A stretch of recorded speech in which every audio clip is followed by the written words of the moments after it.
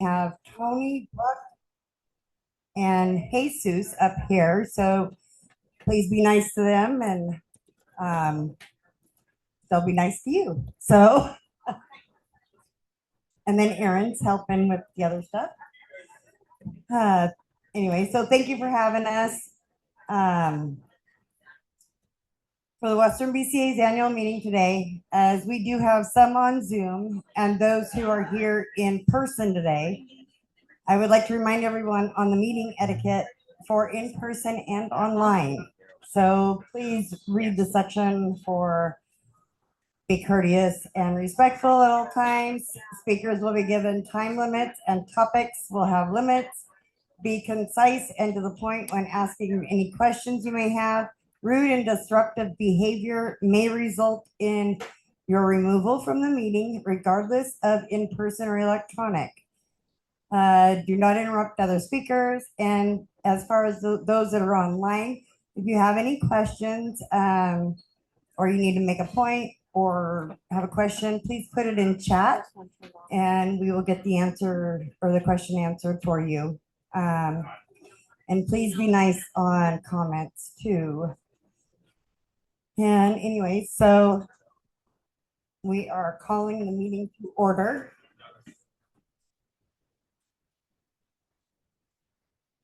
Motion to accept the current agenda. So accepted. Motion to approve the meeting minutes from. So I put in the February 1st and February 22nd. Yesterday I did send out the April 26th because I had them done. I know that it just came out yesterday, so maybe people didn't have time to read it.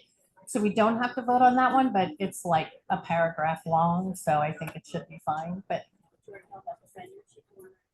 yeah, and everybody, the sign-in sheet's going around, so please make sure to get your name on that. Check your email, check your phone number, and anybody that's guests at the back of it, there's a spot for guests to sign in as well. Okay, so motion to approve meeting minutes from one by one. So let's go February 22nd. Oh, February 1st.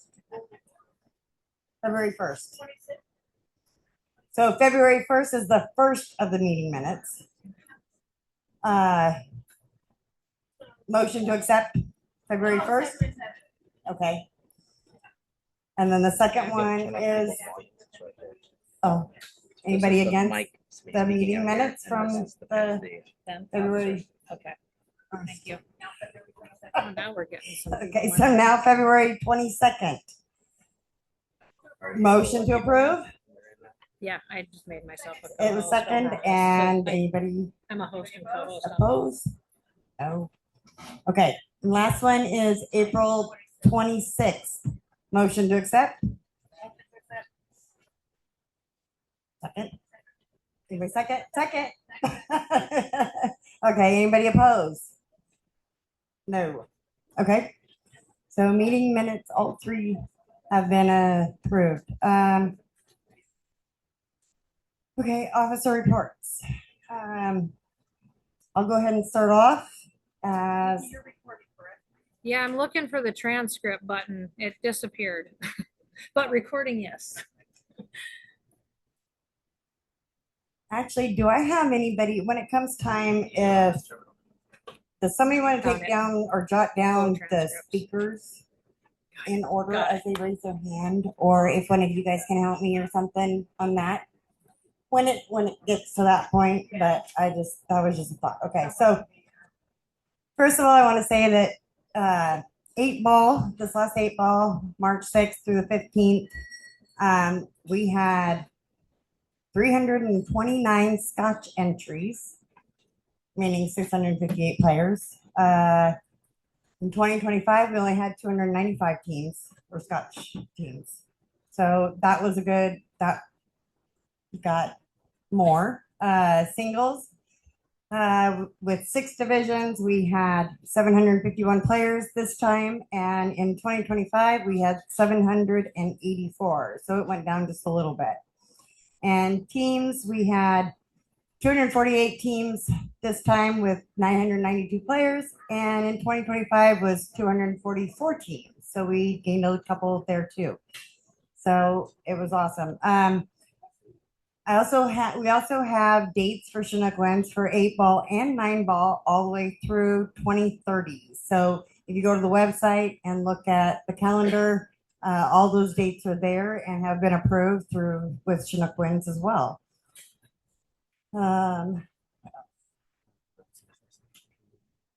Okay, thank you. We now have 33 sanctioned leagues with Western BCA. Newly added is Ben BCA which is Nathan Rametas.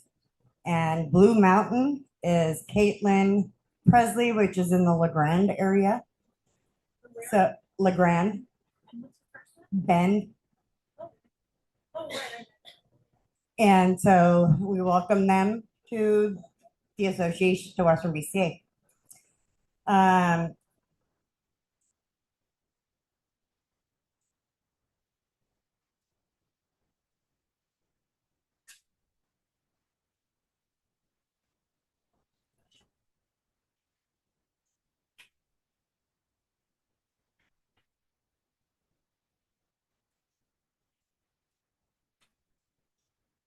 What else? So actually, I'm just going to pass it on now. I know that unfortunately, Suzanne could not make it this time. I'm here. I'm here on Zoom. She's here She's on taking Zoom. care of her mom. Please. Oh, she is on Zoom. Yep.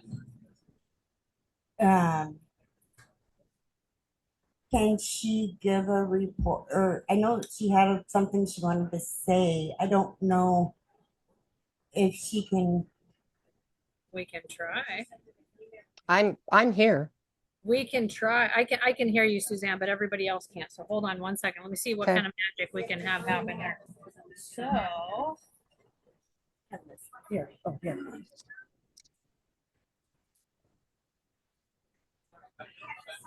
okay. Try to say something, Suzanne. Okay. Can you hear me? Can Oh. anyone hear me? Can anyone hear me? We can hear you, just it's a little bit low, but I got you Okay. to the mic. So oh, nobody else? Okay, hold on. Say it really loud. Can anyone hear me? Do it right. Can anyone hear me? Gotta hear from here. Yes, we can hear. Okay. All right. First of all, my apologies for not being there. I want to thank you all for being in attendance. With that being said, I am not seeking re-election for personal reasons. 2 years ago, I accepted the nomination for vice president because I felt that I could contribute to the success of our organization by honoring our history and sharing my own personal knowledge and experience, and also being a voice of reason. I have and continue to encourage long-term planning and have suggested that we value purpose, commitment, responsibility, and opportunity over authority, control, immediate gratification, and reaction. Does it help? Hello? Yep. We're listening. Do you want me to start over? No, we can hear you. Keep going. Okay. With that being said, the fact is that Western BCA is a collective group of independently operated BCA sanctioned leagues. In summary, I believe that we should honor the history of our organization as a collective group, and we can do that by defining roles and responsibilities, setting measurable goals and objectives that are achievable in a reasonable timeline. It's my opinion that focusing on these aspects of Western BCA will result in true transparency and accountability.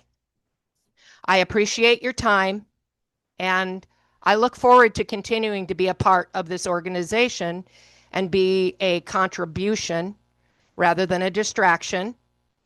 And I hope you all have the same objective. Thank you.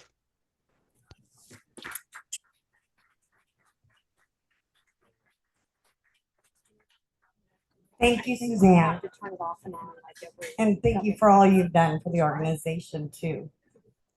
Next, Maybe we'll I have to look it will, up how to lock it, so it knows. what- I will hand it to the secretary.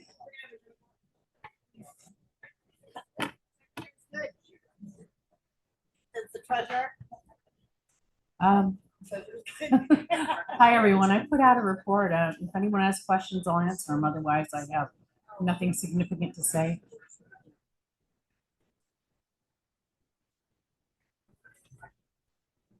Does anybody have questions for Sue, for treasurer?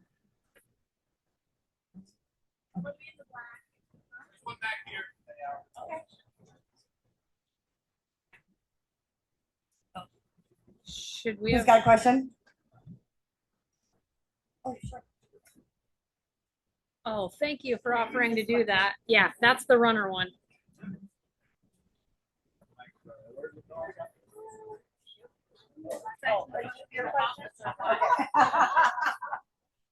Thank you. Hi, Sue. Sorry to interrupt your breakfast. Profit and loss. April 1 through April 18th, our store sold $3,188 in products after 8 Ball.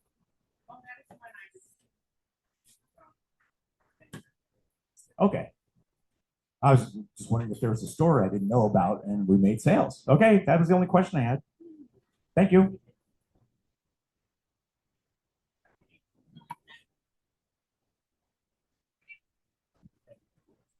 Anybody else have any questions? Kamatha? I don't have a question, but the person that gave the answer we could not hear, so I don't know if people. Hi, Kamatha. I did not receive the money for the store sales until after April 1st. That is why it is on their late. Thank you. Okay, thank you, Sue.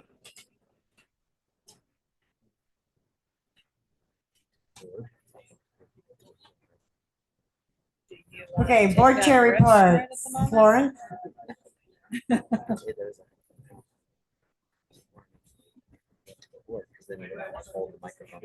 Yeah, yeah. Well, there shouldn't be too much. Good afternoon, talking. everyone. There was Loud. today because So she's loud. the vice president. That's not. Oh, yeah? But nobody else.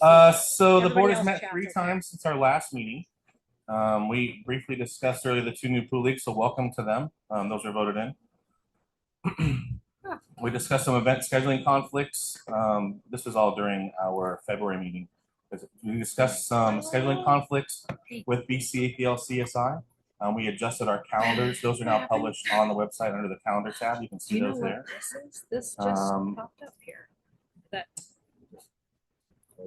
We discussed contacting event organizers. Tammy was going to reach out to Barry to inquire about possibly switching event dates. Those were all approved by them.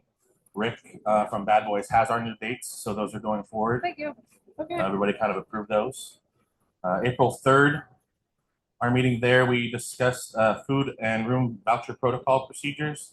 It's still on the table, hasn't been removed yet. We're just going to try to fine tune some things before we get that out to everybody to look at.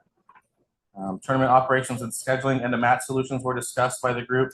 Time management, there was a pretty long debate about that. Would say that most of our time during that meeting. We discussed transparency and communication, board accountability. Members discussed the importance of being publicly accountable for decisions. I need to better communicate during events. We discussed digital voting and website updates. I'll get to that later on in the media conversation. April 7th, we discussed there's a proposal that was put out for tourism grants with the state of Oregon, Lincoln City, and those guys. So they all collect taxes for their hotel stays. So anytime you bring in tourism, they can give out grants to small businesses and nonprofits to help sustain our stuff. The board approved to look into those endeavors, and we're pursuing those actively. And then we met on the 1st, which was just Friday. These ones are a little bit shorter. This is going to roll into our annual requirement. Our annual requirement of the board of directors, one is to meet. We met for real quick. Yeah, Lawrence, put it up to your mouth a little bit more. Is that better? There we go. Hey guys, I'm sorry. I thought it was too loud. I'm looking right at, Aaron's over here. All right, cool. So our annual requirement run is to meet prior to this meeting, which we did a little bit ago, but we met on Friday to kind of get that ahead of time. One of those things that we have to discuss is annual dues, right? The board voted unanimously to increase the annual dues to $20 instead of $15. The reason for that is costs of everything are going up, et cetera, et cetera. Now, we have recommended that membership is the one who has to approve those. So that's going to be coming up real quick as soon as I get off this microphone. Because that is portion of the annual meeting. And the reason why we did that was just because obviously costs are going up on things and tournament stuff. Yes, go ahead, man. Oh yeah, it doesn't go into effect until 2027. So if you've already paid your dues at 26, that's fine. They're going to be that way again. If approved by the membership, then it would be for 2027. Yeah, raising them $5. Yes, ma'am. Okay. The board also discussed on Friday I'm gonna go back a step. I misspoke. The vote for the annual dues increase was not unanimous. It was a 6-1 vote. I apologize for that. I see my notes. The next topic we discussed was social media management during tournaments. Moving forward, when we have an event going on, we're going to turn off comments for that stuff. So that way we're just getting information out and there's not a huge debate during the event. After the event, we'll turn them back on. You can feel free to vent any way you like. But during an event, they'll be turned off. We also discussed disruptive former members who are no longer in our league, who are still part of that group, and maybe removing them if they can't behave themselves, right? So if you know somebody who likes to get on there and start a fight, and they're not a member, they're probably going to go away. The next portion was Chris briefly discussed a tournament committee poll that he put out. So we got all that information from him. He's going to present that to his committee. They're going to get some things together and bring them back to the board for discussion later on. We discussed the trailer storage for Bad Boys pool tables, which used to be located at Chinook Winds Casino. Those have been moved off of there because the casino policy says they don't want them on there anymore. So they have to secure storage for those. There's some ongoing discussion about costs and what's incurred with that. Lastly, tournament. Sorry about that. We briefly discussed league operator annual fees. It was a recommendation. There was no action taken on it. It was just a discussion for league operators when they sanction annually paying a small nominal fee to Western BCA to be part of the organization. But we're going to kick it down the road a little bit and discuss it at a different time. And the last portion of that was discussing the bylaws revisions from the last meeting on the 26th last week. We discussed those at length, and we would like to see some resolutions from the committee come back to the board to be reviewed with the lawyer. The board voted unanimously in that case that the board would attend the meeting with the lawyer, but only one representative of the board would be allowed to talk at any time. There wouldn't be like a big mad dash group. And that is all I have. Any questions? What's the hourly rate for the attorney? What's the hourly rate for the attorney? That's a good question, and I don't have your answer, but I could look it up. Any other questions? Yes, ma'am. What did you say about the tables? Do we pay for those tables? We pay for table usage at the event. Right, the trailers, right? Okay, so every year when we get done with our event, right, they pull the tables out of Chinook Winds, put them in the trailers stored on the property of Chinook Winds. Yeah, so like when you pull in the parking lot, you see those two big white trailers? Those are where the tables are kept. Well, Chinook Winds said those cannot stay here any longer, and Bad Boys needed to remove those. There was a request from Rick that we share the cost of storage with the APA, so we split it. But that was a request and it was a discussion. There was no vote taken or anything like that. So help pay for. the storage of the trailers. Yes.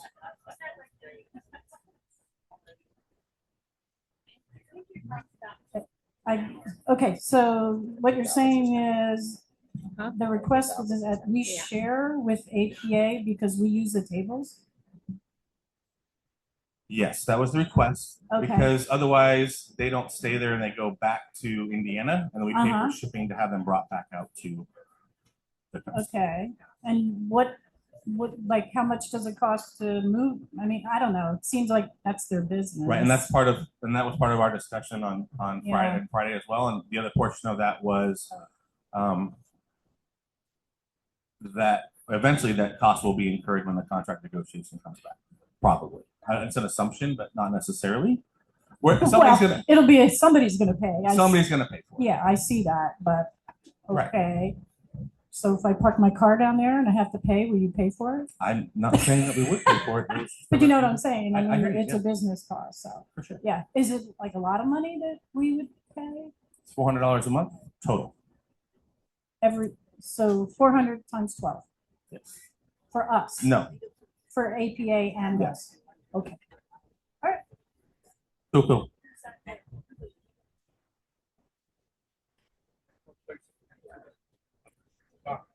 Any other questions? Yeah. Bob's got a deal. Nikki's got a question. So if Bob's got a deal, let's find the deal. That would be great. Let us know. Okay, yeah, let's start with you telling the deal. Well, the deal is I work for an interstate truck company. We have a yard that's fairly big. I believe they're charging around $100 a month per trailer, which is a lot cheaper, and it's in Vancouver, Washington. So let me see what I can do with the owner of it. Might be able to get a little bit cheaper. Making deals. Yeah. All right, anything you. else for me? I just wanted to add to that. So that's the casino. Like we get online and we talk, people say things like, we need a new casino. That's $400 a month that we completely take for granted that they've been doing. And if we don't do anything right now, and we wait till next year, till the contract comes back, they're gonna have to recoup those costs. And so it's gonna cost us that anyway. So if Bob can work some magic, awesome. But if the other side is that there's a lot of those little hidden things that the casino does for us. So if you see people talking smack online about the casino, correct them, because it's embarrassing and it could make the casino stop working with us. But I don't know, $400 times 12 is quite a bit. All right, thanks. Back to you. Okay, I had one more question. Shutting off comments to social media, okay, during an event. So you were saying, well, if they're not a member of Western BCA at that moment, like how, you know what I'm saying? Like, how could we control that? Two separate topics. One is during an event, like let's say we're all here for the event. We're turning comments off of the group, right? The group will be turned off. The tournament, not right. What? not the meeting, the tournament. Right, the tournament. Yeah. So during the tournament, we would just turn off commenting on anything that we post. So, you know, hey, this happens, this whatever, we'll post that officially. Then the comments will get turned off, right? Just for the time being, so it doesn't start a bunch of flames going everywhere, right? We'll turn that off. The other portion of that is there currently exists a group of people that do not play in Western BCA, but still want to go on and make comments about how this event is better than your event, or you know what I mean, those kind of things. And if you're not a member, you know what I mean. If you're a member, great, say what you want to say. But if you're not a member anymore, go say it somewhere else. Okay, that's where I was going. Gotcha. Thank you. Anything else for me? Because I would love to go. Oh, Trina.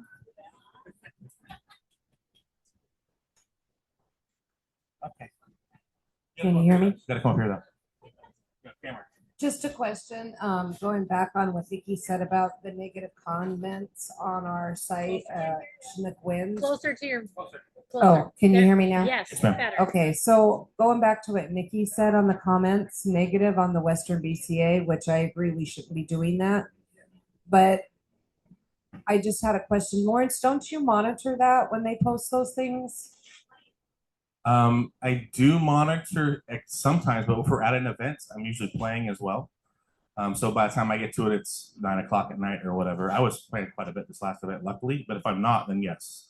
However, I don't always get notifications. So sometimes, yeah, for comments, I don't get notifications. I get post requests, yes.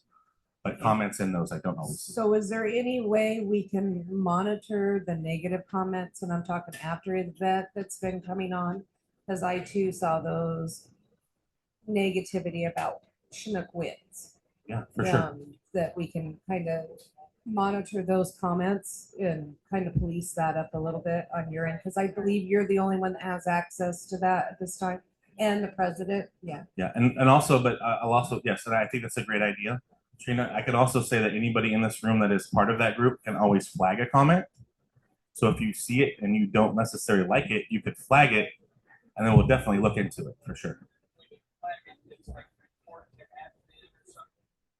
When you go to, just for everyone's info, when you go to flag a comment, I think that's just like long press on the, or hit the 3 dots and report to admins or whatever. I mean, that should be done by, I mean. Right, yeah, if you don't, we can teach you. Elaine. How much is the league operator registration fee currently? Currently, it is 0. No, ma'am. There's no currently. Make it nominal, yes. I don't necessarily want to do that either. I'm not saying that. We had a discussion about it. It wasn't me. So. Huh? There was several different recommendations. One was $25 and one was more than that, but nothing. Yeah, nothing. I don't want to say yes or no either way and give you a number and it be wrong tomorrow, but it's one of time I thought.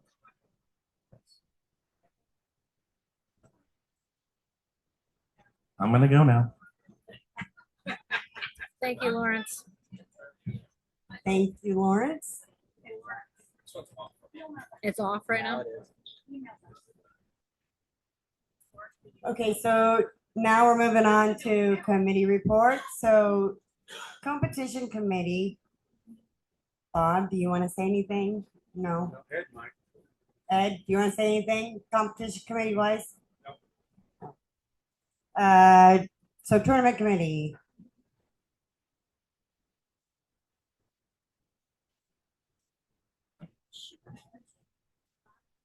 Really loud. Okay, so the tournament committee has met like 3 times since the tournament is completed. We've met with our tournament scheduler. We have a referee meeting with Lance on Monday. We've had some discussions with them amongst ourselves. I put out a poll recently that hopefully all of you saw. We sent that to all the league operators, posted on Facebook. It ran about 10 days, and we're gathering information so that we can help better our event. So I took over the tournament chair shortly after the event, and we just kind of moved forward and trying to finish up 8 ball and work on 9 ball. So if there's any questions for me. Of course. I read the minutes. I think it said thinking about Lance for the head referee. Who is our current head referee? Oh, okay. Yeah, so we are meeting with the head referee Lance on Monday via Zoom. We're gonna ask a bunch of questions. We met with Rick and got a bunch of his recommendations for how to make the event roll forward. We have data that he's collected over the last couple events that are helping us shape our future events. We discussed all the end of match procedures, so hopefully you guys had a chance to do the poll. We're just trying to get your opinions on things before we make arbitrary decisions. And ultimately, our association is growing, our tournament participation is growing, so we're trying to steer off and head off any of that kind of stuff. Eventually, we will talk about adding a 3rd event, and part of that league membership fee we talked about. Member fee we talked about on Friday in the board meeting was so we could possibly pay for that without having to do things otherwise. Oh, not you. Sorry, I was trying to get the okay. team. So, and we any other questions for me? So on the survey we put out, we had about 140 people respond. Someone once told me that about 100 is good, right? 100 is good. Carly says 100. So 140 is good. It's not perfect. It's not everybody in the room. But as I was able to collect these responses, and I haven't shared these with the people on my team yet, But as they came in, you could see trends for certain things. And there are definitely certain things that players want. There's definitely certain things that players don't want. And we're just trying to make what's best for the association. So you may not get everything that you want or you don't want, but we think of everything as a whole. So I appreciate the people on my team and looking forward to continue hopefully doing that. Any further questions? A couple people mentioned that they were happy that you did a survey about the event afterwards. Thanks, guys. Thank you, Chris. Let's see, what do we have next? Actually, media website. Lawrence, do you want to talk about that? Yeah, let's talk about it. Let's talk about it. Let's talk about it.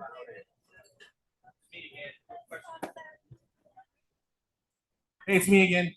Can we hear me? We're good in the back? Yep. Hey. Currently, the media tech team is looking into a secure, anonymous online voting system. I ran a brief test with the board of directors, not last week, but last month. There were some bugs. Before we do any of that, though, before it's officially out, what the plan is to put it in a group and say, on this day, we're going to run testing, and everybody here should go on there and help with the test. That's a recommendation, by the way. But yeah, the system looks pretty good. It's pretty smooth. It's very customizable. It gives us whatever results we want, how we want them. It also will tell you who voted, but not how they voted, and nobody can see that. We can select which people are at the meeting, either in person or online. The only caveat to that is when you select to vote, it will only be online. So you need to have an electronic device, or we bring some that you can log into for meetings if you don't want to use your own personal device. You're going to use the account you log into to sign up for the tournaments. So it's the same system.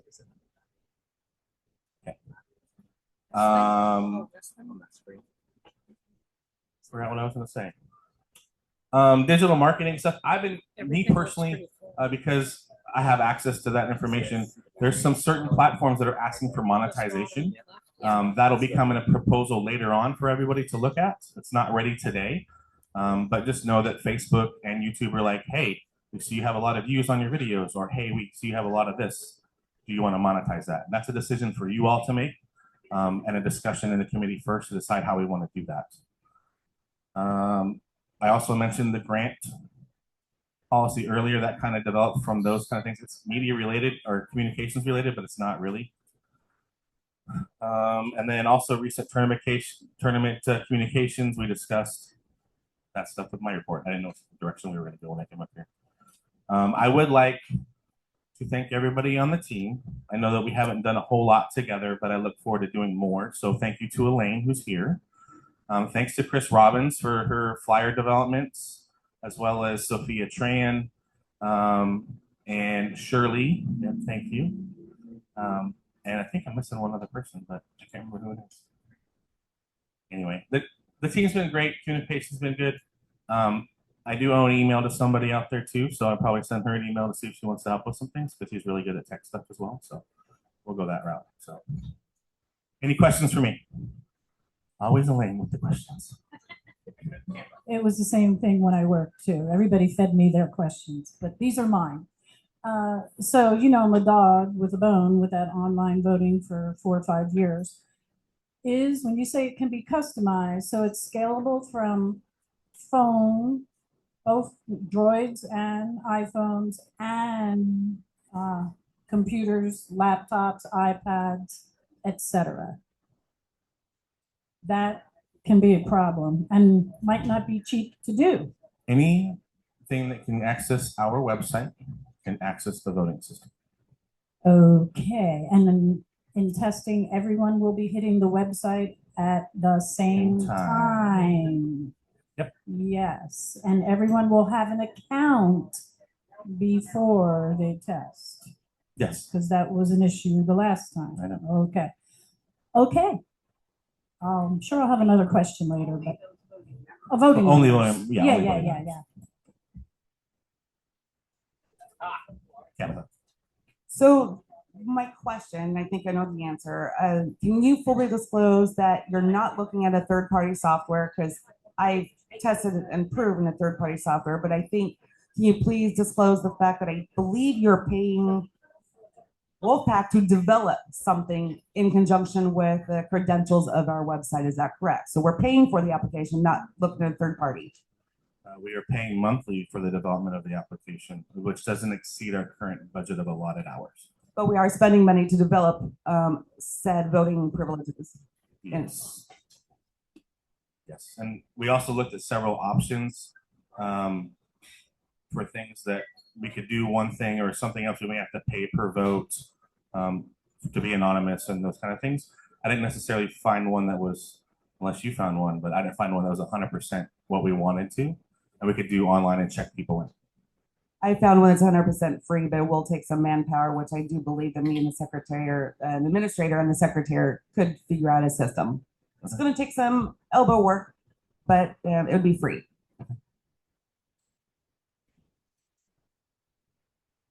What? Oh, no, I found an application that is free, in which you can have 2 votes, 2 things in to be voted on simultaneously. You can add members to the system, so you get a list of an email. So we could run a meeting, which is, I don't want to get into this, and it's kind of I should be on the committee to talk to you about this. But there's several options of the application, which you can do a hybrid of online and in person, as long as you have, for instance, Julie and I talking with a spreadsheet of who is at the meeting versus online. You could register them real quickly. You could vote on it. Whoever's running the application can absolutely see who has voted, but you do not see who has voted. And we talked about this briefly in the meeting, of which you didn't tell me that the board was already working and paying someone else to develop it internally, but that's okay. At the time, we weren't. When you and I talked about it. But in case you didn't get the hint for the other person to be on the committee would have been you. I still would like to pursue that as well. Bring it on. That's what I do for a living. You're welcome, dear. Any other questions for me? Thank you for your time. Oh, Elaine's got one more. So timeline, Yes. when do you think this would be done? Estimate is August. Oh, okay, cool. Yeah. Well, never, in It's tech been land, in it's never on time. Yeah, it's been But in rough that's okay. development for Yeah. for a little over a month now. Something they threw together without asking. I think that Good old maybe Deepak. he talked to you about something, so he dropped. Oh, a a hint. couple times Yeah. we talked. So I he asked him asked if us he to- was able to do something like that, or should we look elsewhere? Yeah. But of course, he said, yeah. Yeah. Amethyst coming back, but she's not next. Is there a Closer. hard goal for that to be done by the next annual meeting? For sure. No, next No. annual meeting is in 1 year from today. Amethyst back.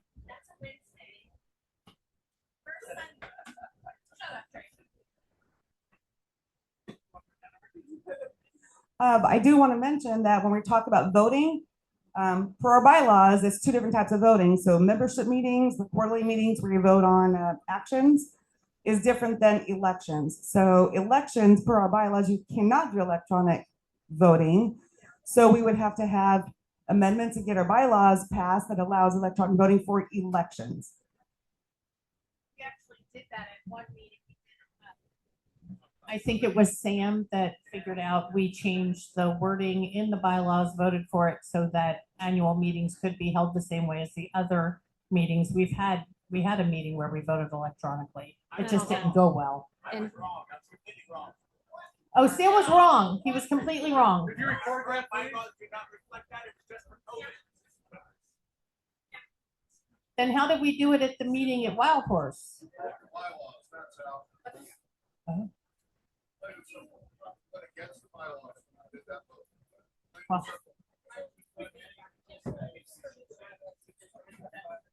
Okay. Oh, Yeah, I just wanted to check to see if we have an SLA agreement with Wolfpack yet, or if there's anything in the making. Because if we're going to be running this website and we don't have an SLA agreement, he can just walk away. He can close it down, walk away from us. We don't have any kind of plans, or at least I haven't seen an SLA agreement with him at this current time. SLA meaning, what does SLA mean? A standard agreement with them for Oh, a payments service, and a service everything, agreement? yeah. Yes, we do have one. Right, Jackson, that's the contract, is that correct? Okay. Yeah, I'll look when I'm up. Okay, I'll get back. Anybody else?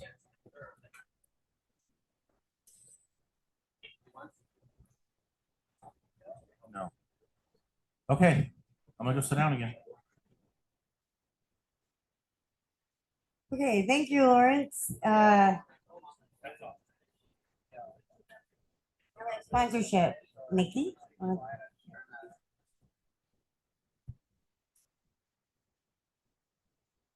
So on the sponsorship committee, first I want to give a humongous thank you because we've met up every single Tuesday since we started, so like almost 2 years, every single Tuesday for an hour. And Sue, not only as a treasurer, but then she's on those meetings also. And Aaron is in these meetings. Ed is in the meetings. Jackson's in the meetings. All of us have really busy schedules and they are super dedicated. As of right now, the sponsorship committee is, everybody's too busy to do it, so no one's on it right now.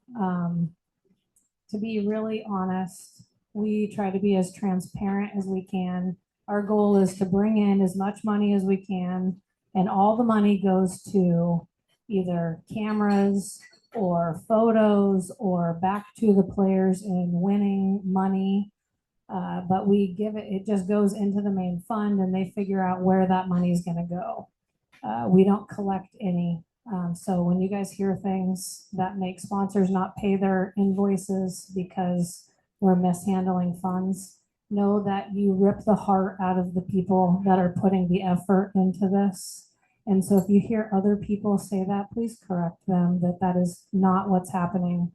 On a positive note, Ed and I got an email this morning or maybe yesterday that somebody, a new sponsor, wants to sponsor, which is really great. So it means we've been putting stuff out enough that that people want to get on the bandwagon when they see that all of our 5,000 members, that this could be a good thing to sponsor. So that way it's marketing for them. But I just want to make sure that you guys all know who these people are that dedicate so much of their time, and just make sure to say thank you to them. Thanks. Oh, sorry, Ed. Thanks, Ed. Raw Hannah comes quite a bit also, and so does Tony Bloom. And so they give their expertise on how to make this work good. Thank you very much for saying that. And also like Evo Sports joins sometimes also. All right, does anybody have any questions for me? Yeah. Cool. I think I gave you the card, or I gave somebody the card from the motel operator in Lincoln City who wanted to be a lower level sponsor. Was it you? Did I? Okay, so I just. As of right now, I haven't approached anybody. To be honest, I felt like I got my heart ripped out of my chest from the counterproductiveness of telling our sponsors we're mishandling funds. And I work like 120 hours every 2 weeks at my job. And I put in extra time and try to be a good wife and a good mom. And I don't mind working hard, but it really just rips the rug out from underneath me when people are making up lies about us and our integrity. I am one of those sponsors from Doc's Tavern, and I just want to say thank you because I was one of those people that was not attacked, but told mishandling. I said, I don't care where it goes because I know. And I just want to say thank you for all your guys' work because I think it's great. My community likes it because when they sign on, they're like, oh, look at that. There they are. So thank you very much for all your guys' work, and I hope you keep it up. Really appreciate that. Thank you. Does anybody else? You want to come up here so the camera can see you? Awesome. There you go. So two questions. So the sponsorship committee, and I think I know the answer, is goes out and gathers sponsorship to bring into our organization. Has it been discussed that maybe the sponsorship committee also gets to guide outgoing sponsorship, so the in and out of sponsorship? Like we get to decide. Like you bring in all the money for sponsorship. Are you part of the discussion?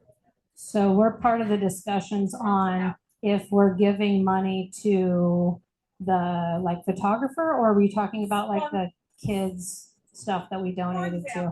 So I'm assuming in maybe, so we did give to, what was the teen thing we gave to? Because I'm pretty sure the board made that decision. But, so I don't know if I had my sponsorship hat on that day or the board hat, but I'm pretty sure that it was the board hat. Am I correct? Yeah, so the board made that decision. Yeah, what was the other question? Well, now I already forgot the question. Thank you. No, I was just wondering if the committee could be, have we considered the committee being involved in receiving money and outgoing money for sponsors? Receiving sponsorship and sponsoring out. I was just wondering.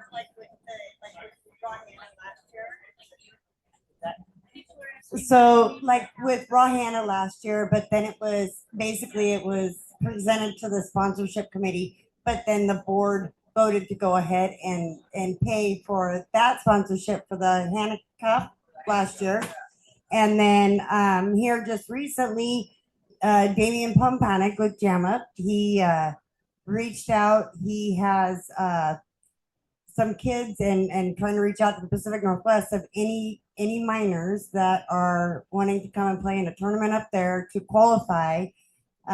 We just paid $500. We're going to pay $500 to him to sponsor it from Western BCA, and it's for just the Pacific Northwest kids. So it's not for everybody in the States. Where I think Raw Hannah's was not West.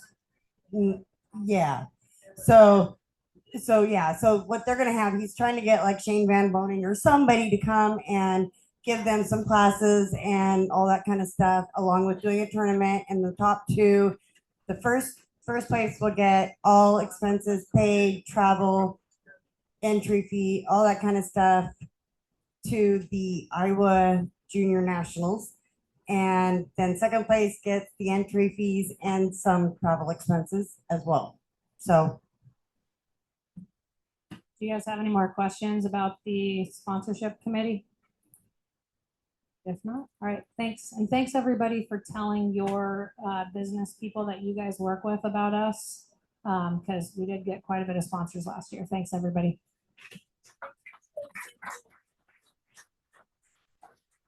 Just to clear everything up, I showed Mike just a minute ago. We do have a master service agreement with Wolfpack Services. It was signed on the 1st of July, 2025. It was after last year's annual meeting. We do have one. It is on file. Okay. thank you, Nikki. Thank you, Lawrence. Bylaws, does Arlene want to say anything? No? Yeah, yeah, want to leave it? I don't know.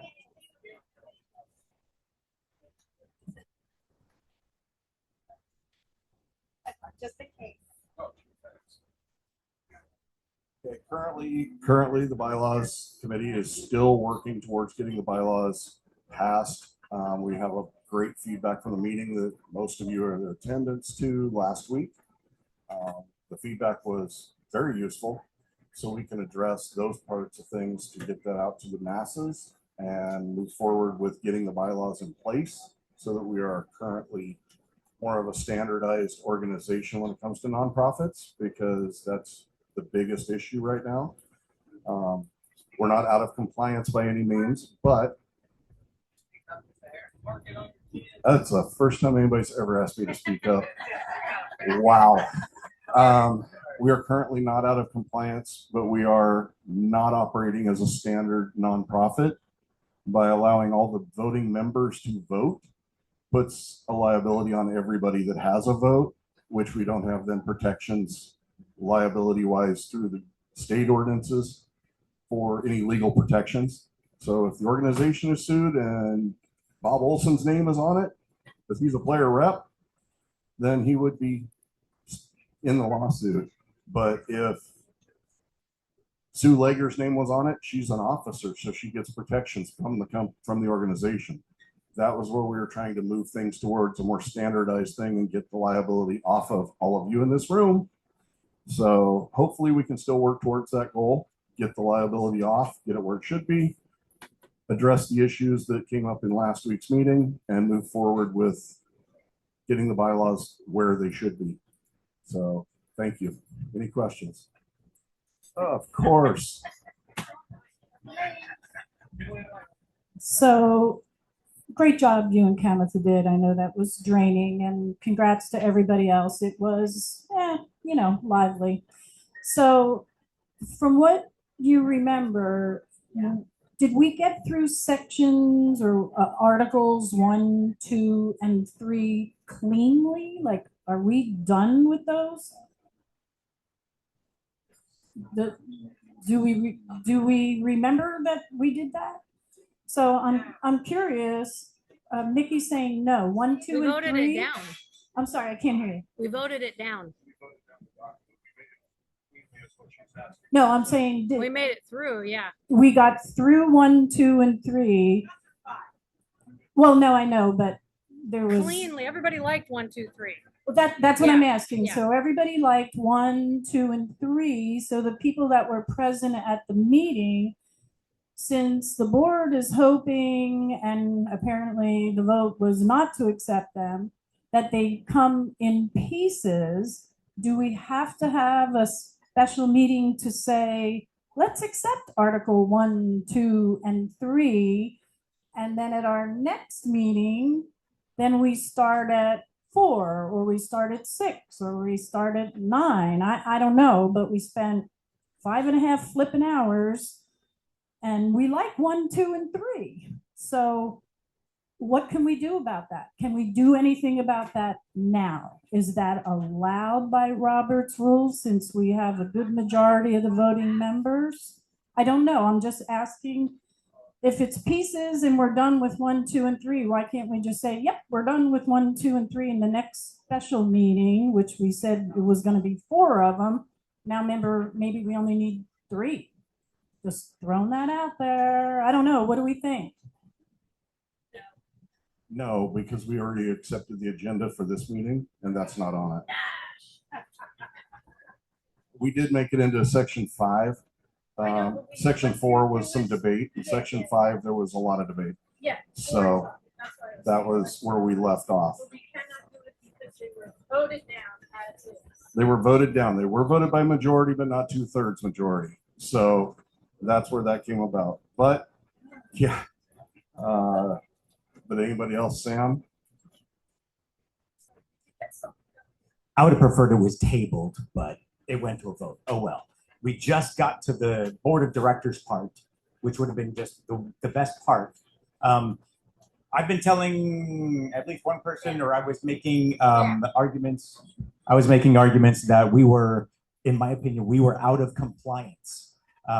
What I meant by that, after Arlen's description, is when all of the player reps and league operators who are not officers are on the board, they can be sued also. In my view, that's out of compliance. So that's just clarification. That's what I'm talking about when I meant out of compliance. I don't like that. I don't want to be sued. Yeah, if we'd have made it through section 5.9, that would have also addressed the electronic elections portion of this. So we could all be sitting on our couch doing this meeting next year. But we didn't get that far.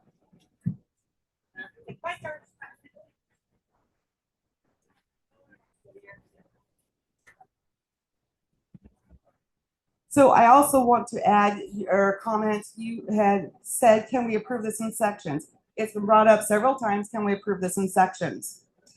The attorney had said no, because so much has been restructured that section, I'm making up numbers, section 1.2 affects 9.9. And in order to accept 1.9, you have to accept whatever numbers I just said.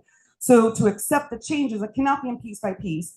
So what you need to do is look at these articles in the different sections and accept them in groups. Because 1.3, if you accept 1.3 in one condition, you could invalidate another section. So you have to really accept them in groups. So like 1.3 and 7.2 and 6.8 are all intertwined.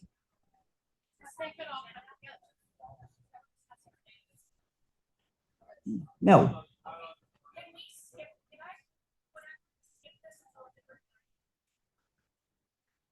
I'm done. This was just in response to the bylaws committee. This was just a report from the bylaws committee, so I'm done.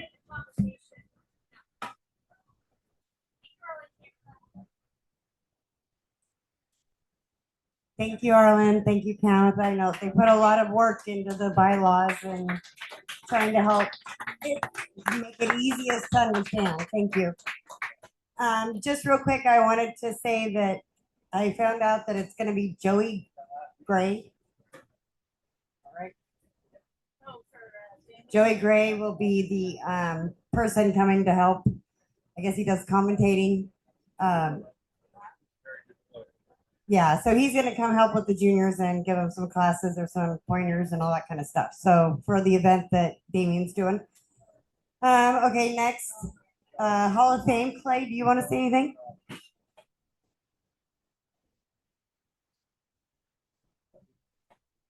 All right, so we had our biannual meeting on April 1st. We have 10 of us in the committee. We're going through our three-step voting process. Do I need to repeat what I did previously? Okay.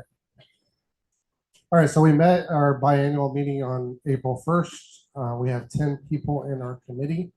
The plan is to follow the same voting process we did the last several times we've inducted our classes. We are doing a three-step process, voting within the committee. Right now, I have to send out the step 2 of the process. I was scheduled to do it last week, but I had some things going on with my personal life, couldn't get it done. But the overall plan is to get the inductee class for 2026 done in June. So it gives me enough time to do the videos for the ceremony. So everything's going well. The plan is to do it on Fun Day of October for the seniors class, as long as we have Fun Day. I have not talked to the Fun Day committee, but they'll need to be aware that we need to set a similar time for the Hall of Fame ceremony, which will probably be at 7 p.m. that day. Other than that, trying to think if there's anything else. I think that's it. Oh, one other thing is we had discussed in the committee that potentially in the future we may be extending and not having it every 2 years, maybe extending out to every 3 or 4 years. But it just depends on how we think the quality of candidates that we inducted, and not to water down and lessen the importance of being in the Hall of Fame. We don't want to induct too many people. So obviously, I think every 2 years was good for a certain amount. As a committee, we have to decide when that should be spread. Oh yeah, so during our meeting on April 1st, we agreed that the minimum, kind of to align with the BCA of Congress of America does, it'll be a minimum age of 40 years old. I think most likely you're most likely not going to be qualified until you're probably that age, but there may be a few that might have the amount of accomplishments. Is there any questions?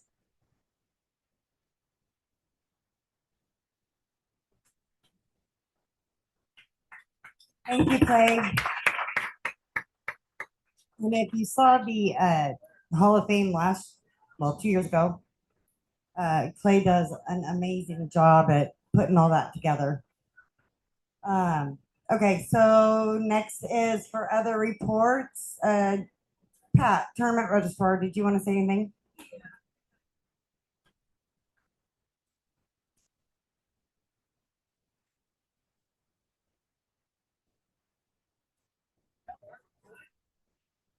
Welcome all. We had a great tournament last March. We had a great tournament last October. The one thing that I have in my charge that you guys probably don't know is I track all the players, not just the ones that are registered with the WBCA on our website as members.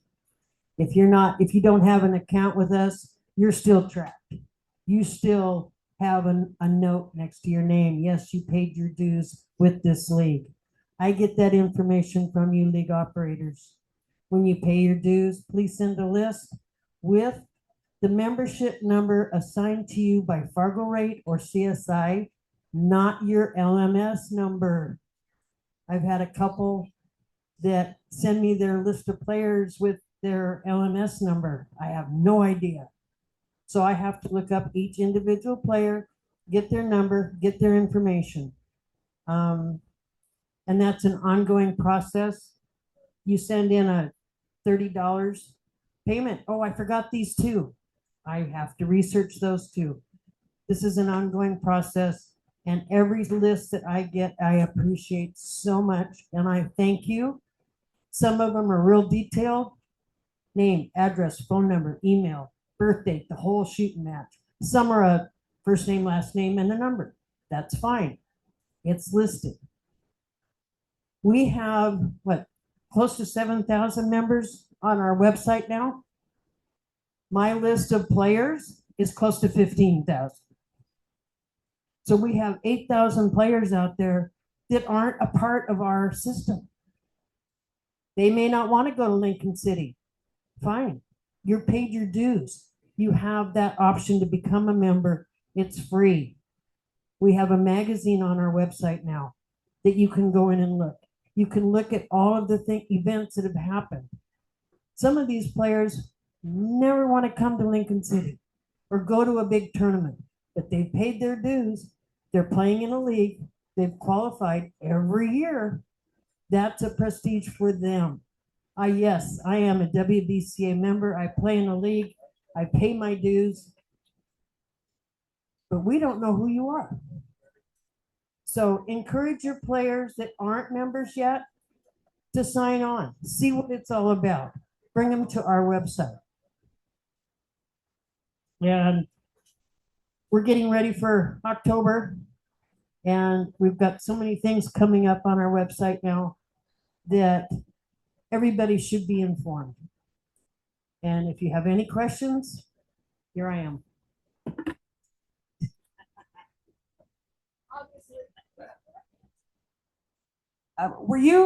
Thank you, by the way. I know you do a lot of work. So your response and statement, was that from a tournament registrar position?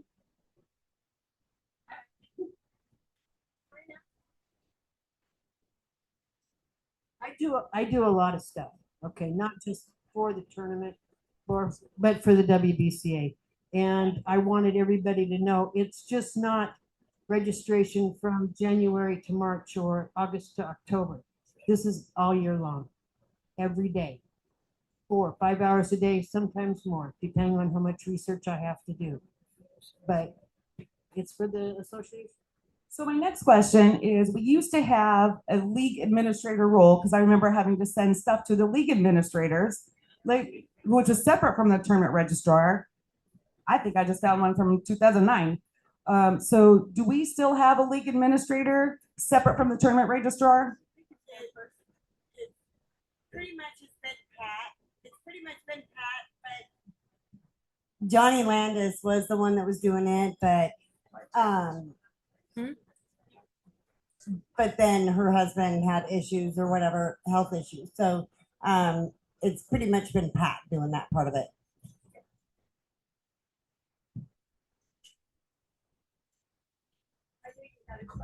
I don't have a question, Pat, except to say, number one, get a life, 4 or 5 hours a day, too much. Second, you do a really good job. I wouldn't want to do your job. This girl, people bitch at her a lot when down there. She handles it pretty well most of the time. Sometimes they test your mettle, but she's always available to help, and she really does work hard, especially at the tournament. So we should applaud her.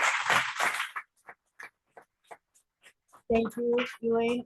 And just so you know, if you see me in a testy mood, or you need to find me, and I'm not in the tournament hall, go to the bingo parlor. That's where I'll be. If it's not pool, it's bingo. You know, and I did. She got me a bingo apron, and I do wear it. So, yeah, it's if you see me in a testy mood, don't hesitate to ask a question.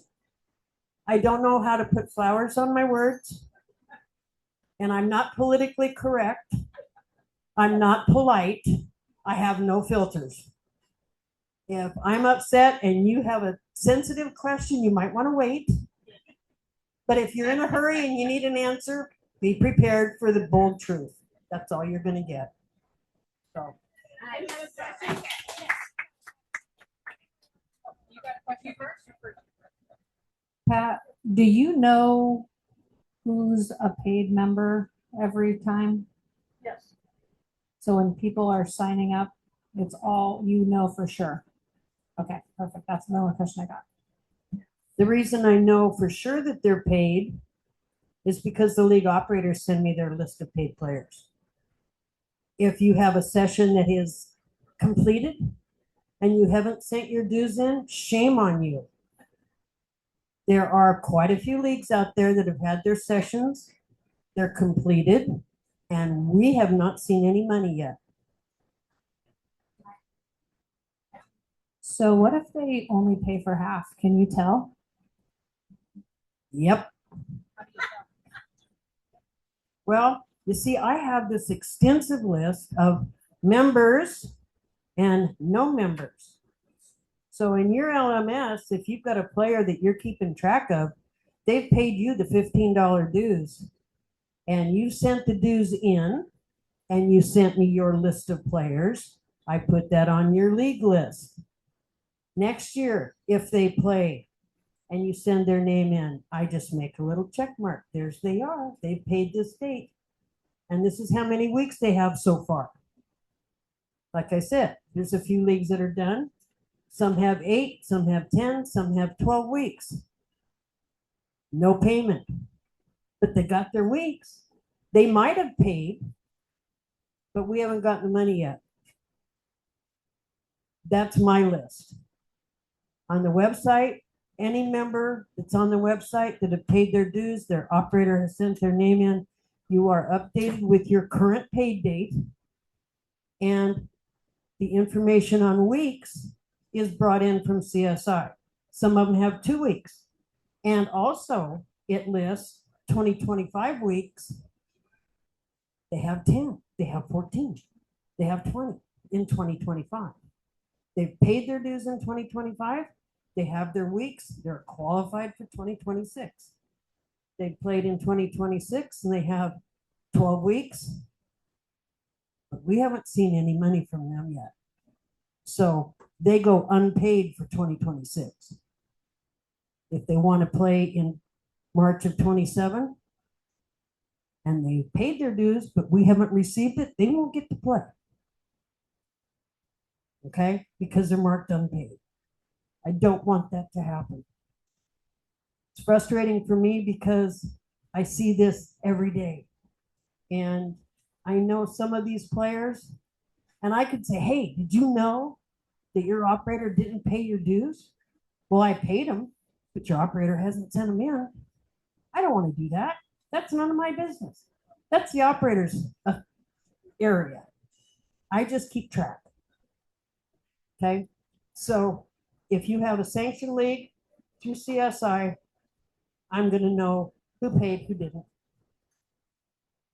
I have my list. for WBCA to know who's paid and who hasn't. And CSI keeps track of the weeks. I can go back and look.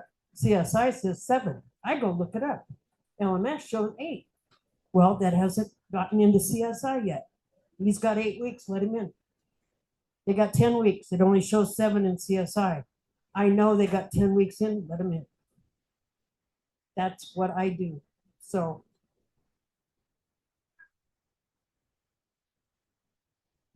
How long after a session is a league operator, how much time do they have where they're supposed to send their money in? And what do we do when we don't see it?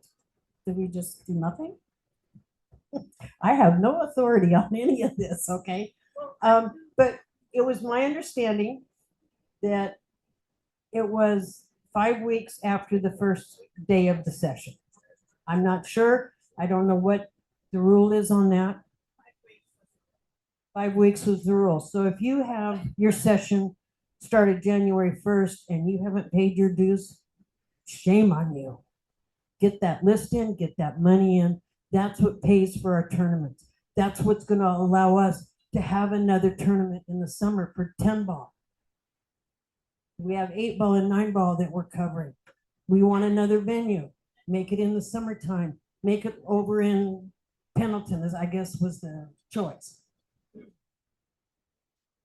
In order to pay for all that, we have to rely on our dues and see how we can budget our money for that.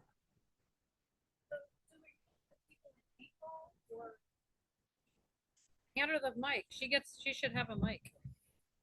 She's got questions. Do we really have league operators in default, or is it just instead of 5 weeks, it's 3 months? Eventually, do we get it? Well, I have one league that started in January. They are done. And they're starting a second league. And we have not seen the dues from the first league. Now, maybe they're waiting for the dues to be paid for their second session for the players that haven't paid for their yearly dues.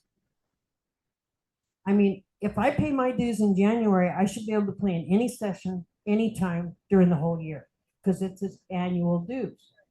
So maybe they're waiting for the second session to get started or get done and do it all at once. I don't know, but it was my understanding that after 5 weeks of your session starting, you have to pay your dues. It's not, well, I don't know how common or uncommon it is, because this is the first year that I've tracked it.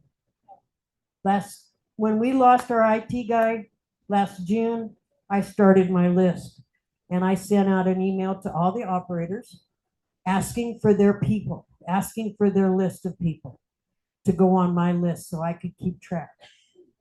And every year, Pat Mitchell, yep, she's on that list and she paid her dues. This year, yep, she's on that list, she paid her dues. It is so important to be able to track these people so there isn't a mistake. So a guy can't come in and say, well, I put my 10 weeks in and I paid my dues in 2025. I should be able to play. No, you haven't paid dues since 23. You didn't play in a league since 23. So what 10 weeks are you talking about? After further research, he did play, but not in a WBCA session. He played in APA and thinking that it was going to count. So there are exceptions. I do make mistakes, but the better data you send me, the better data I have. Does that answer it? Yeah. Just to clarify for Elaine, the board sends out, we sent them out last year, we'll send them out again shortly. They're basically net 10 or net 15 letters saying you need to pay in the next 10 or 15 days. Those people that we know that are behind. So we'll do that as well. But thank you to everybody that is current and paid. Oh, yeah.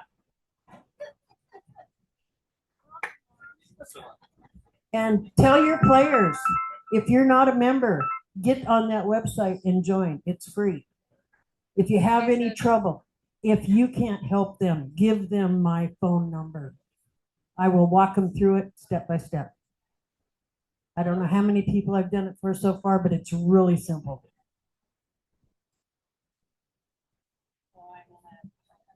Real quick, what is the recourse to the league operators that are not sending in their money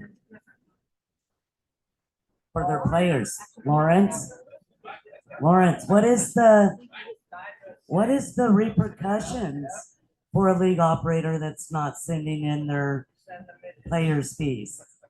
Well, that's a good question. One, I don't think you'd be able to vote at a meeting because you're not current. But that's also for membership to decide. I don't get to decide that myself. That's not a me decision. That's a us decision. But you're definitely in default at some point. So you should be at current. This says that we're supposed to be current when we to vote. So that makes a little sense. Well, what if they don't come to the meetings to vote? They're running it under the BCA. They're collecting the money and not sending it in. Right. For players. Agreed. I don't have the direct answer. I can't give you like, hey, we're going to fire them because we can't do that necessarily. But as a collective, like when I say we, I mean the board. Because you asked me, and I think that means the board, but you mean me directly because I know some things. We would have to vote on that for sure, but I don't know the protocol for that because I don't know of anybody who's been in default that long on their league. If that makes any sense. We would definitely have to go through that. I know that there's a collective of league operators that talk on a regular basis. And that should be something that should be discussed amongst yourselves as well, because you guys are trying to find a way to run things cohesively and similar. I think as a league operator, that should definitely be a thing. I'm not a league operator, but I mean, if I was and I was in a group, I would be like, hey, we should all do the same thing because all of our players are going to the same events, right? In essence. So I would hope that you and other league operators that are current would have to encourage them to pay their dues. But I also will not put it out publicly on who's behind unless eventually we don't get that money. So right now, two things. You can't vote, and the players that did play wouldn't be eligible to play in a tournament. Yeah. Correct. Did I answer your question?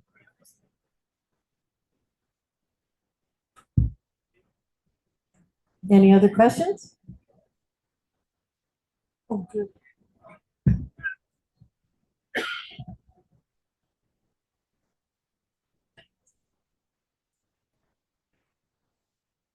Thanks, Pat.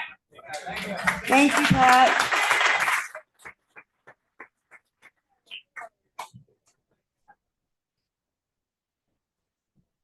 Okay, so that is, unless there's anybody else that wants to say anything as far as a report or whatnot. I did receive the podium report from Elaine. I will get that emailed to Julie as well. Has everybody signed the sign-in sheet? If not, come grab it from Elaine. Okay, so moving on, old business, which is Elaine.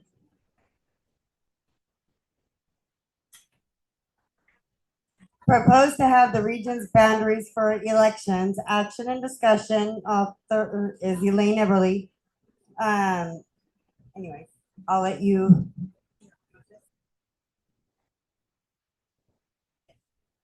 Okay, this is a follow-up. When was that last meeting, Julie? I don't remember. 3 months ago, it got waylaid down to the end of the meeting because other stuff was going on, and then I was getting on my plane in Boise. So I think I got to say a couple things, and that was it. So I had posed this idea of, I guess I would call it equal representation in a sense for the board based on, because we have 5 states really, 2 did anybody from Montana come this time? I don't know, but 2 aren't big participants, Nevada and Montana, but Oregon, Washington, and Idaho.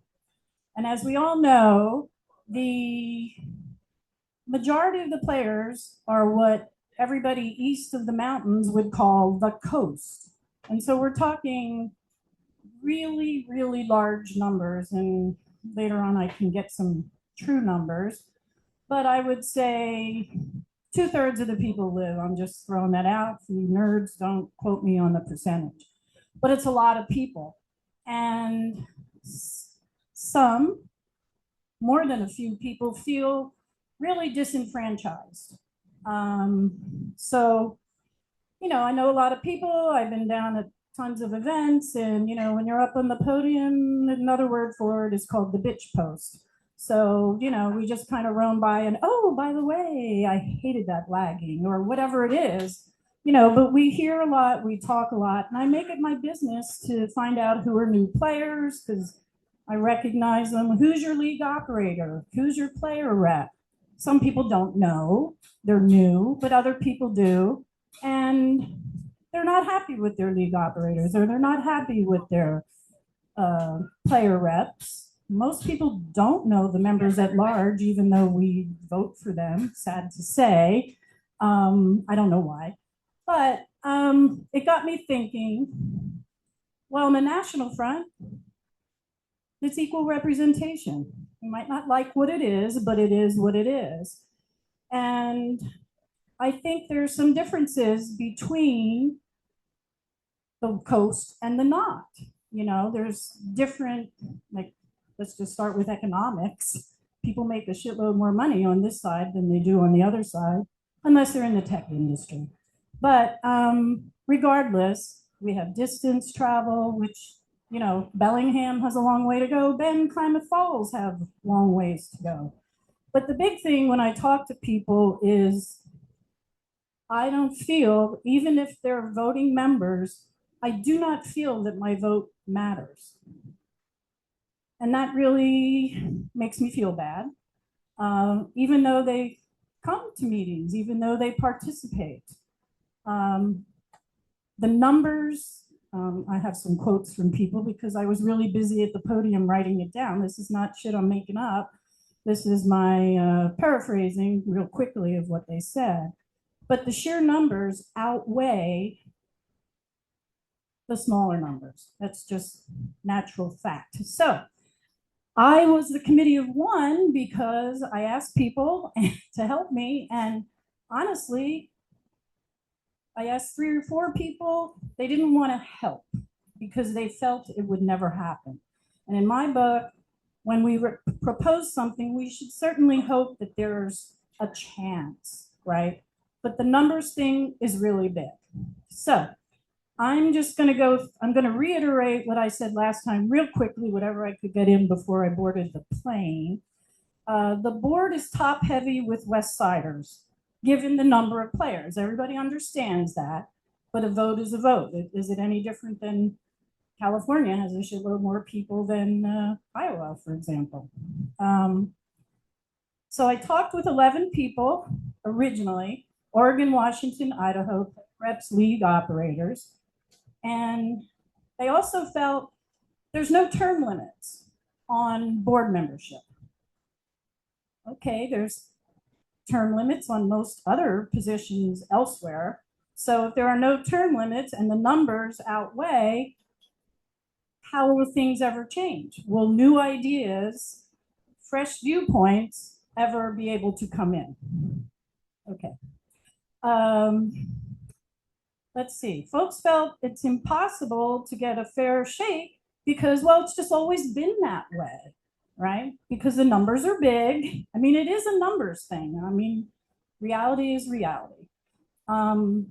So this is really what got me thinking. And then I was actually sitting up on the podium one day and looking around and I'm like, well, maybe if we did this. Okay. So now, why shouldn't we mimic the national political front? Well, regardless of your political bent, Jenny, but what I'm, well, you laugh, but what I'm saying is, did you go out and vote for your local school board or your local mayor, or did you vote in the national elections? Well, somebody said to me, well, I'm not going to vote for somebody I don't know. But if you do vote elsewhere in real life outside of the pool organization, you don't know everybody. You trust that the people you vote for will do a good job, right? Okay. So then I took advantage of being down at Lincoln City at the recent event. And if I could peel away all the complaints about lagging and unfair hill to hill and all that crap, there were people down there. I thought, well, there are some people that are from Bopunk little places and they're not from the coast. Would you be interested in running? And in all honesty, and one person is very well known, I'll just put it nicely, it was no flipping way. They just didn't feel there was a chance, right? So, okay. Oh, sorry, I thought somebody said something.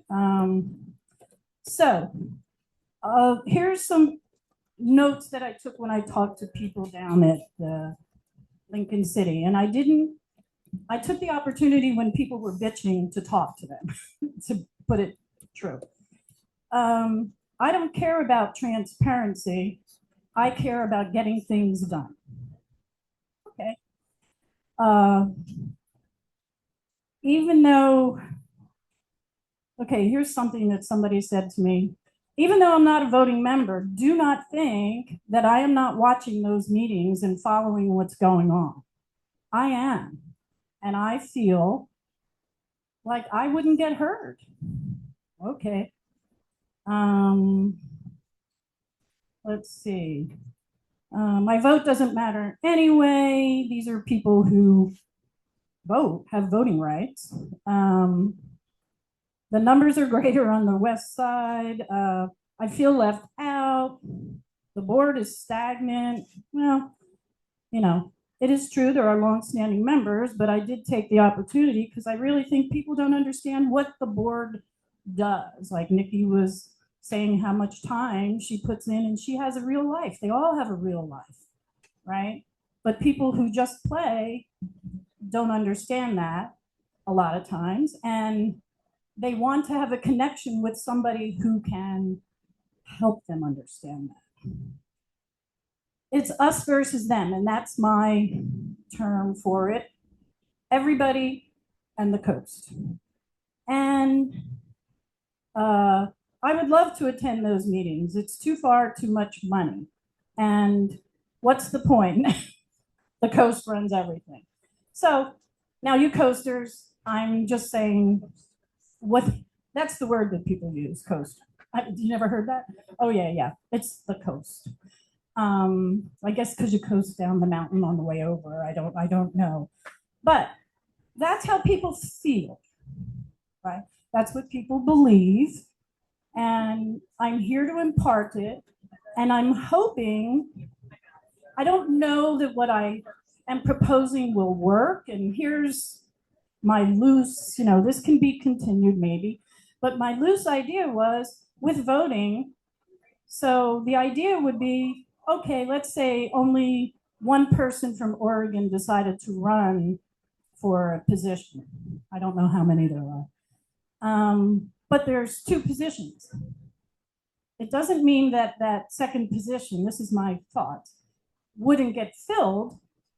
Another person from any state could fill that position as long as they were at least a player rep. I think that's the rule, right? You have to be a player rep to, yeah. So, and the same thing with Washington, although we have plenty of people running from Washington or Idaho, of which this time we have what, 2, and maybe that would mean that those 2 people would be on our board, or, yeah, I'm talking about the board here. But maybe one would decide they wanted to run for vice president. So, okay, that person drops out of there. Now we have 1 more Idaho, and the next highest vote from whatever state it was would fill that other board position. But at least there would be representation from every state all the time, because it matters to all our members and players. And that's it. So I'm just reporting. I don't know. That is my research. And this is all true. I didn't make this up. It is really how people feel. There's a lot more I could have said and a lot more inflammatory things I could have said, but that doesn't accomplish anything. So that's my proposal.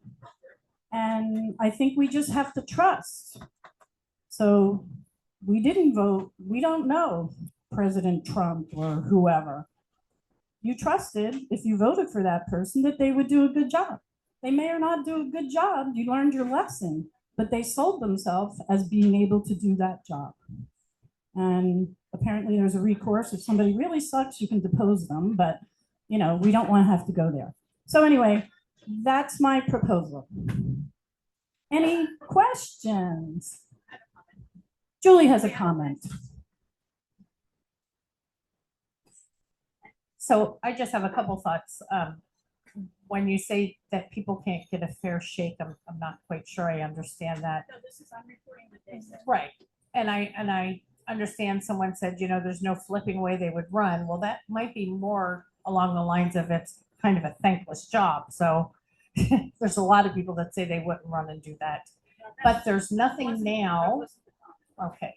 There's nothing now stating that anybody can't run. So when I hear people are upset that they aren't heard, but they say, even if I was a voting member, even if I came to the meetings, I wouldn't be heard. That I take exception to, because if you don't come to the meetings, you can't be heard. So I think the first step is to come. We're primarily on Zoom now, so there's no reason people can't come to the meetings on Zoom. And there's absolutely nothing saying that anybody from any area can't run. So if you want representation, send someone to run, find someone that wants to run and get involved. I don't think saying that we have to have certain areas all that get one spot, I just don't see the reason for that. Jenny's next. I'll just comment on Julie's comment. I repeated what people said to me, and I really feel this is my interpretation. We know the reality. There's a shitload more players over here than there is over there. There are some people who just can't stand to be in a meeting, and the meeting that matters is this meeting, which you cannot vote unless you are physically in the building wherever it is at the moment. So maybe that feeling will change. What? I disagree with that. The meeting that matters is not only. No. The meeting that matters to people is the people that are running the show want to be, they want to come to vote, right? But they have to be present, is what people have said. Yeah, they all matter. I totally agree with you. I've hit every meeting except for 4 in my career here. So that's a shitload of meetings. So Jenny, you have one. Hello. Is this on? Hello. So I have been involved with this since day one, my husband and I. And prior to that, we were having our things in Seaside, Oregon. So that's how long we've been involved. Now, we stopped coming to the meetings because honestly, nothing gets done. Number one. Number two, no, I wouldn't run because it is a thankless job. And we used to be on the boards. We were on all kinds of committees, and all these new people came in, wanted to change everything. And we're still arguing about the same thing that we did 30 years ago. I am listening to this. Are we not? Now, yes. Now, I've been to the meetings. I have a tiny league. I have 68 players. I have 3 votes. No way is my league going to be heard compared to the ones from Seattle and Vancouver and Portland. You have us outvoted. So I understand what those other people are saying across the mountain. They're not going to be able to compete with the vote, but they can run if they like and have their voice heard. They can come to this meeting and have something to say. However, this is probably the only meeting that I will come to because it's the only time. And other than that, it's kind of a waste of time, other than dealing with the subcommittees. I do think those are great.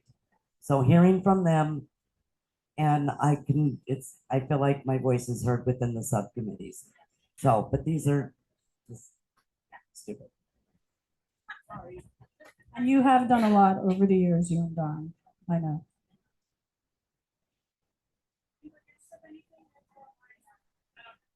Okay, I got some. Lawrence wants to be first. Okay. No, you can be Lawrence. first. I just got some too. I just want to clarify some things. Definitely your opinion matters always, Jenny. I think representation is different than having a voice because they always have a voice. They come here and they can say whatever they'd like to, but the representation is definitely smaller.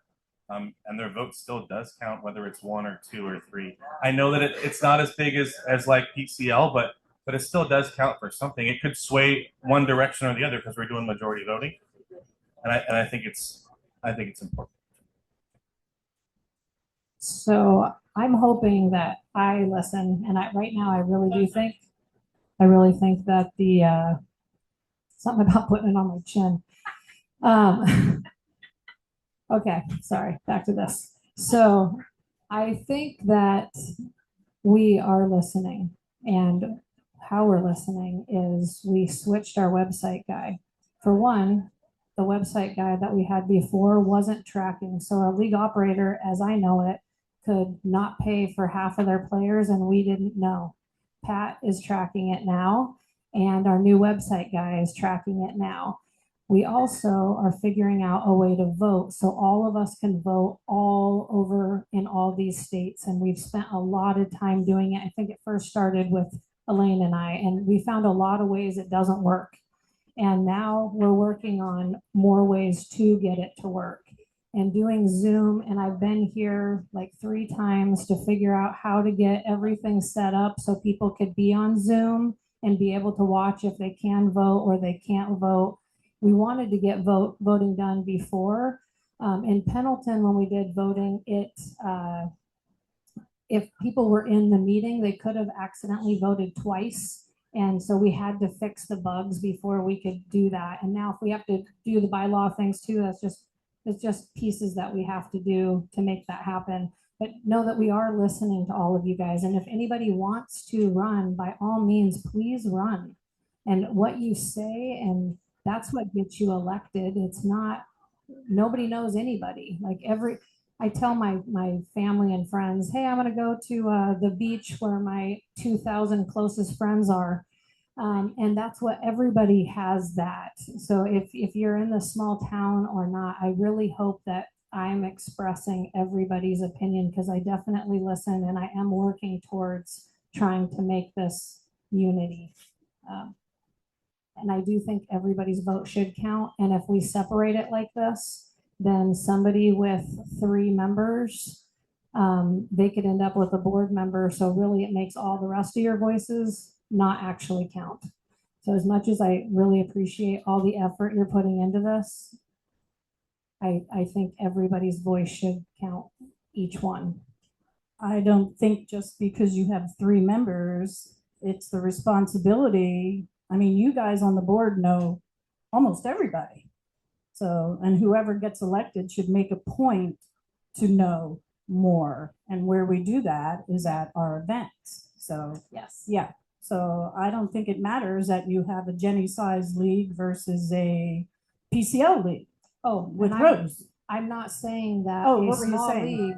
I'm not saying anything bad about a small league. I'm just saying if there's 100 people here to vote today, and say one specific area that has 5 voters, one of those people will become a board member, even though 95% of people didn't vote for them. So their one vote doesn't really count. You're losing me there because everybody in this room would vote.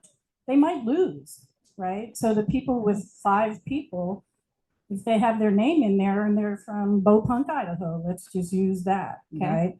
And so they run, and if they don't get elected, they don't get elected. How do they not get elected though? if we break it up and we say the Spokane area, that's gonna be, we get a vote. Oh, I didn't say minimum of from one. I there. forgot the most important part, a minimum of one.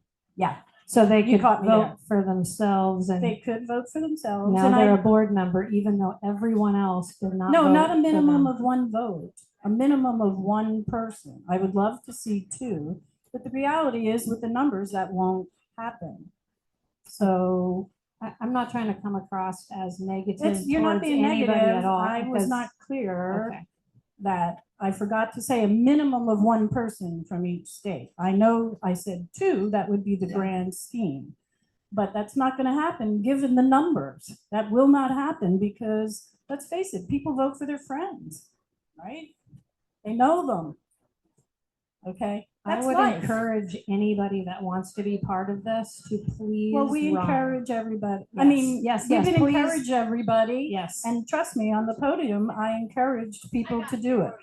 Come So on up. there you go. Okay. I definitely encourage people to voice their Yes. opinion. Thank you.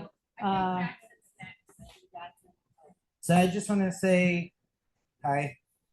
Long day. I need a drink. I'm Casey. I am currently a players rep now. I ran for a MLA 2 years ago. When I ran, maybe my small group of people that were on the other side of the mountain came with me.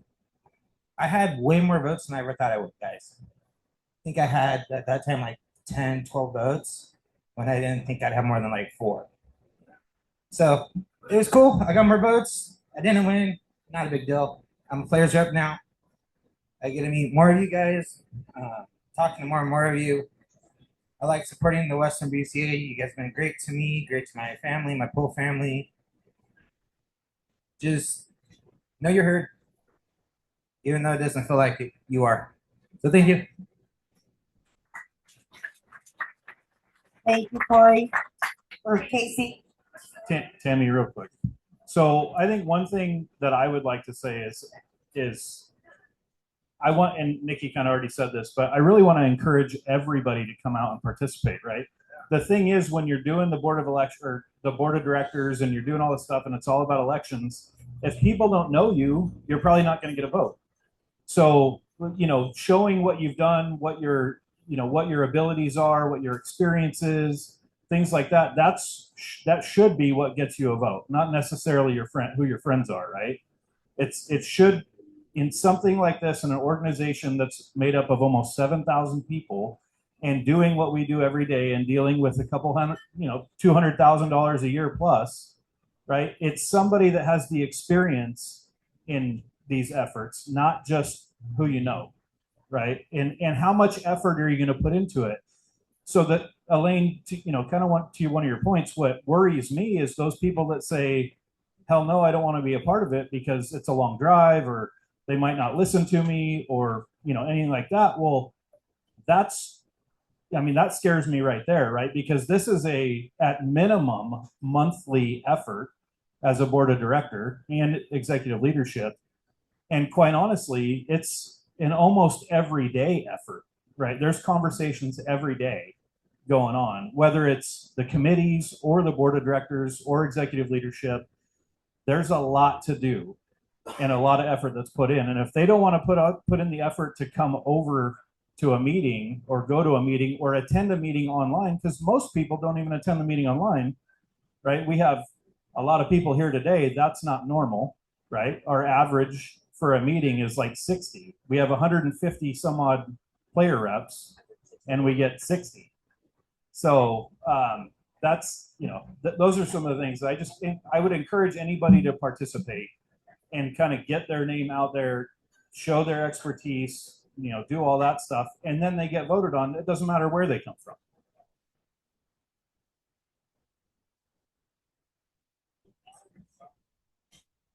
And one other really important thing too is to remember that as you represent these players, when they come and talk to them. And so a lot of these players feel they don't have a voice because nobody says, hey, what do you think?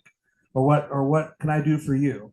So I played several matches and I see people that I've played against. We talked about things, we got things, bouncing ideas off each other. But I think a big misconception is because I play in the Western BCA, I have a voice or I'm allowed to vote or whatever.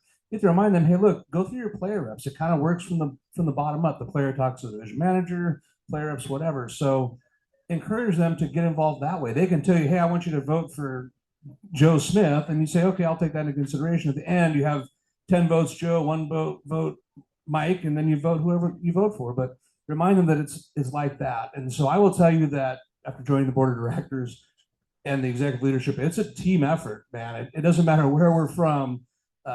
It's a team effort. So if you're not ready to be a team player and you're just kind of here for your own thing, that's just not going to work with any group of people. So show up, make your voice heard, but be ready to be part of a team, because it's just not one area or another. We all come from different places. I think I'm the only person from Oregon on the list, but just come ready to work and ready to get it done. And like Jackson said, it is literally an everyday thing, and sometimes many, many, many hours a day. So thank you all for showing up.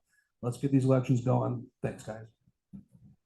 I just wanted to say I'm next on the list. I'll put you next, Sam. Going on what Jackson said and what Chris just said, it is a commitment, and it isn't just this meeting. And that's what I was saying about this isn't the important meeting. All of the meetings, so that you know what you're talking about. How do you know who to vote for if you haven't come to the meetings and haven't heard the discussions and haven't gone through all of that? And I think you're hearing from all the board members here, because I know I take it a little personally. Like, Elaine, I've known you for 100 years. We've had a million conversations. Tracy and Sean, these are Ryan and Shelly. Those aren't people I hang out with every day, but I know them. I call them friends. We talk at tournaments. I feel like I represent them. I'm not only thinking about, just my little Vancouver people. This is like a family, and it's a whole group. So, yeah. Okay, so I've been racking my brain to think about how this could possibly work if we were to implement something like this. For president, it's one position. It would have to be the entire region from anywhere. Vice president, same thing. Secretary, same thing. Treasurer. So it could only apply to the board of directors. For example, since we are based out of Oregon, they could get 3, Washington 2, and Idaho 2. They get first right of refusal. If nobody applies or submits their application or their resume to run for it, then it's up for grabs. I kind of understand what Elaine is getting at. We experience regional representation from state to state. It kind of makes sense, but historically we've been drastically low on the volunteers for this torturous role. So that's just what I was thinking about, was if it was to possibly happen, what it might look like.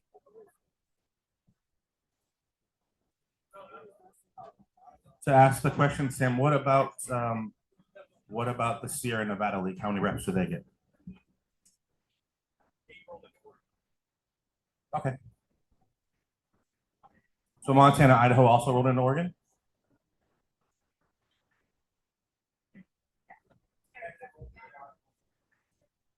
Okay. Oh, Bob.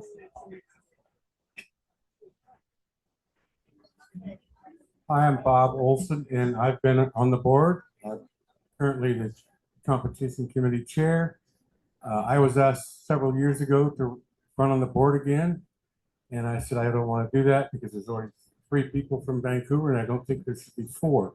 So the questions can come up: should there be a limit for each region on how many board members there should be on the board? For example, in my area in Vancouver, we put a cap no more than 2 board members.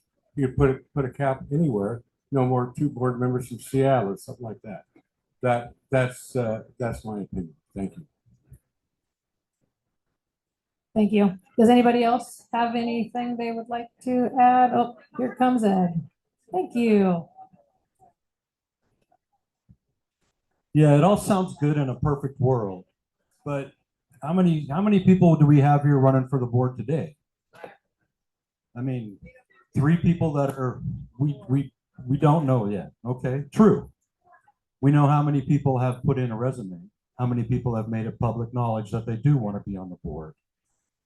I mean, we don't have anybody from Montana or Nevada, or we have, Carly, are you from Idaho? And we have Tammy. I mean, we just don't get the representative from those places. Our meetings on Zoom now have so many people in them, yet we still don't have the representation from those places to get in these positions. These positions are not fun. They're work. Right? I mean, that's probably the biggest reason why people don't want to get involved, because it's too much damn work. I mean, come on. None of us are here. We're here because we love pool and we love doing this for everybody, not just ourselves, not for a fucking free room. Sorry. Okay, let me just clear this up. The people that I spoke with at the tournament, no one was saying that any of the board members did not put their time in. Most were appreciative. There was one or two that, I'm not going to repeat.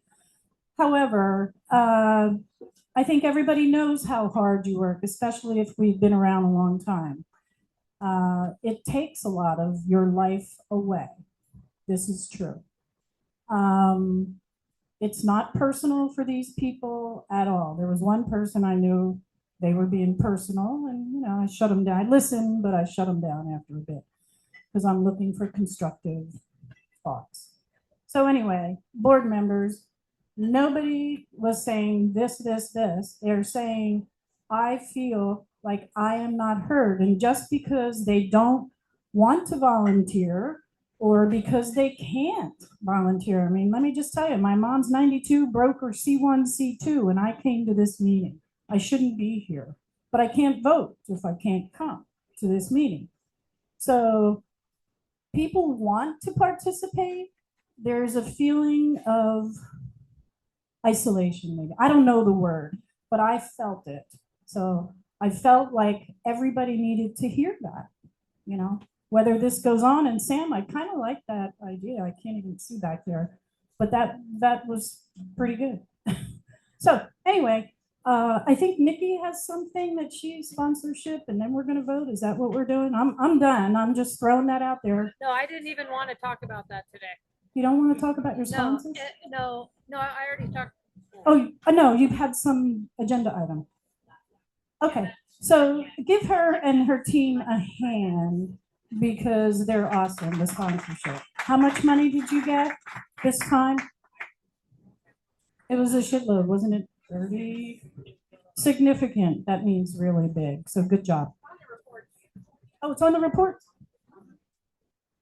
Okay, I move to table my item. All right, and I know because you just want to shut me down, you two, but that's okay. Anyone opposed? Is everyone all in favor?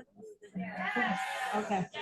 Hey, Elaine, and thank you very much for taking the time and for being up at the podium and listening to people. It's very important.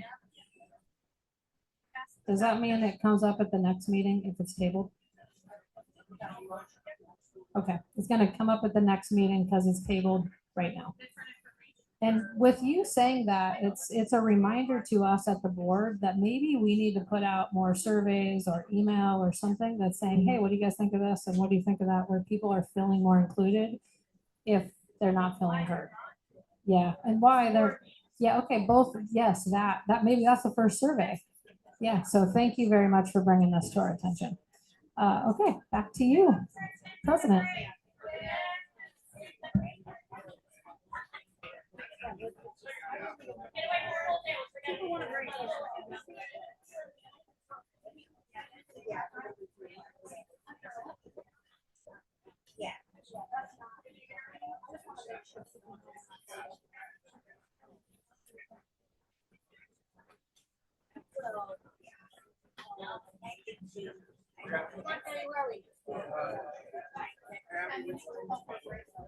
Okay.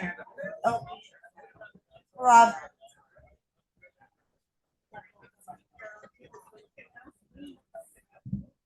I just wanted to know what motion we had on the floor that we just tabled.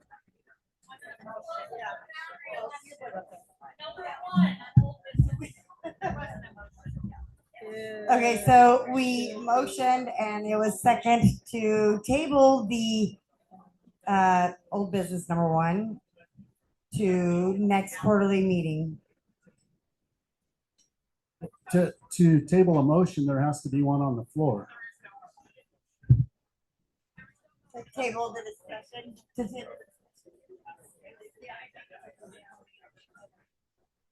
Okay. Okay, so next, moving on, we would be at new business. Can we take a break? Yes. So 10-minute break? Okay. We'll go at 2:15.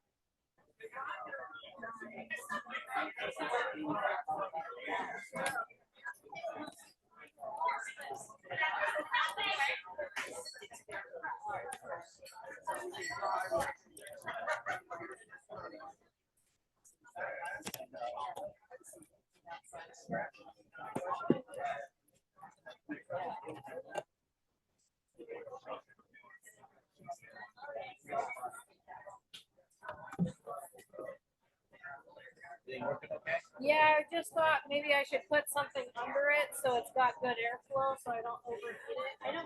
That's what we're doing with overheated that. it once. It said the USB plug is overheated. We're supposed to change it from standard to high.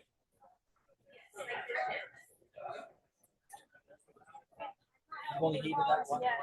Overheated it? Yeah, not today. My fans come out the top and the sides, so. I just figured air as much as I can. Yeah, especially with it this hot up here. What's the battery still look like on that thing? Oh yeah, it's barely down a bar. Awesome. And we're 2 hours in. Yeah. So far so good. Yes. Thank you for your help a lot. How's this? Is this what you normally have? Is like 2 cameras? And Or one. We've only done this successfully. I remember you called me. How do you do this?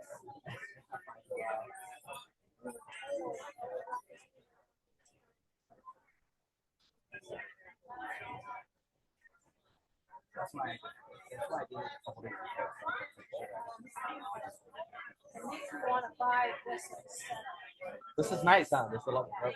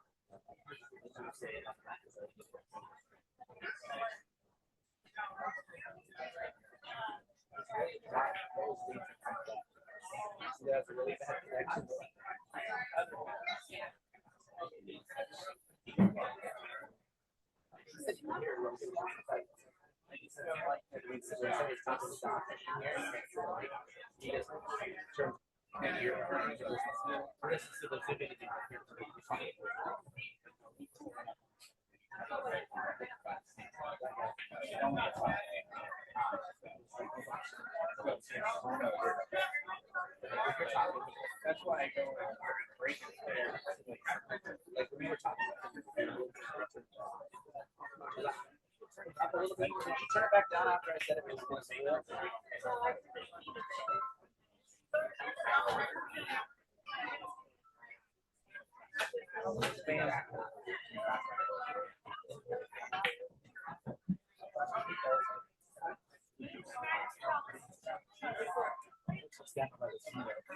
Sun's gonna come down this way now.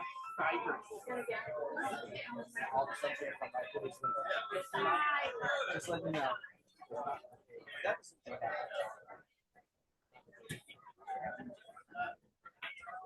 I probably won't have it till close to the end.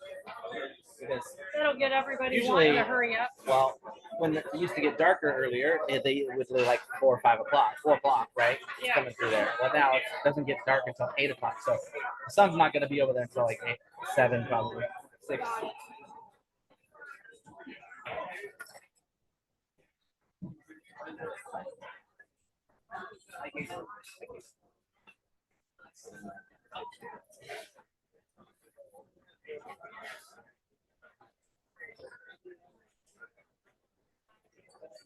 Okay. Oh my.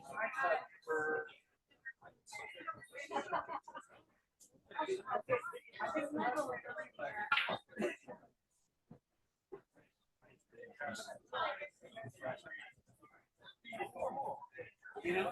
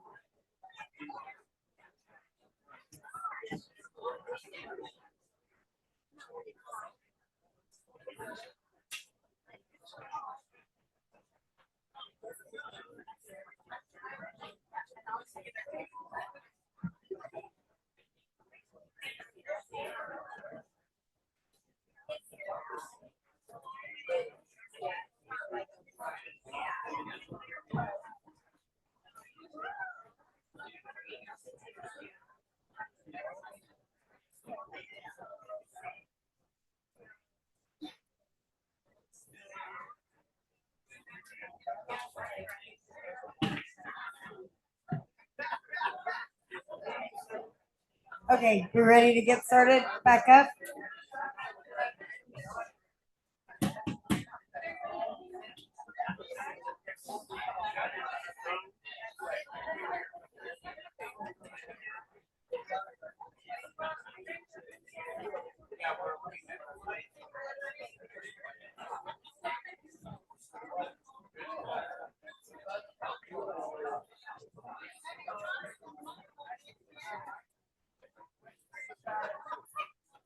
Okay, it's 2:18. Let's get started.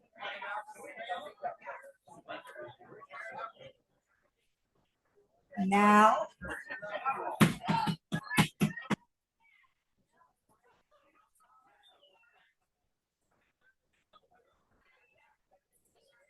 Okay, so moving on with the new business and elections.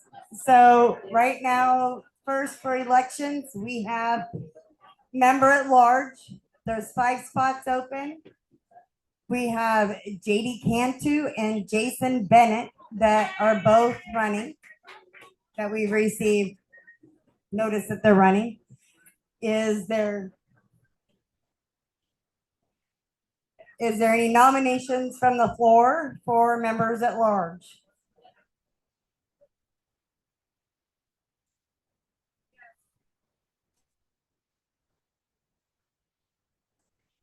Oh.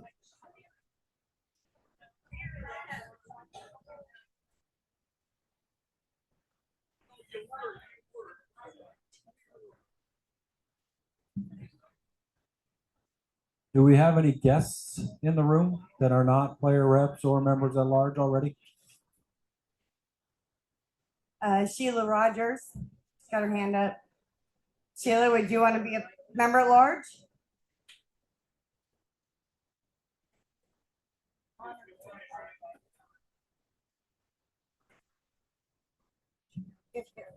I would certainly be willing to fulfill the duties once I know what they are.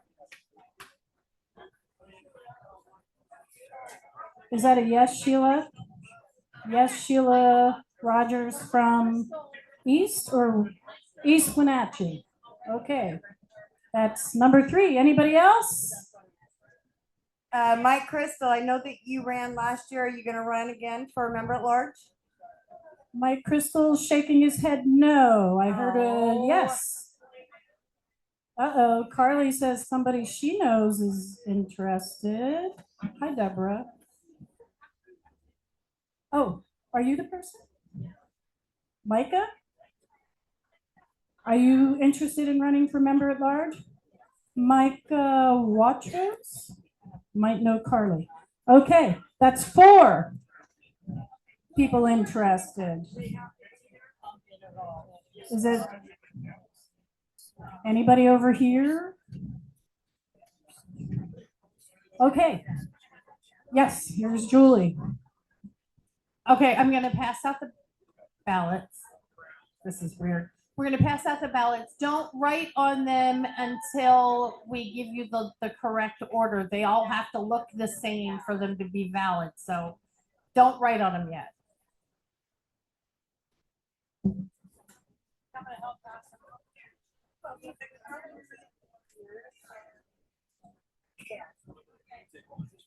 So while she's passing those out, so members at large have no particular duties or responsibilities other than to have the best interests of the association at heart. This position is for those individuals who have the desire to or expertise to be beneficial to the association, but for whatever reason cannot obtain membership in the usual way by being a league operator or player rep. Upon election and payment of their Western BCA dues, which you would have already done, members at large have full membership status and voting rights for 1 year term. So we had Sheila Rogers was added, Mike Watrous was added, Micah, oh, Micah.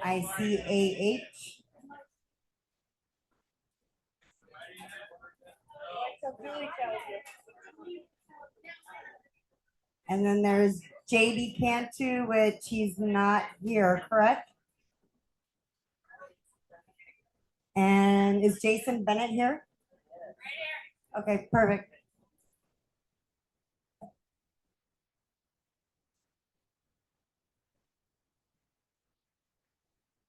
And actually, Jason, do you want to come up and say something?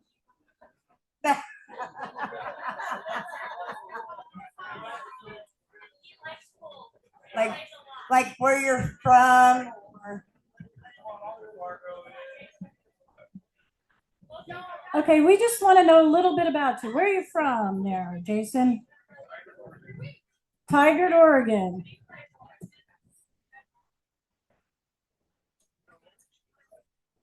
Who do you play for? Who do you say?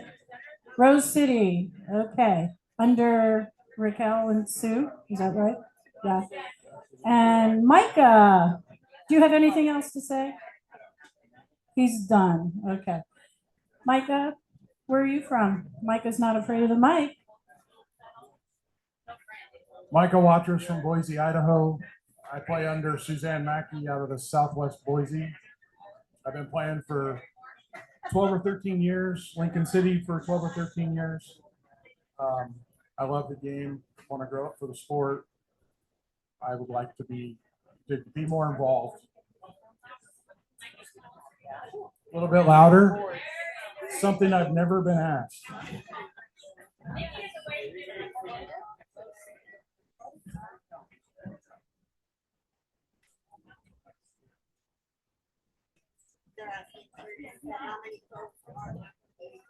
Yes, Julie will do that. Yes, Stephanie from Boise, Idaho has a question. All the people that are running for members at large, can we know if you have paid your dues for the year? Thank you. Okay. If you haven't paid your dues, they would do it after, as soon as they get elected, they would have to pay it. So Julie, did you say the order? Somebody just asked.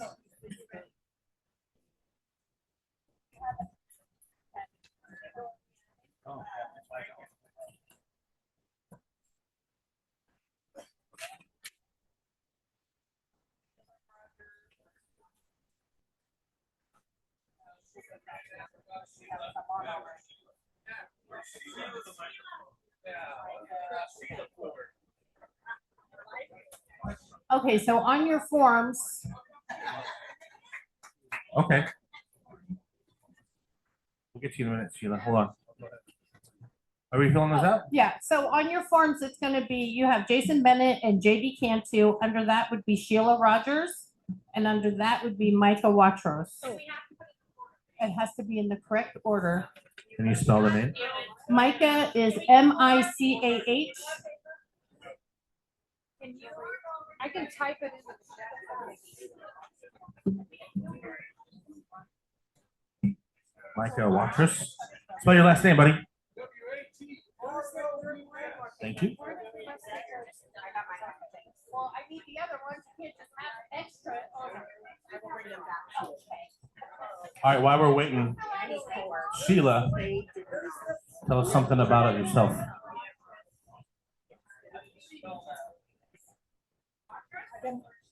Oh, hi. I live in East Wenatchee, and I love the game, and I live in East Wenatchee, and I've been playing at Lincoln City for 4 or 5 years, not a whole long time, because I was a workaholic prior to this. But now I'm retired, and so I can put my heart where it belongs, and that's with pool. That's it. And spell your last name, Sheila. Rogers. Yeah, so everybody, it's Sheila Rogers, Rogers, and Micah, Micah, Watros, Watrous.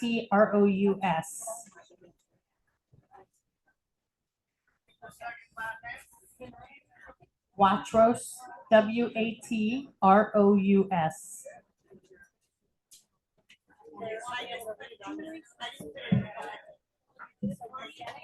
Okay, great. Can you see who's in the meeting? Yeah. Was JD Cantu in the meeting?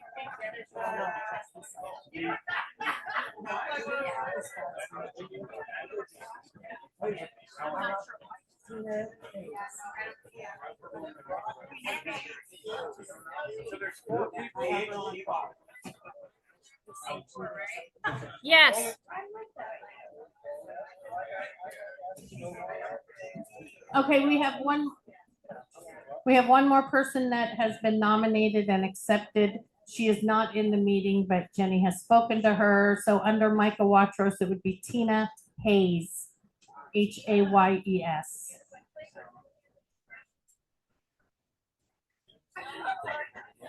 Not this.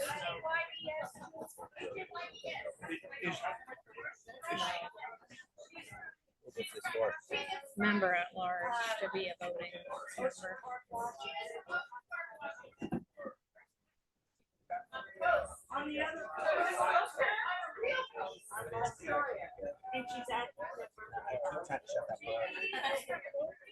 Oh. My question is, do you have to have 51% of the votes to be accepted?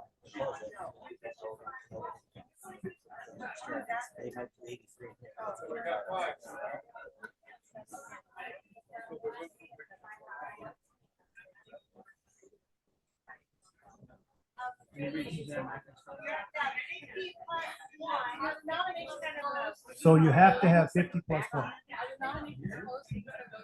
So in order to get elected to a position, you have to have the majority of the people here. We have 56 voting members. You have to have not 29 votes to get elected. Nominations closed. Not yet. How many is there?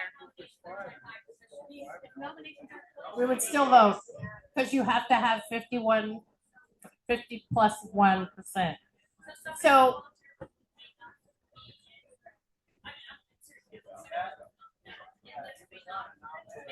right. Right. Okay. But that's how it is for all of them. So how it works is so you don't have to vote for everybody on your ballot, but do not vote for more than like 5 for this ballot because there's 5 people that can be elected. When we get to the board, when there's 4 positions open, you don't have to vote for everybody that's running, but don't vote for more than 4 because that will negate your ballots. Does anybody have any other questions? You cannot vote for more than 4. Well, we'll get to that for the board. Do one at a time. So, hey, I don't know if you can hear me. Just real quick, just listen to what they're saying. If you get 50 plus 1, you don't have to vote for everybody. Once the first vote's down, then they're going to vote again. And if no, that's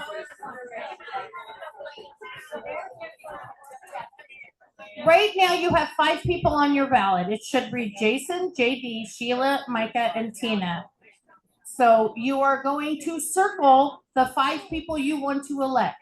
You don't have to, if you decide, I don't like that person, I don't want to see them as a player rep, you don't have to vote for 5, but you can vote for 5.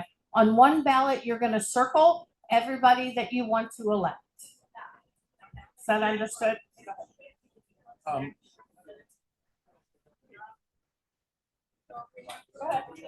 So I'm reading the comments. Suzanne's supporting me as a member.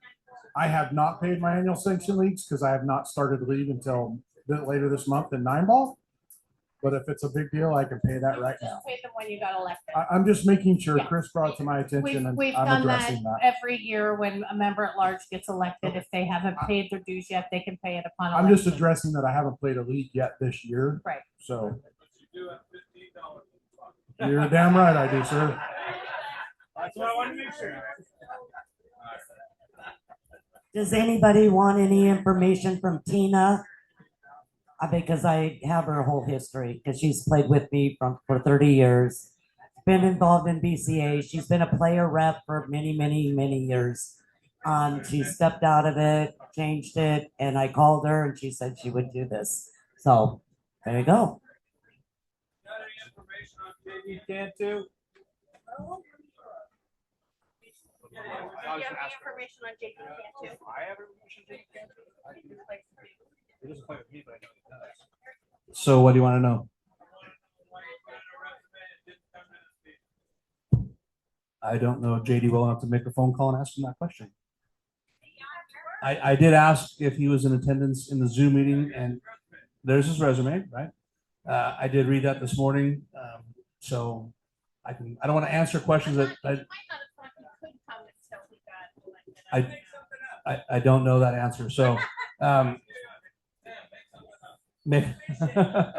he does run probably arguably the largest, most popular tournament in our area, the Midway Scotch Doubles tournament on Fridays. I won't I mean, I like JD, so that's okay. I don't know. I don't know if he plays in our league, Rob. Does he play for somebody else? I don't know. He does not. He does not play in my division, so I can tell you that. I'm sorry. Oh, okay.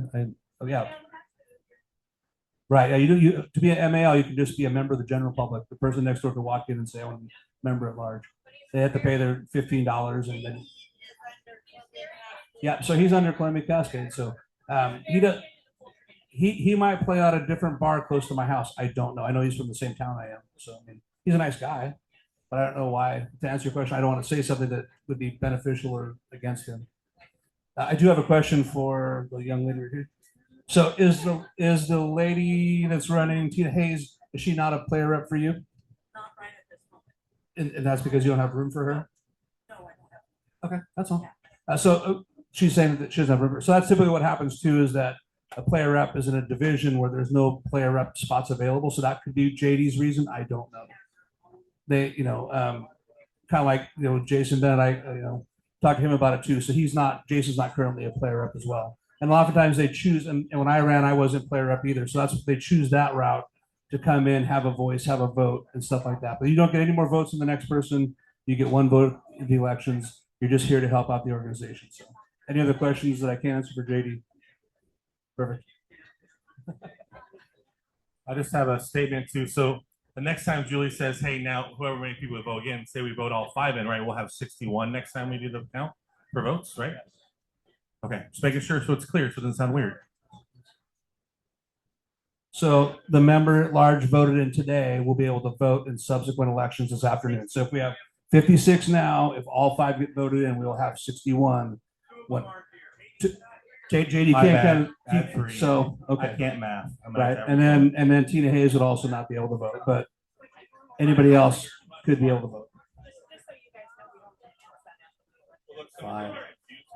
What?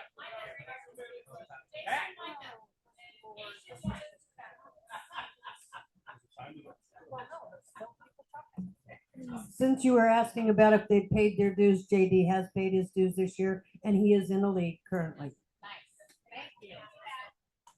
Okay, so everybody you circle the people that you want to elect. Nominations are closed.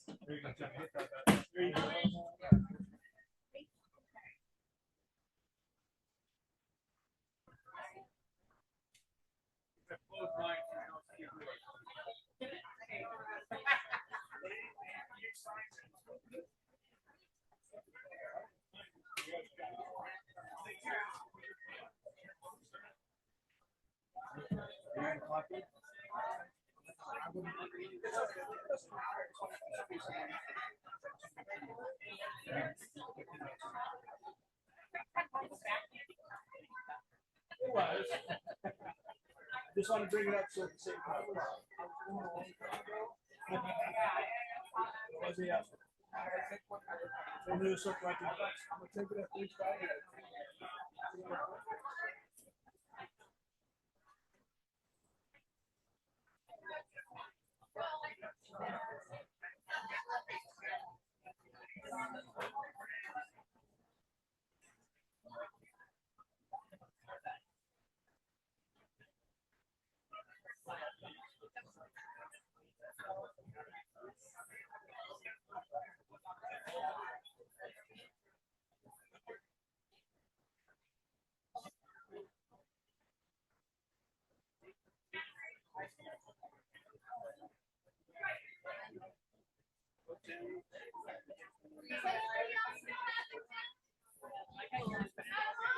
Anybody have ballots? All right, well, there you go. Hit the counting.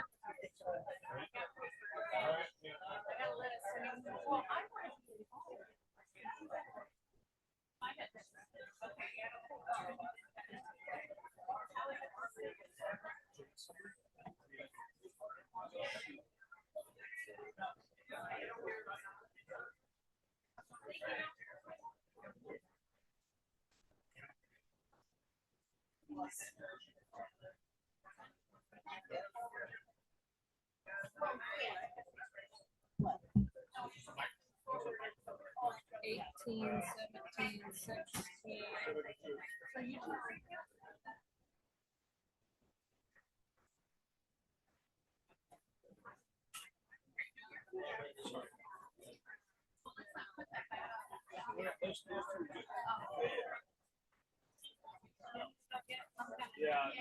10 seconds.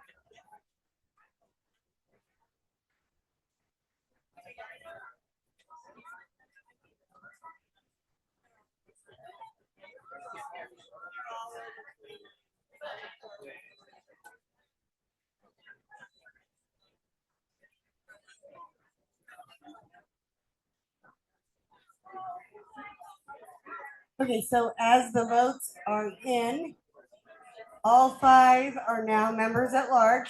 Jason Bennett, JD Cantu, Sheila Rogers, Micah Watrous, and Tina Hayes have all been elected as members at large for 1 year. Thank you.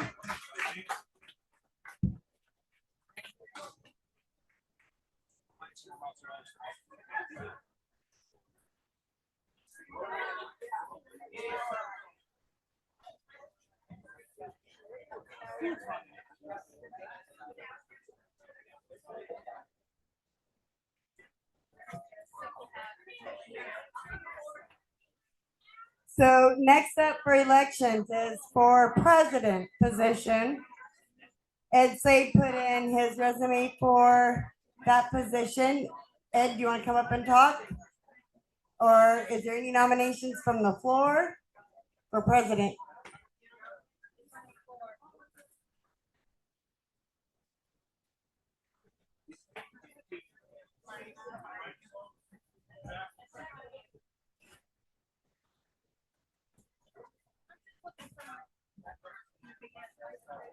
I nominate Kamika.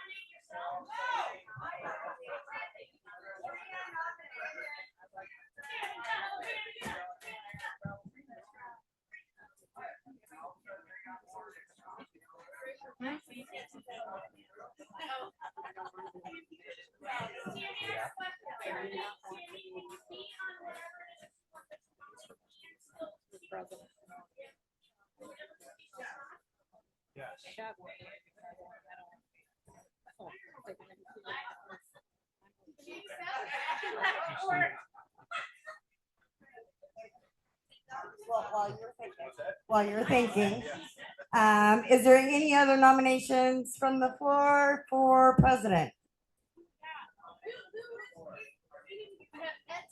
No. That's my one.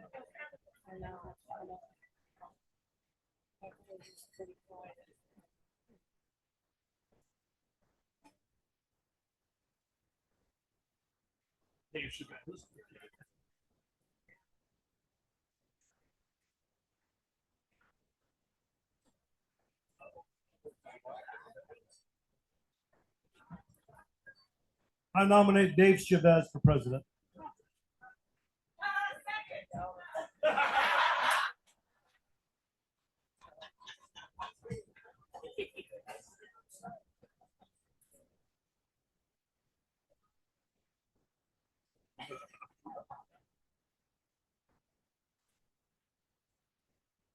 So we need to know if these people are accepting.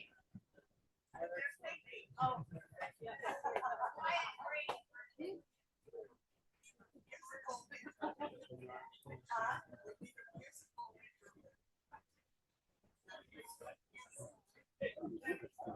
Are you in? Are you right?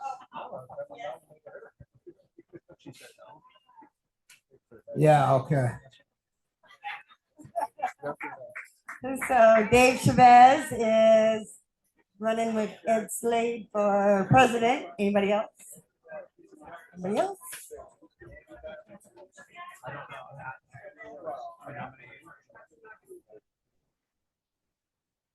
I will decline for the president.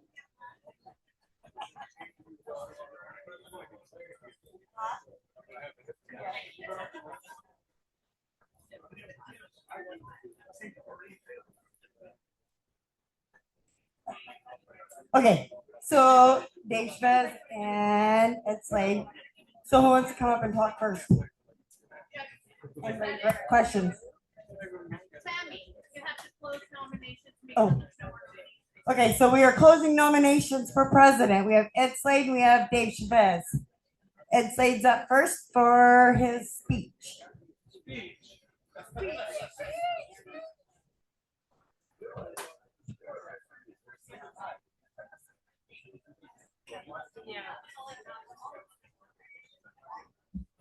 Hi, I'm Ed Slade. I'm running for president. I ran for president 2 years ago. Tammy beat me. It was horrible, but it happened. No. So I've been waiting for 2 years to run again. I feel like I can bring this organization together. We have issues, and I think I can help straighten some of the issues out. I've been playing pool a long time, running pool a long time, running tournaments a long time, and I've been around a long time. I just turned 66. I'm retiring at the end of the year because I'm sick of that. And I want to lead us in a different direction, but going the same way. So, any questions?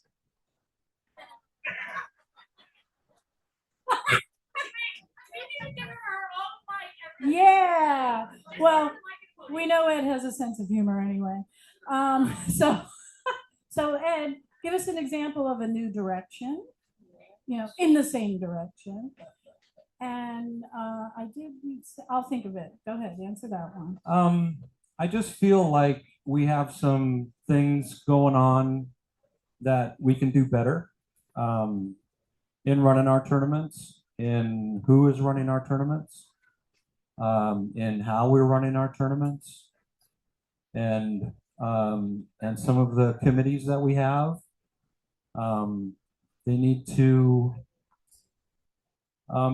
have less, flatly, they need to have less board members on the committees, because whatever the committees come up with, that goes to the board and the president for approval.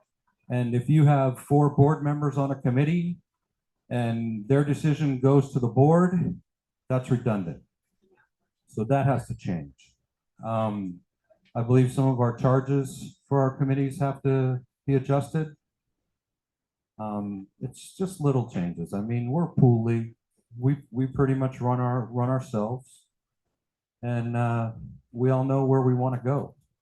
We all want to go to the beach, and we want to have a real good time. I have one more question for Ed. No, you don't. Yeah, I do.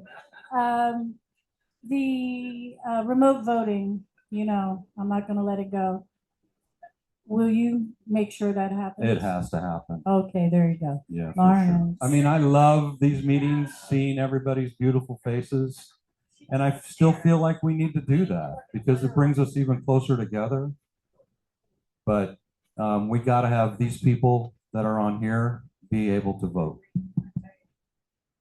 I have a question. When you said that you didn't like the idea of so many people from one area being on a board, what if they're the only ones that right now are, do you want to like knock down if there's, how many are available right now? 6 or 8 on the board? 6?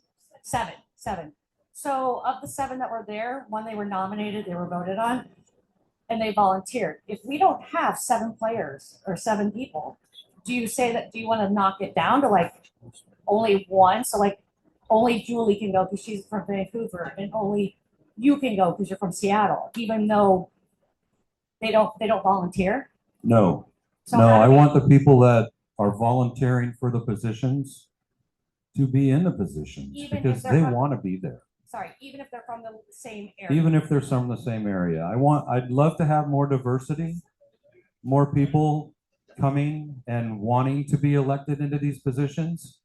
But if they don't come, we're not going to drag them by the hair down here. I mean, some of them we might want to, but we're not gonna. I think there is some confusion, Tracy. Tracy, I think there's some confusion on the question. Ed said he didn't want as many board members on committees. Not as many. No, just as many On board members committees, on committees. like our tournament committee. Our tournament committee had 4 board members on it. Hey Ed, how are you? Fantastic, Arlen. Wonderful. You're a current board member right now, and your term isn't up until next year. Is Correct. that correct? Yes, sir. So you'll be resigning from the board if elected as president, since our bylaws state that the president and treasurer cannot hold a board position. Correct. Correct. So that means we'll be holding a special meeting to get another board member elected. It doesn't have to be a special meeting. Well, we need to have a meeting, special meeting, to elect a board member unless that it's within 30 days of the annual meeting. That's what the bylaws state. So I'm wanting to know if that's what you're proposing when you run for president, you're going to be denouncing and then moving forward with another meeting to elect the seat you're going to leave open. If I'm elected president, I will have a meeting within 30 days and we will elect another, fill the board seat that I vacate and possibly any other board seat that's not filled today.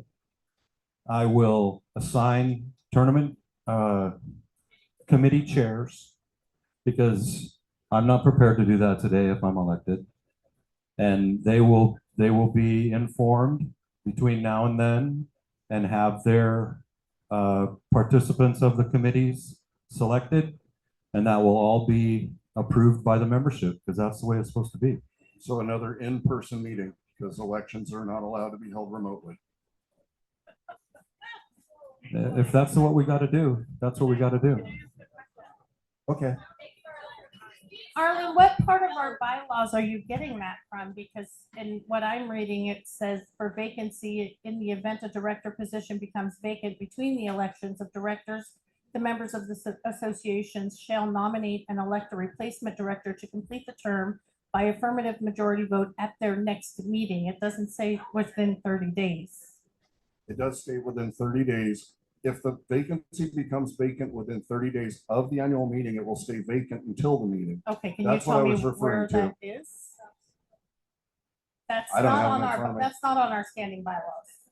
That might be on the new bylaws, but that's not No. on our, I have the bylaws right here. Okay. I'm not going to argue that you don't, but I mean, I'm just asking you to tell me where it is. off the top of my head, I'm not sure what section number it is and what, Okay, well, what that's number it actually under, is. that's under vacancies on the board. Okay. But we need to have a in-person vote to do elections. That is in the bylaws. That's why I brought the point up.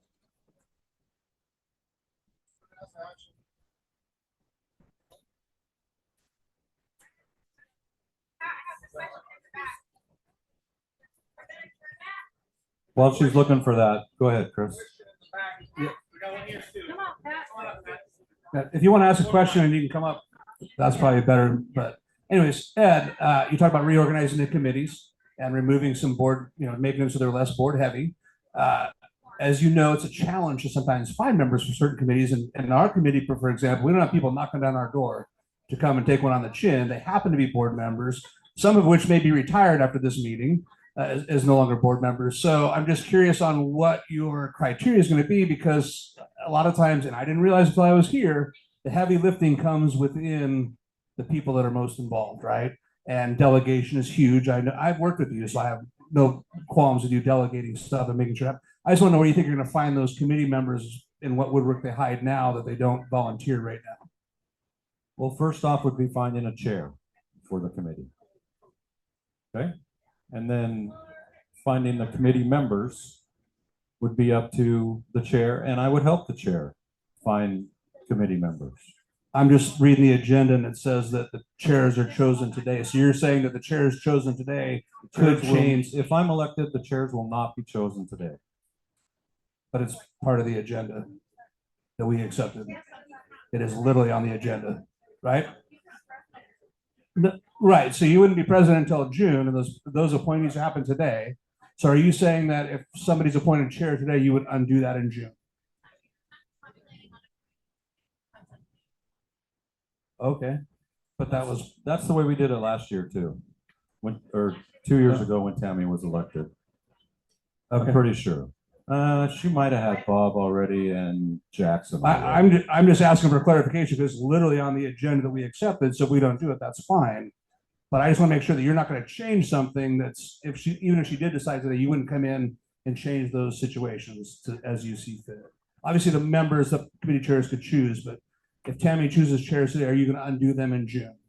Asking for a friend. If I did, it would be a conversation that I had with the current chair. Okay, it's possible. That's quite possible. Okay.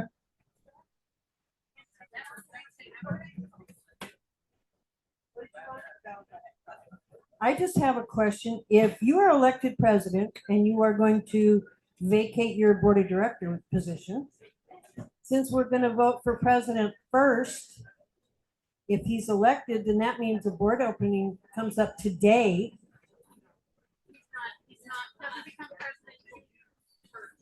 But if he is elected president and he's vacating his position till June 1st.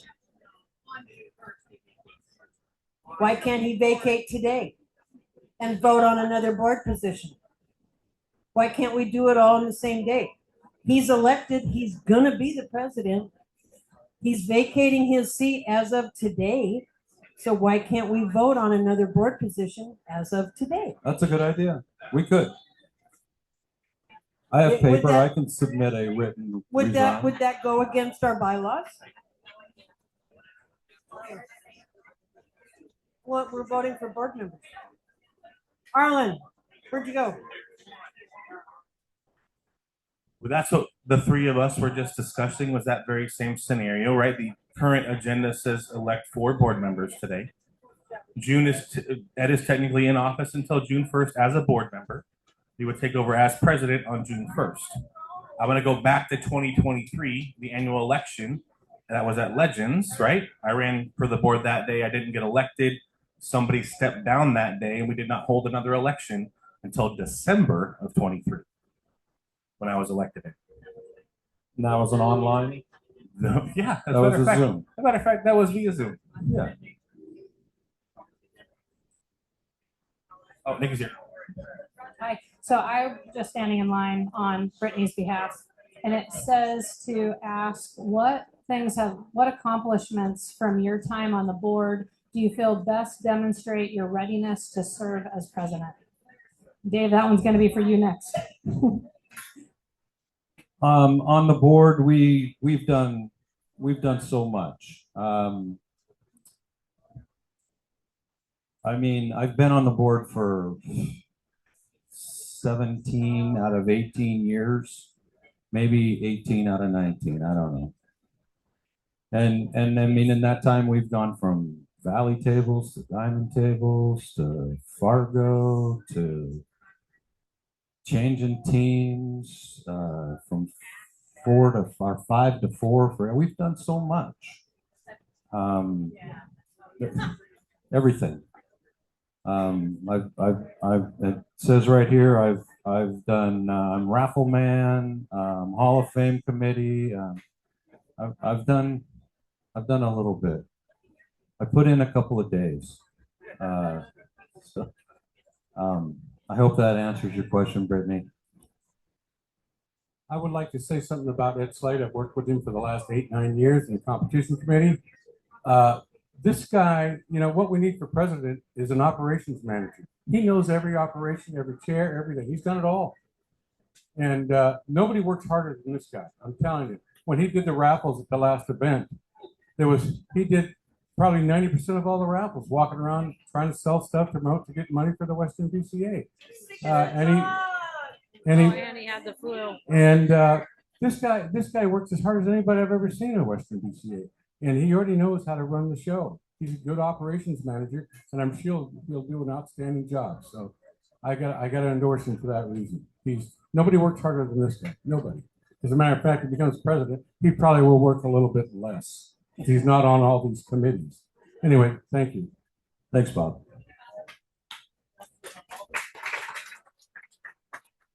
Anybody else?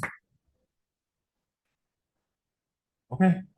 Oh, Sam, please use a microphone so the people at home can hear you. Nice try. Number 4, operational excellence, improving our relationship with Bad Boys regarding room and lighting setups, ensuring better scheduling for events, and increasing the number of tournament directors to address slow play. Is that the one?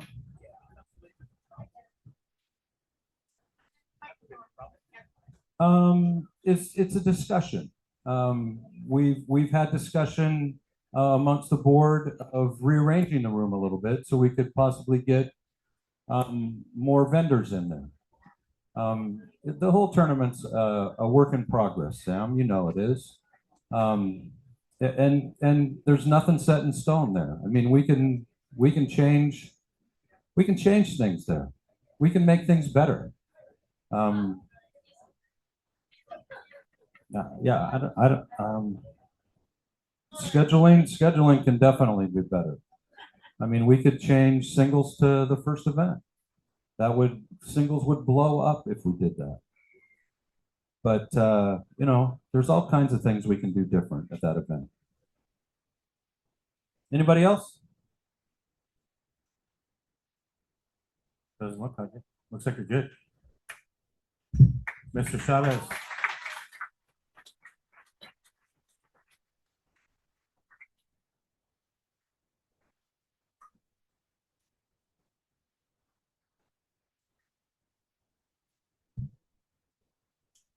Can you hear me? A little louder?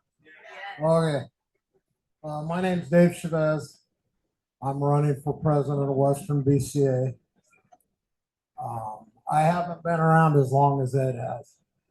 There's no doubt about that. I have been here, moved from Idaho, been here for the last 14 years, and been playing Western BCA since then. I started out as just a player down there, and then I wanted to get more involved. Tammy got me in as a tournament official. Started working under Steve Marker at the time. And a couple years after that, I don't know if it's health reasons or whatever, but Tammy asked me to take over as a tournament director, and I've been doing that for the last 3 or 4 years. I'm a correction officer at Two Rivers Correctional Institution in Umatilla, Oregon. I've been there for the last 9 years. My big thing is working, if elected as the president, my big thing is working with the board, having a good relationship between the president and the board.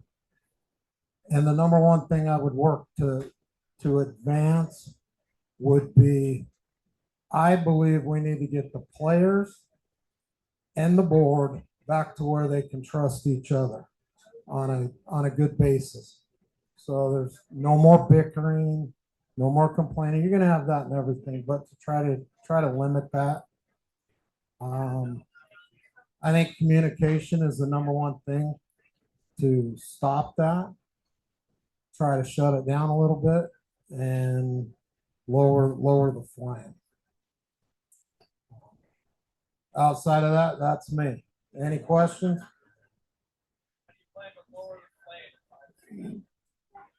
There again, it goes back to communication. I think the transparency thing is something. Stuff needs to be put out to the players. We need to work together. Just because you're on the board or you're up here at this level and you have the players here, you still got to communicate. You still have to work with the players. You got to listen and hear what they're saying, because at the end of the day, it's their league. They're the ones that are doing it every day. They're the ones that are out there. We need to listen to them. Any other questions? There's the question online that says, what initiatives or accomplishments from your time on the board do you feel best demonstrate your readiness to serve as president? So when I run for the board 2 years ago, I was actually shocked that I got voted in. I didn't really know Jackson other than Jackson. I didn't know Julie other than Julie, or Nikki or anybody else on the board. I didn't know anybody. I feel like over my last 2 years of being on the board, I've got to know them not only as pool players and what they do for the board, but also a kind of friendship, in talking with them, and just it's all about the communication thing for me. I'm huge on talking. I'm huge on solving problems, but we just have to communicate with each other. Directly at Brittany's question, I feel like my years working as a correction officer, to do that job, you have to be a good people person. You take a look at me and you're like, that guy can't be talked to, he can't be approached or anything like that.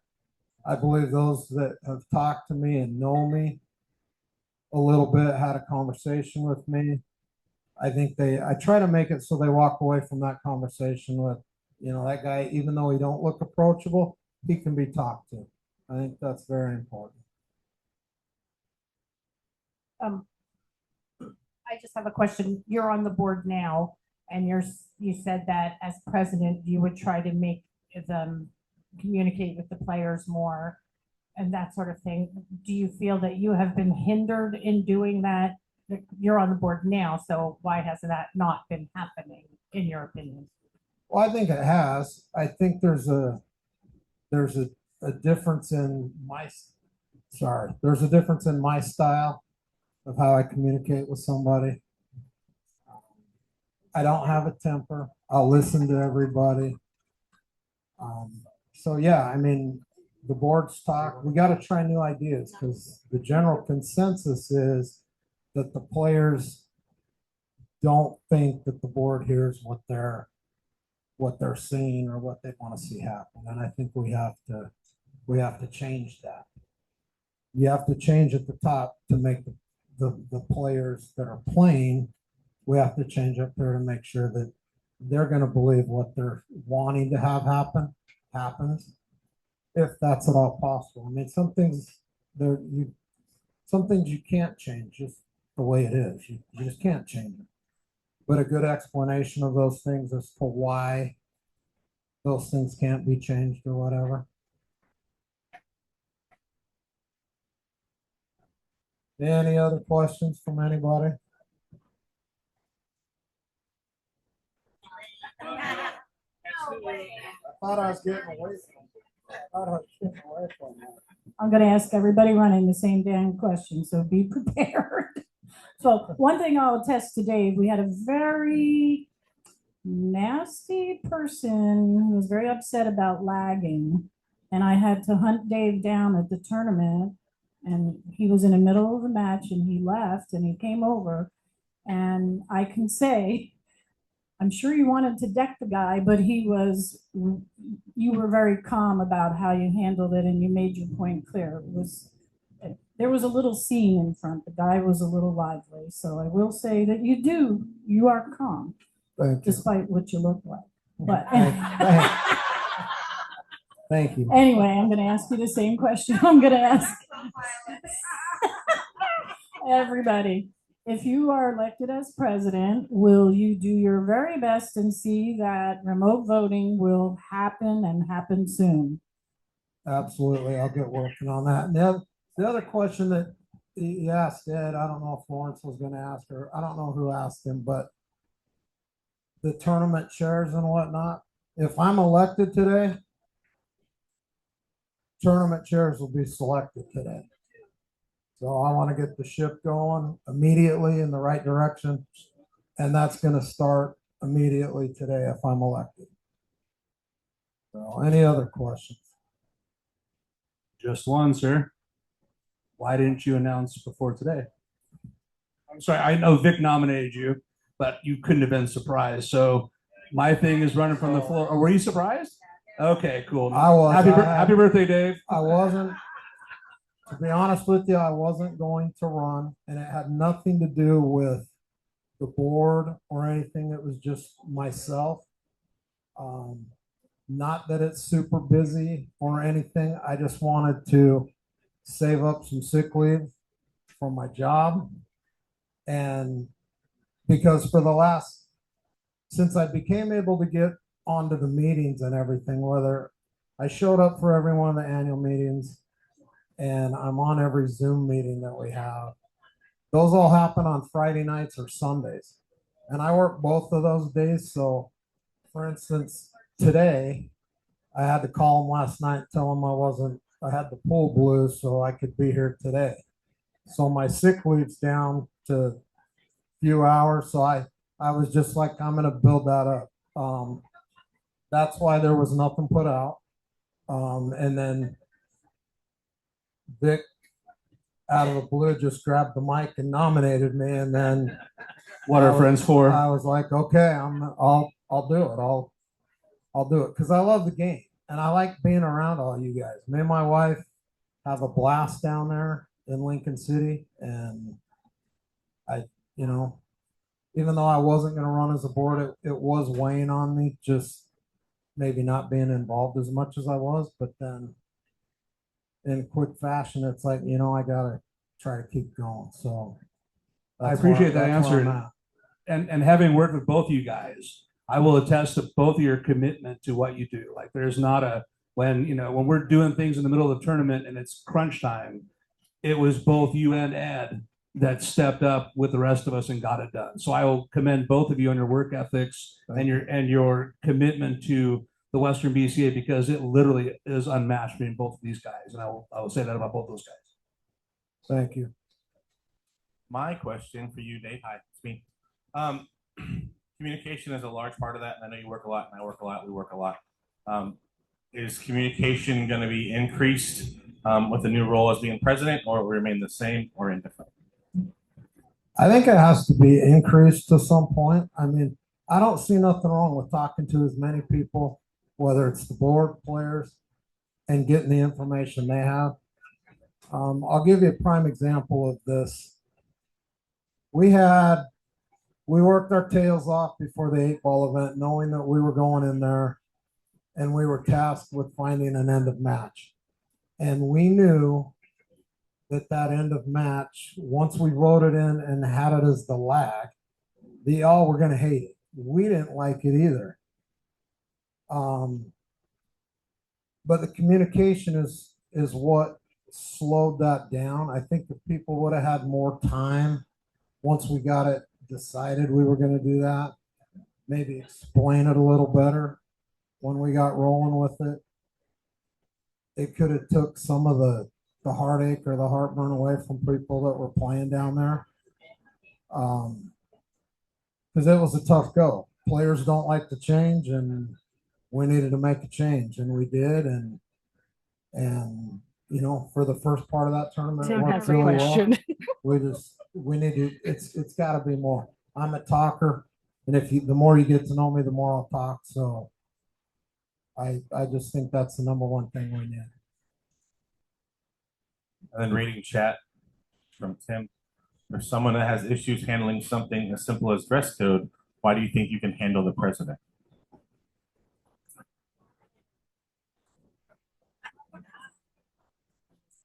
So the dress code situation it's not a matter of whether it's handled or not. If he's talking about the dress code situation that me and Julie had a disagreement on, I seen it one way. She's seen it a different way. The situation handled itself. It got changed, and there wasn't a problem. That happened at the 9-ball event, I believe, last year.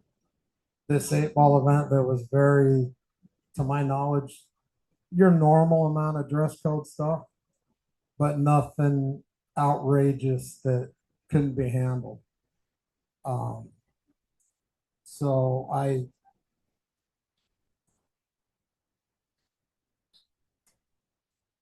saying that I have issues handling the dress code, I take some offense to that, but everybody has their opinion. It is what it is.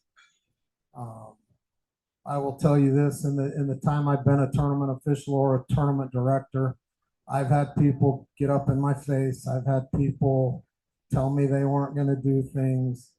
And eventually I ended up winning and they ended up following whatever needed to be followed. And it wasn't by force or fear, it was just by talking to the person. So that's where I'm at with that.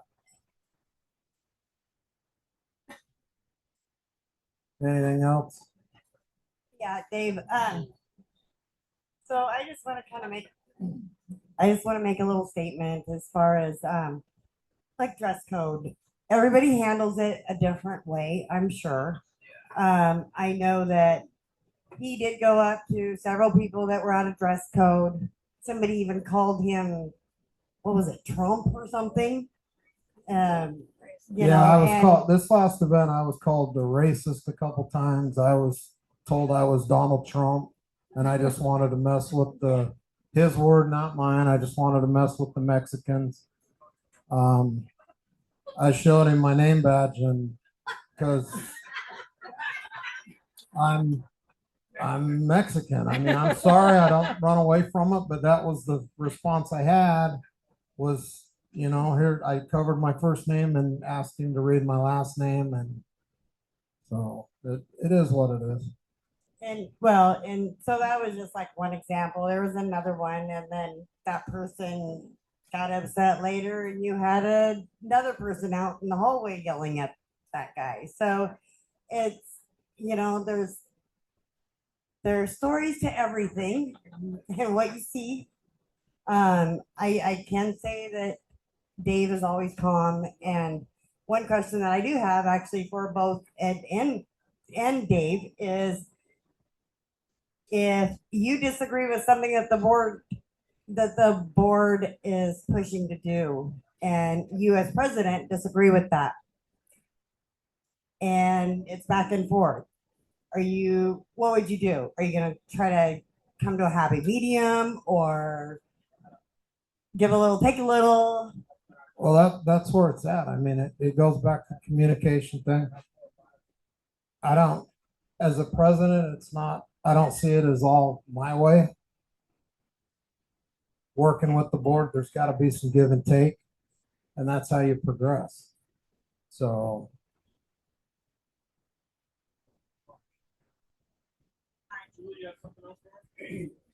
Yeah, I have one more thing. I think Tim's comment, and we might as well just hash this out.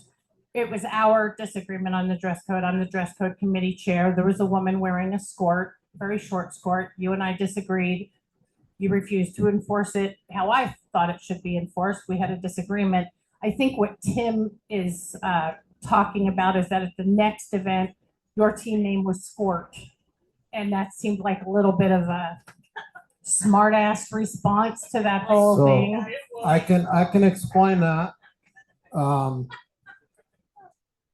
So if y'all don't know the board, we have a text thread.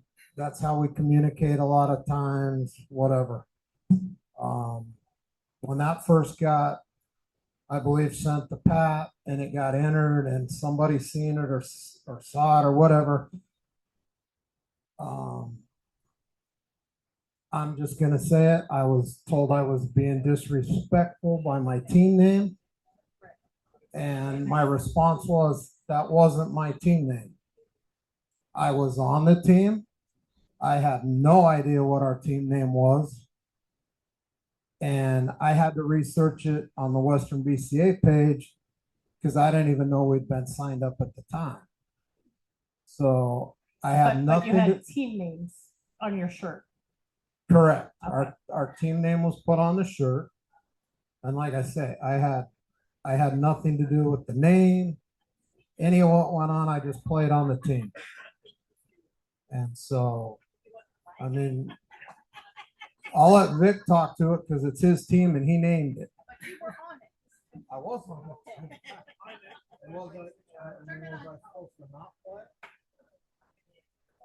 I named the team.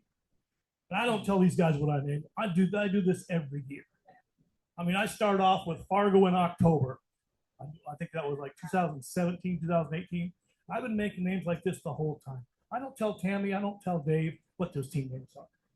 One thing I can say about Dave, I've seen him get Lake McKay to pull his pants up without a fight. If you guys know Lake McKay, that's accomplishment. Yep.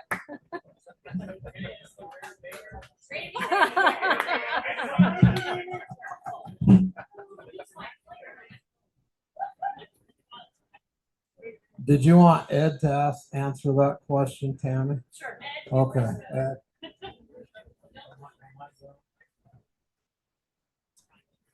Who knows? Yeah, the board and the president need to work hand in hand to figure out everything, you know? They gotta come to an agreement. Everybody's gonna give and take, and, you know, if it's a committee issue that the board's approving, it's just something that you're all gonna have to talk about, we're all gonna have to work with, and we're all gonna have to figure it out. It's a communication thing. Dave's exactly right. And the squirt thing, that's button pusher. That's my nickname for that guy right there. He pushes buttons. And he knows it. He knows, what are they going to do to me? You know, that's his motto. What are they going to do to me? So that's button pusher over there. Can you hear me? Unfortunately, yes. So this is for you and Ed both, okay? Because I've known Ed for a long time, and of course I've known you. I know that you stay calm, cool, and collective. And I'm sorry to say, Ed, that over the years, you have a temper. And I just want to know, as you being president, how are you going to handle that with your temper? Because it showed a little bit today. Yeah, I wear my heart on my sleeve. It is what it is. I'm getting older though, so I'm mellowing a little bit. And if I'm elected president, I'll have to mellow a little more probably, and I can do that. You know, I've been married for a long time, so I've mellowed a lot, and I'll mellow even more.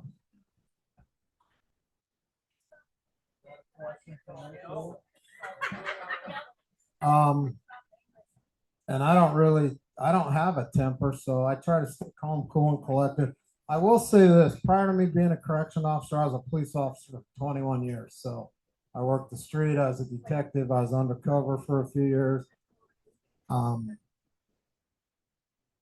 do those kind of jobs, you have to be able to bring somebody down without being physical or anything like that. So you have to learn how to communicate. I think I do a pretty good job communicating, and I look forward to your vote. I'll make sure if you do, you won't regret it. Thank you. I have one more thing. Going to dress code. I've noticed a decline in how our players dress. Each year it gets a little worse. And I'm not for that. When I walked into Western BCA, I was in awe with Mary, the two Kimberlys, Tammy, Cindy Doty. I could go on. And I respected all these women. And I respected all the men at the time playing too, because they were above everybody else, even in their dress. I'm not real happy with the standards going down here. Are you going to address any of that, or are we going to, as an organization, going to change that? So if proponent of looking professional at that tournament, there again, when I say I come from Idaho, I don't come from like Boise. I come from Southeast Idaho, where a big tournament down there is 25 players. So, and they're in jeans and cut up pants, and they just look terrible. So it's a thing of mine to make sure that Western BCA looks the part of a professional pool tournament going on over there. My goal, even as a board director or when I was a tournament official, was to have somebody that's just down there on the weekend gambling, and they see everybody going up and down the escalator, and they follow somebody in there and look, and they're just in awe because of what they see. So it's a huge thing for me. That being said, Julie's the head of the dress code. Me and her or haven't always seen eye to eye on how that dress code, what it means, what this is versus what that is. But I'll say this, anytime that I felt that way, for instance, after the sport thing, I called her on the phone. We talked for 45 minutes. She said her point, I said mine. We worked together and it got solved. And there wasn't any more issues after that. So there again, it goes back to, as always, the communication thing. And the dress code, no matter good, bad, or ugly, it was voted on by the membership. I don't know if you guys remember the meeting that took hours to go through point by point of the dress code. So that wasn't a one-person job. It was a, and I agree that it should be enforced and we should be following it.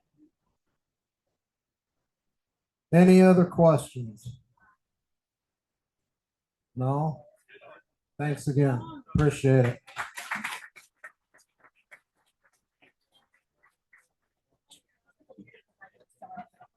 Okay, so on your ballots, you should have Ed Slade's on there. And then underneath Dave Chavez, you vote for one. You don't have to vote for one, but you cannot vote for more than one. So, and you have to have both names on the ballot for it to be a standing ballot.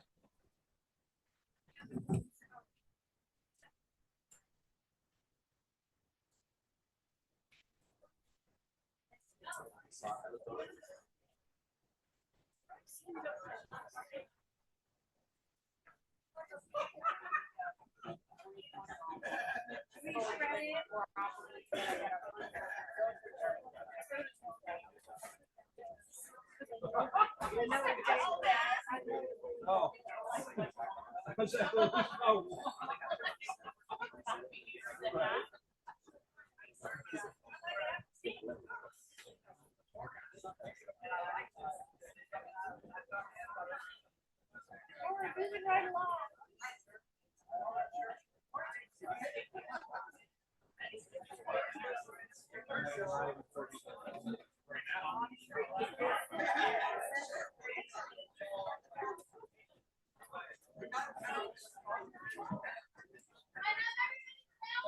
No.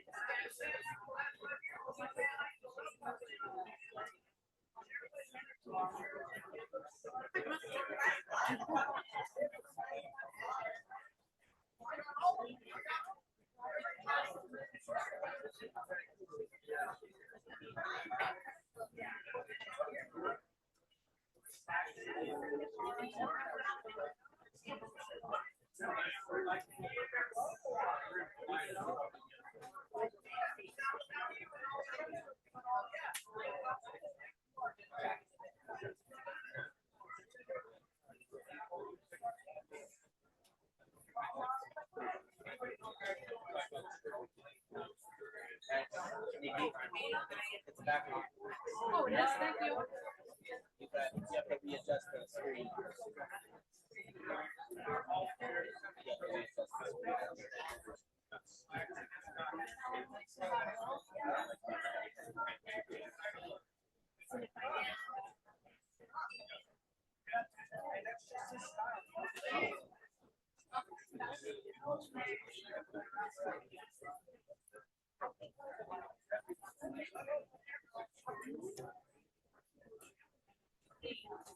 Yay, it's working. Thank you.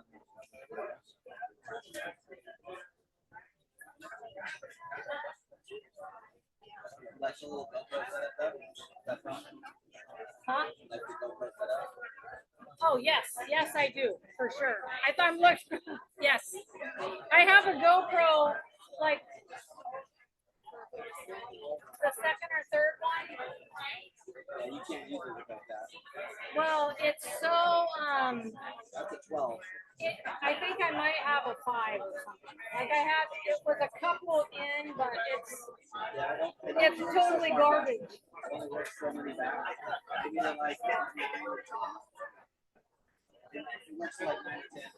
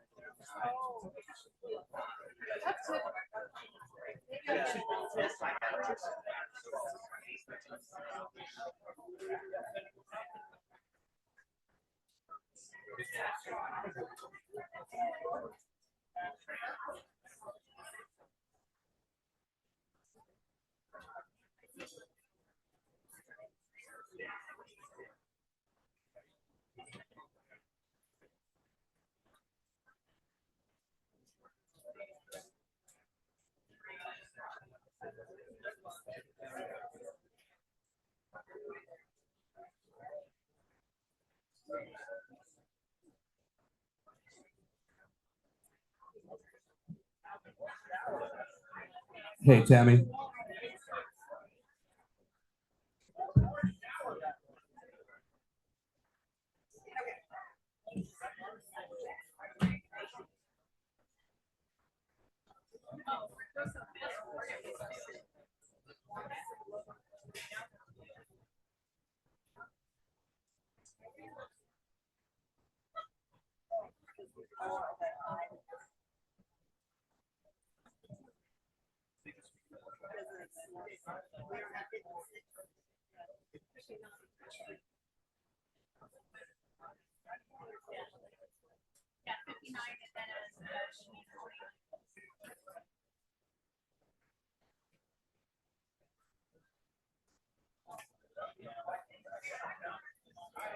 Okay, so for president, the results are in.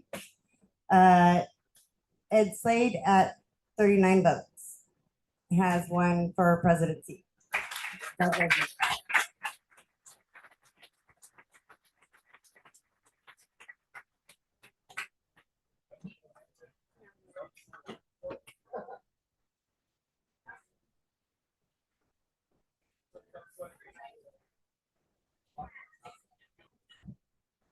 Okay, so next on it is for vice president. We have Sam Robito that has turned in his resume info for running for vice president. Is there any nominations from the floor for VP? No nominations? Yeah. Anybody? I'd like to nominate Shirley Morgan. Shirley Morgan, Julie is nominating you for vice president. Do you want to accept?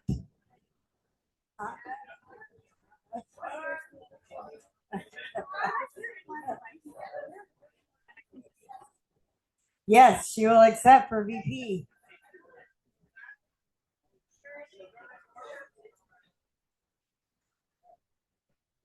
Casey is nominating Tammy Conover for VP. Does Tammy Conover accept?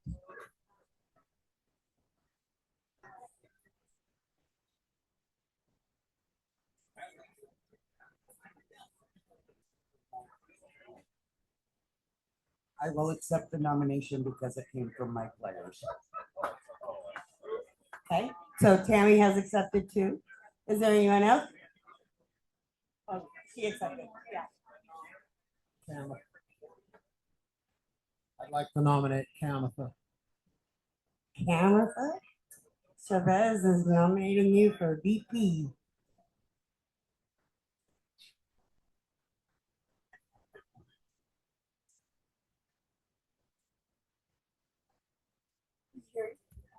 You are nominated for VP. Chavez nominated you for.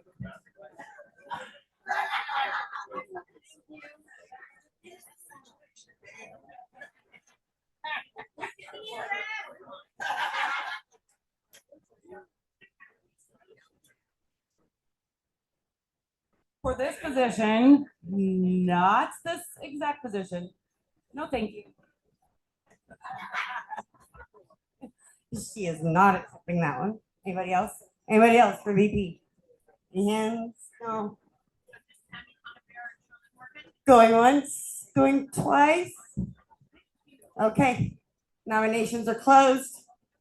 And if we can have Sam Rubito, if you want to come up here and talk.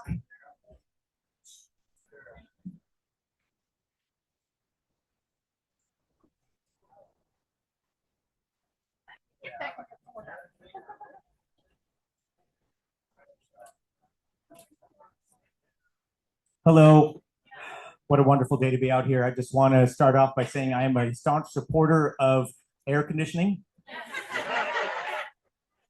Very much approved for lots of air conditioning. That's great coming from a skinny person. So Vice President, why am I running? Well, I feel I can benefit the organization. I've had the role before, and according to the bylaws, they basically tell you that if the president were to step down or stop or recuse themselves, the vice president has to take over their role. Well, I did that. That actually happened. The president had a mental break and could not perform the role anymore. And the secretary called me and said, I'll be at your house tomorrow. She lived in Seattle, and she brought 3 boxes and the tournament scrolls, because it was all on paper at that time, and she told me she resigned. And so she was the secretary and the treasurer at the time. So this was right after the ACS split. I handled it. I got it going. I did the next one, and the 2 after that. At that time, I negotiated with Chinook Winds for Western BCA to keep their coin drop. And that made us completely independent, and Chinook Winds jumped from just renting the tables. If somebody wants to do the math of what, 76 times 100, oh, that's easy, that's 7,600, to renting them outright, and then they only gave us like $2,000 or something in sponsorship, and then that what's the incremental number now that Chinook Winds is giving us for sponsor money? It's like up to $20,000 or something ridiculous, right?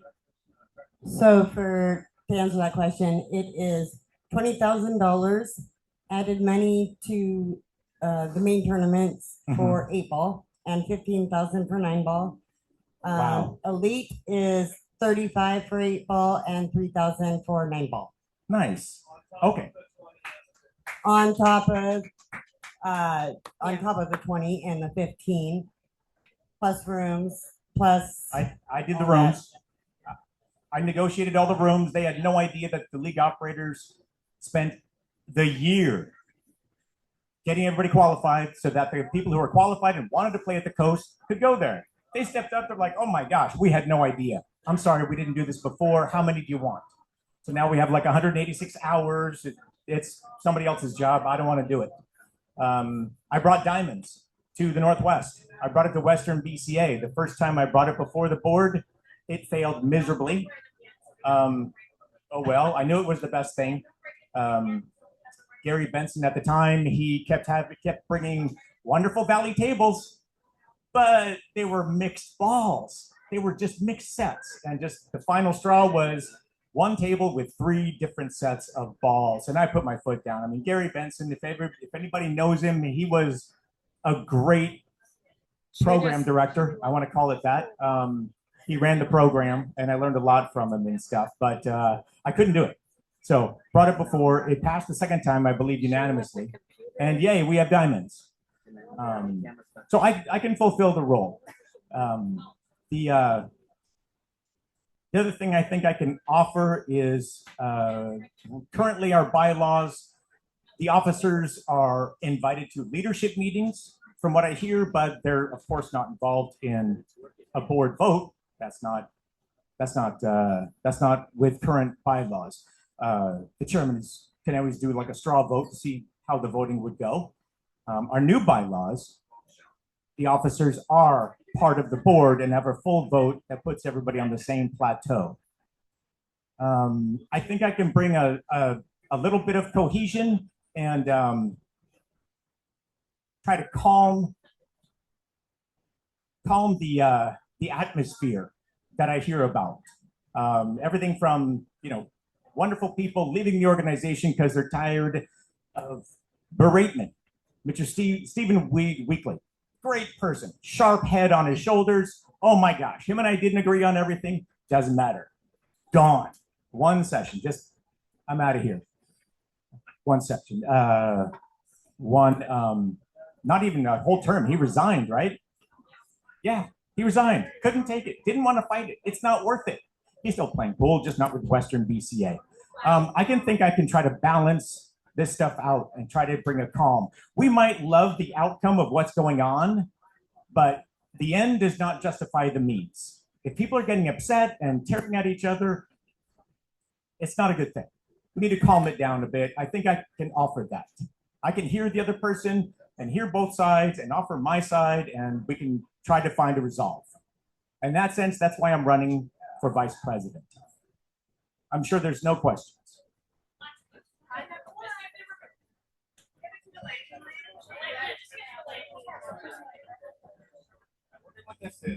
Okay, Sam, will you work as hard as you can as vice president to make remote voting a real deal? Yes, electronic voting was the way of the future when Vanessa and I both went to 10 Tennessee. And I stressed to the attending meeting members then, please, please, please, this will incorporate everyone into our association because the meetings were at the Pied Piper. Oh my gosh, it might be slightly central, but not everybody wants to drive there or eat there. Yes, is the shorter answer to that question. Of course, of course.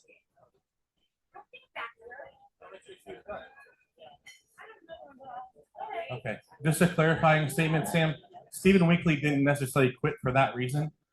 He quit for some other reasons, being an insider in that with his ex-girlfriend and I are really good friends. So I have all that information. But it's not necessarily a true statement. That's not why he quit.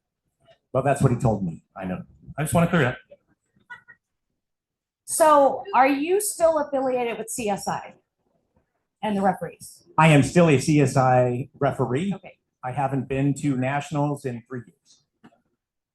I think that the one thing that when I've talked to my players, what they have with you is they're worried about, are you for Western BCA or are you more for, I love what you do. You like put in, whether they like you or not, you are like the like face of, if something's wrong, I'm going to bring it up. Like you talked about that you brought in Diamond, but you're also the big one about the predator tables. Not because you wanted it in as much as you just wanted the conversation to be brought up. So what is your stance on the differentiating between CSI and Western BCA at the coast? I hold Western BCA way above CSI. That's I am 100% Western BCA. To me, Western BCA always first. I owe it to every single player that pays their dues, that wants to play at the coast, whatever they can. And I've actually, well, I thought of something else. Sorry. Western BCA comes first. If we can help other people. I will say that we were part of the organization when you did take that spot. And whether or not people like Sam personally, he does a great job for everybody. Literally, I mean, he will back. I loved it when you did the whole thing about the tables, the coin drops. League operators used to get a free room. It was great because league operators, we don't get anything. So Sam, he rallied behind us and got that. I know we don't do that anymore, but I will say that you are somebody that even though you may not be personally involved or in that, your backbone is Western BCA. Oh, I want to add, I've been a player rep for I don't know how long, barring my wife's 5 years in Tennessee to get smarter. I just became a league operator last June due to the passing of Eric Sawyer. Hi, Sam. I definitely respect your experience and your knowledge when it comes to Western BCA. But I'd like you to tell me about a time you were given feedback that your communication style was too aggressive or dismissive or maybe offensive. And what specifically did you change and what's different today? That is completely true. I'm just in the last meeting, I told Rob Cameron, oh my gosh, what are you doing? Having a stroke? Why are you bringing that up? But I apologize. I still don't understand, but Rob and I aren't going to talk about that today. I'm boisterous and I know when I've been learning only at the last 40 years that, yeah, sometimes I can be too much, but I have great thoughts. I will agree that you do have some great thoughts. I just think it's really important that for Western BCA that we start cohesiveness. And I think that it's really important to have effective, respectful communication. And I'd really love to see that more from you. You bet. Thank you.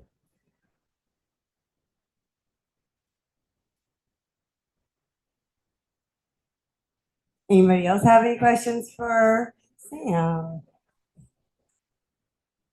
I know Sam is very passionate about Western BCA, and so I think that's the part where he gets his excitedness. So, but thank you, Sam. Oh, Chris Norling's coming.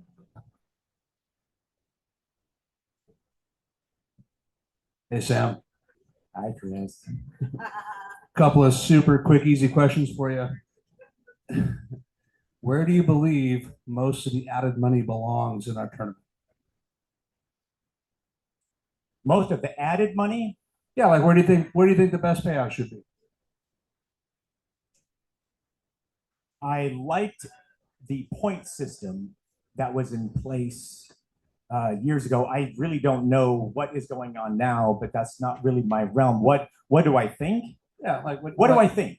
What do you think? What is your opinion perfect on? World, yes, in Sam's perfect world, we get like some sponsor that just says 10K for the elites to do a singles or a team or something. Because let's face it, they have skilled themselves out of our tournament.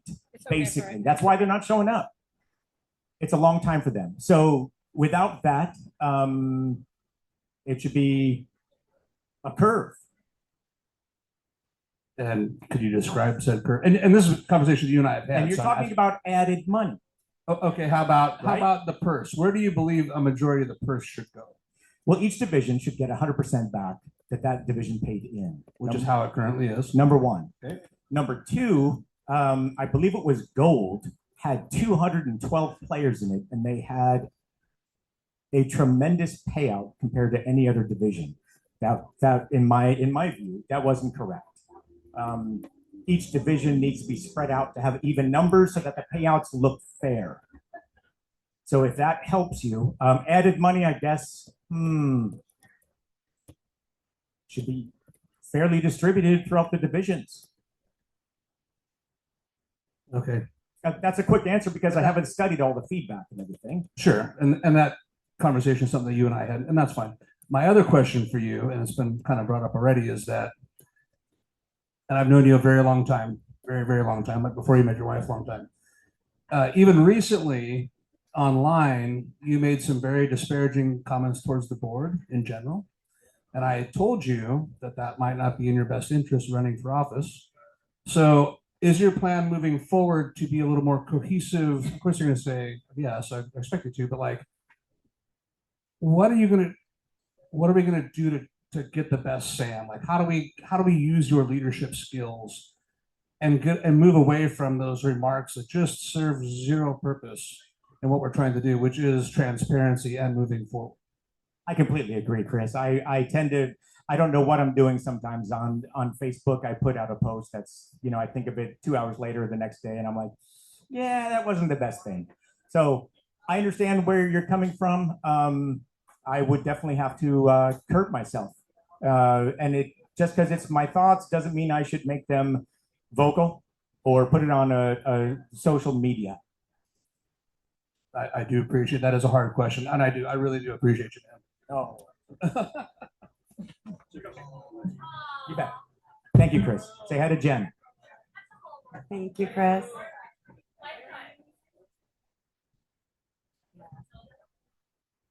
Anybody else have any questions for Sam? Thank you, Sam. Shirley Morgan, would you like to come up and say something?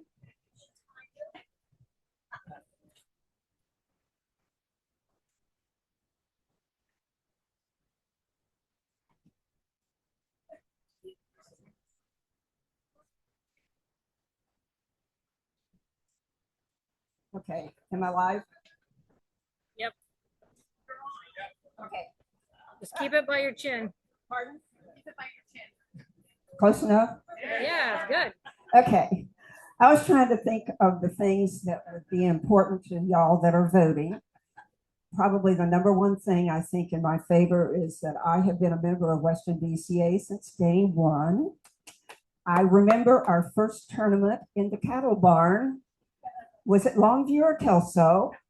That was fun. And look at where we've gone so far. And that is what Western BCA is about. We were created for tournaments and for the players. And I've been part of that as a player. I've been a player's rep. I've actually been an officer. I've been on committees. Gulp, I've been on the bylaw committee. I used to do graphics and publication for the league. I was on the Hall of Fame for a while. So I've been involved with BCA and Western BCA. I was trying to think of some of the things that might be worthwhile for y'all to know. I'm pretty, I consider or try to consider carefully for decisions. And I need to remember, and y'all need to remember, what the vice president is there for essentially is to support the president. The vice president really doesn't have assigned duties and responsibilities per se, unless the president has asked them to do that. So that's one thing that I think is important, that the person y'all select needs to be able to support the president that's out there. I made some notes, so because I don't remember everything. I'm big on compromising based upon information, not necessarily for who has, the most noise or is making the biggest claim. I think that compromise is worth meeting as many people's needs as possible. Because oftentimes, if you have one particular stance and you don't give, you leave way more people unhappy than a compromise might. I figure it's always better to get a little bit of something that's important to you than absolutely nothing. What else?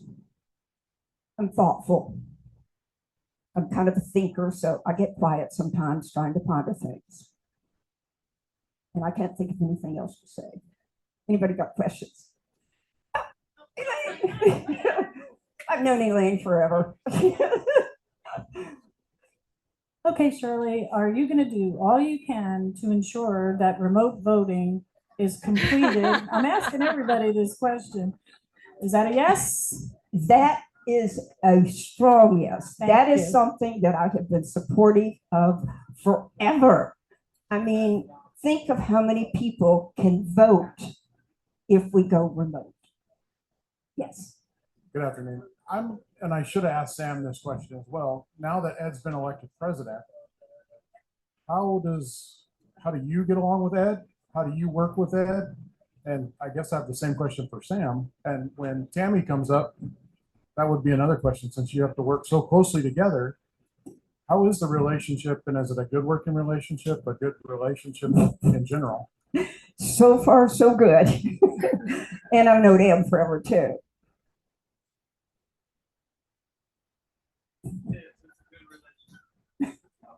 I don't have a question, I have a statement. I just want to say thank you for all your participation in the committees that you're on. And every time we ask you a question, you answer that, and I appreciate your participation in those. So thank you for participating and not just being for running for an office. Thank you. Hi, Shirley. Hey. I asked these questions that are commended to the people that did run beforehand online. And so I'm asking, why did you not announce before today that you would be running for vice president? There is a certain reluctance because it's a responsibility, it's a time commitment, and it's kind of a promise, not to just y'all here, but everybody that plays Western BCA. And I really have to make sure that that was the right decision for me. And if elected, it's the right decision for y'all. Thank you. Any more questions for Shirley? Good to go? Thank you, Shirley. Alrighty. Thank you. Tammy?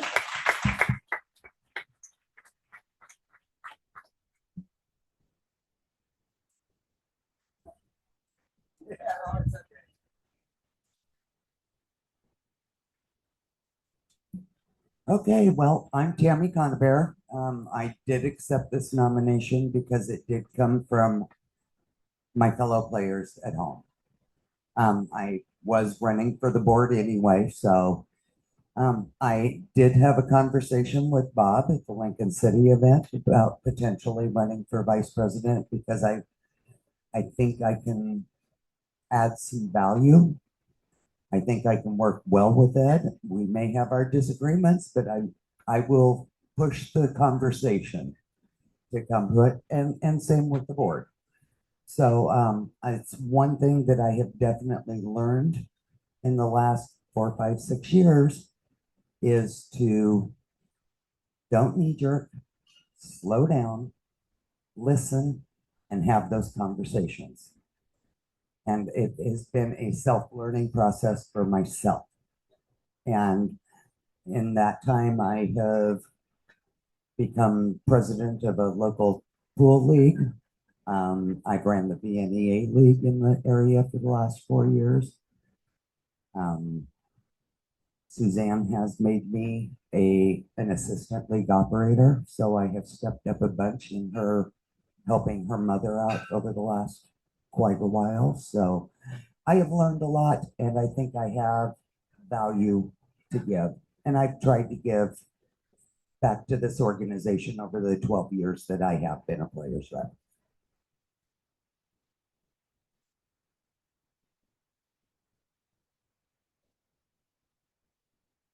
Hi, Tammy. Hello. My question for you is, I know that this was a from the floor running situation. Do you intend, if you're voted in as a vice president, do you intend to continue to run for the board? No, because that would be against the bylaws. It is not against the bylaws. Vice president isn't? No, I would take my vice president's position seriously enough that I would not run for the board. Awesome, thank you. Here comes Chris. Where's Elaine? Yes, Elaine, I intend to follow through with getting the electronic voting implemented before the next general meeting. You took all the fun out of it. It's called a preemptive attack. So I saw you mentioned you had some challenges before and that you've grown past those. And we hear a lot about, even today, about divisions in areas and geographic locations.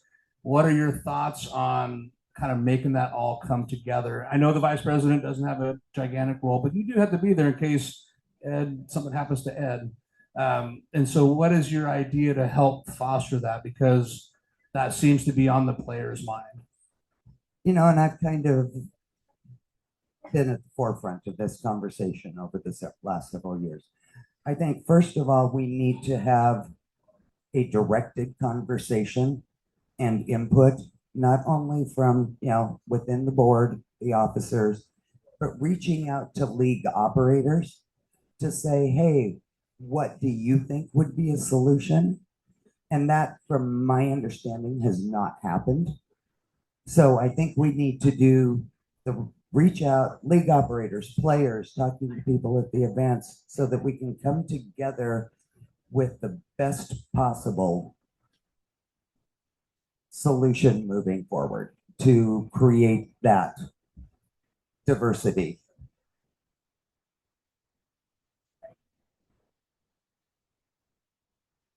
Thank you. This is a little uncomfortable. Okay.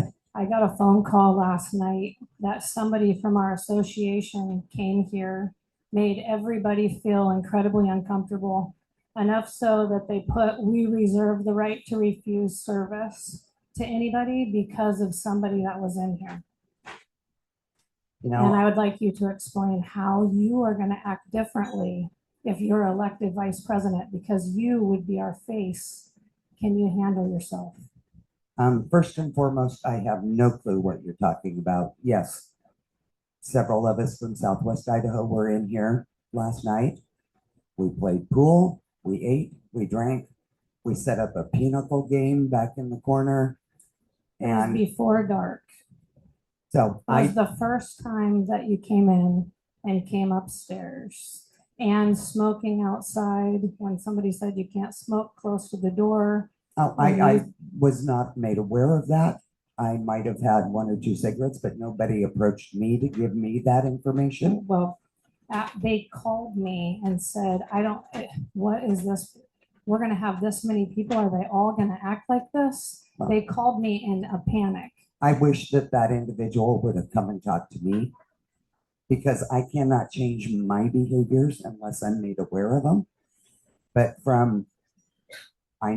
last night we were playing pool, we were having fun. We connected with the bartenders. Yes, earlier in the day I did meet the owner. Mike Crystal and I actually had a great conversation. She showed us the room. We said this looks fabulous. So I have no idea who this individual is, and first and foremost, I wish they would have come and talked to me privately. It was her.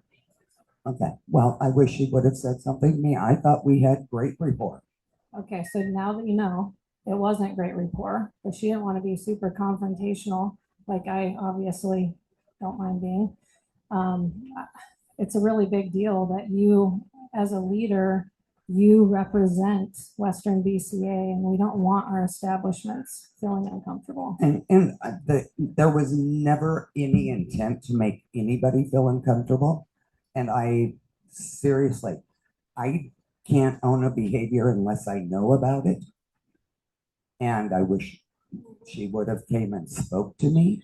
But I don't think that there was anything confrontational in that conversation. You can ask Mike Crystal. He was right there and he was asking most of the questions.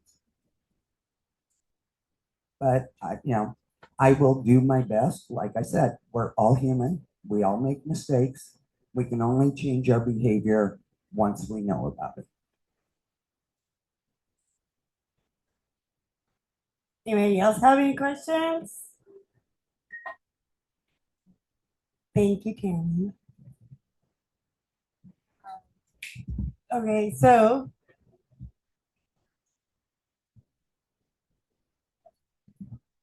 on your ballots, it should be Sam Rubito, and then Shirley Morgan, and then Tammy Conabear, TamiConibear.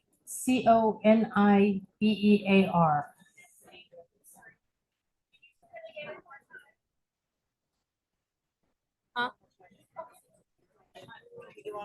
Can you say what names? Thanks. Sorry, it's really not a question, but since I was here last night, I wasn't partaking in it.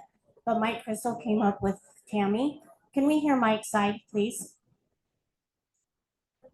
Conabear,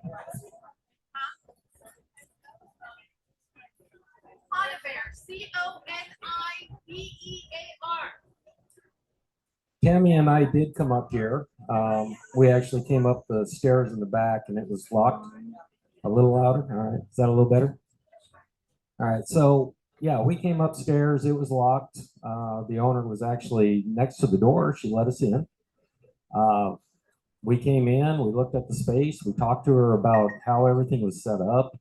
We had a great conversation of her running these type of meetings on a monthly basis, stating that there was plenty of space, that they were all in compliance and everything else. We even talked about how she controlled anybody who had issues in her bar, and that this was a great place for anyone 21 and above up here and family down below. She talked about how she handled all that. She never once came to us and had a complaint. And with her attitude and the way that she runs this bar, she would not have a second thought about not telling someone if she had an issue. So if she had an issue with Tammy, I believe that she would have talked to her directly.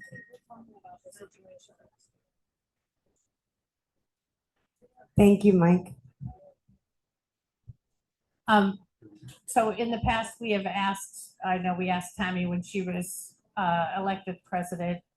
Ed, you've been elected president. Do you have any thoughts on who you would like to work closely with?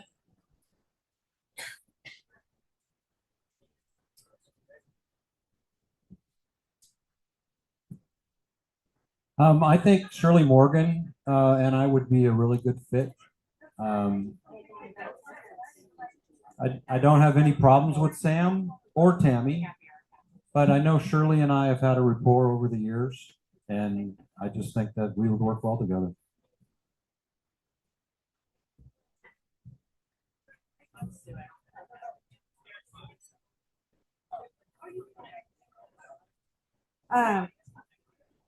And in all reality, I don't remember actually, I don't actually remember saying who I would prefer. I do remember that I nominated Suzanne as vice president at the time when I went for president.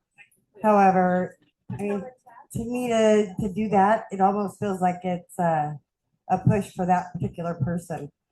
So It was a push when you nominated. You nominated. I nominated. Let's see who you want. Right?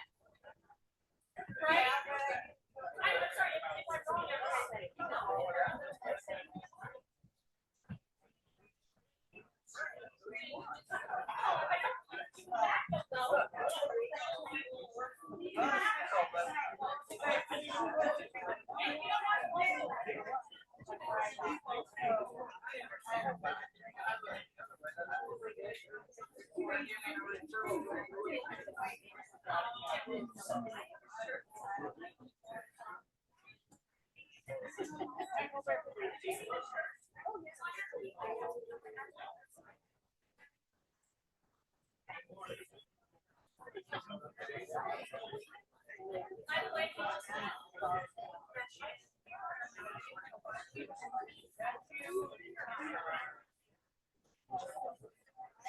everybody.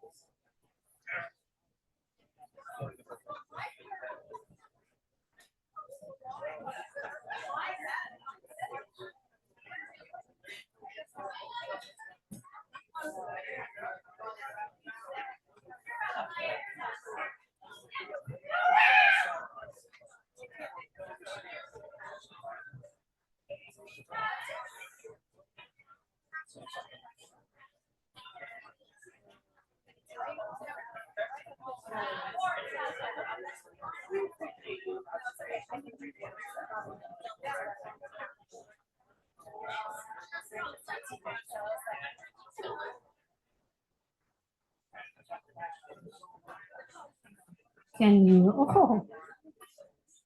Okay.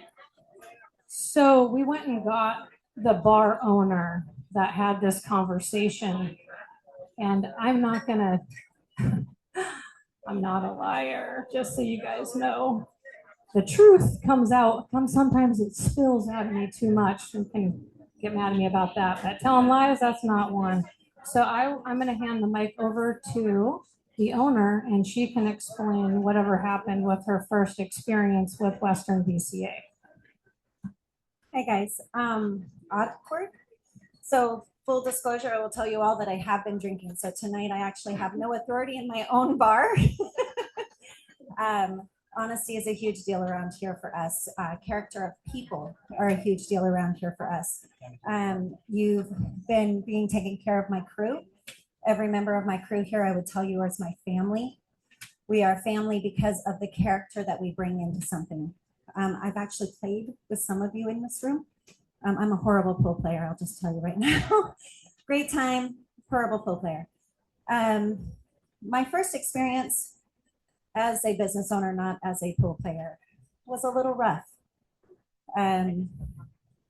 People come in, I felt very much like they were telling me that we would fail, that they were not well, that many of you did not want to be here. That's a little hard to hear because the only thing we are here is welcoming. We chose Woodland. We chose this place. We've been open for a year. Everything about what we do here is for our community. It doesn't matter race, color, sexuality. It does not matter to us. What matters is that when we're here, we're taking care of our people that come through our door. Don't know if you know it or not, but you don't pay for this space. This is because we believe that what you do in your community is be part of it. Don't open a business someplace and not be a member of your community. We have amazing other bars in this community, other restaurants. We're proud to be part of that. We just offer something a little different here. If you come here, you're part of our family. We will take care of you. We will do everything we can. But we were prepared, open arms. So Chad and Nikki came to us and said, hey, don't know if it would work out. Don't even know if you want to do it or if you could do it. Don't know if it's possible. We have to talk to some people. Would you guys be interested in hosting us? Absolutely. That sounds like a great time. Pool is a place that brings people and evens them out. Your scores are great. You can have the best score ever. You can get your ass kicked. Okay. It's a real even humbling experience sometimes. But it's a place for moms, dads, husbands, wives, friends to come together and be equal and have a good time and have a safe family environment. Many of you here in this room would probably kill for the guy next to you or at least cover their alibi, right? So when I got that experience yesterday, it was a little rough. It upset me. I don't get upset in the way that I was upset because I definitely felt like, wait a minute, you haven't even given us the opportunity to take care of you yet. You haven't given us the opportunity to show you, like, we welcome you. We want you. You might have noticed we have diamond tables. That's on purpose. There's also no coin operation on that. We don't take a dime for it. Pool brings families together. They bring friends together. That's what we wanted you here for. We wanted you all to know it's here. We would be happy to host you guys forever.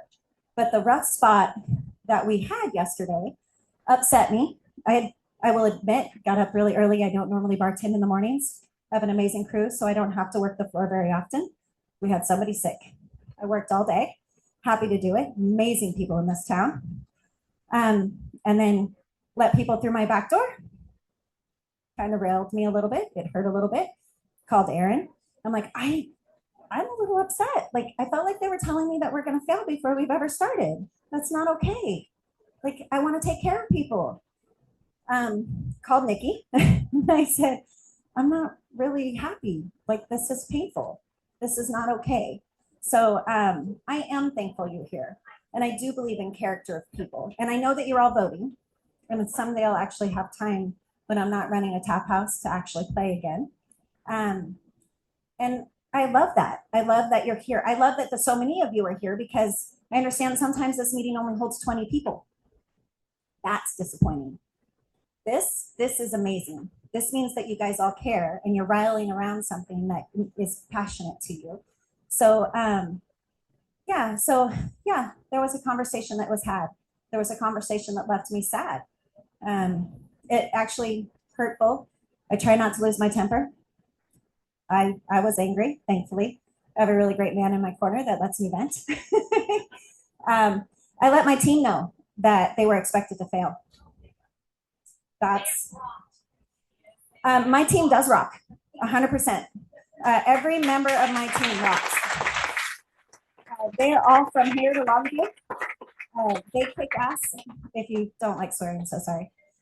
They do, though. They do. They put everything on the table every time, and they were looking forward to it. So I just want to let you guys know that they took that to heart and they tried to do their very best to take care of you. What you saw up here was doubled downstairs just in case there was need. So, but I really appreciate you guys being here, and I hope that clears some of it up. Thank you.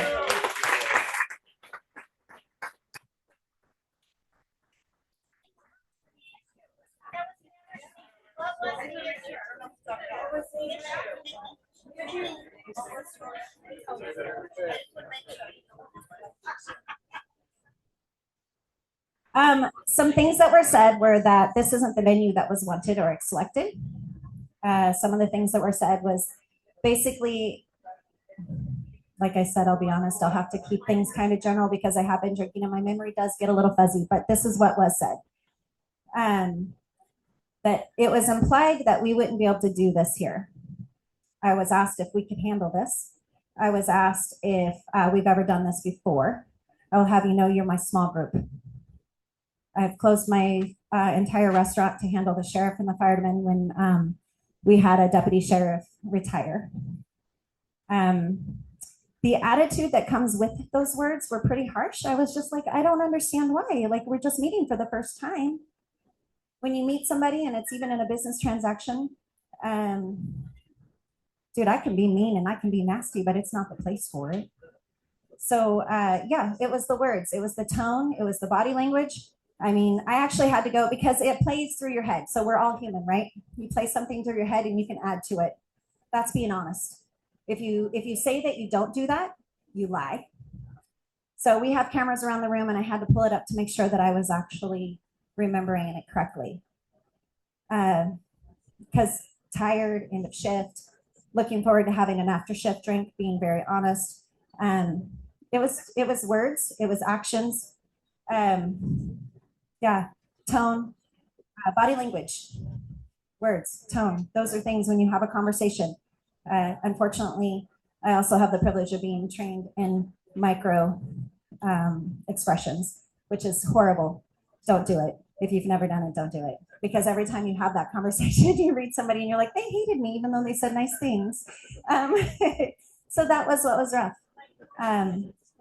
It was that was it. And when we're looking forward to having all of you and then to have somebody make us feel small, little, and incapable before they've ever given us the opportunity, I felt bad. Like, that's just a thing. So I did reach out and I did say, hey, not sure how this is gonna go. I just want you to be prepared. They may be pissed with me. So, but that was what the issue was. I'm really sorry for calling you out. Thank you.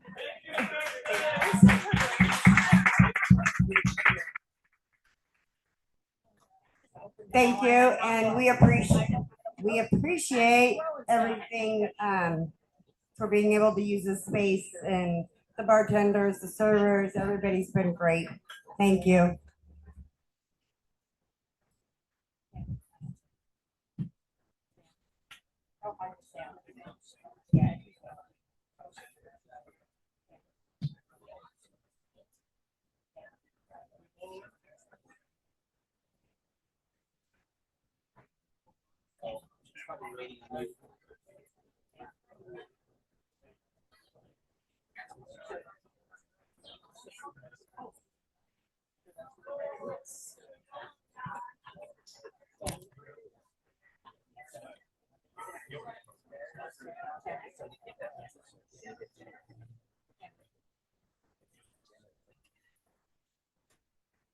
She's done it 3 times for different places. That I'm not supposed to know the other time. So this time I am supposed to know.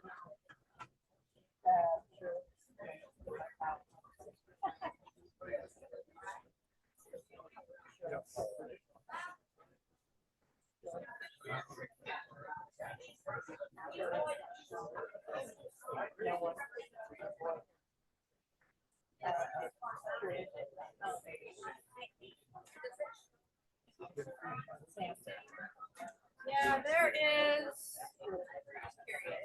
Yeah. It should stay now. I have this more stable connection. I think it can connect. There's 19, 18, 17. So there's 17 with the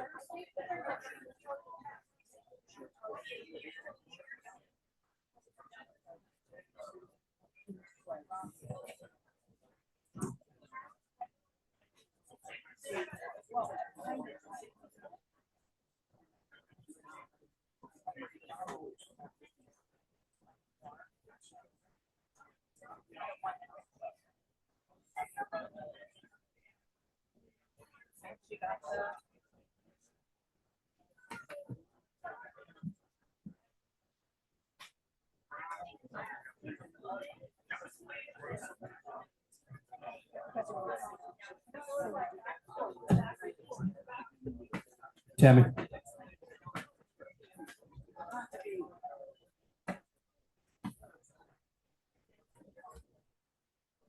All righty.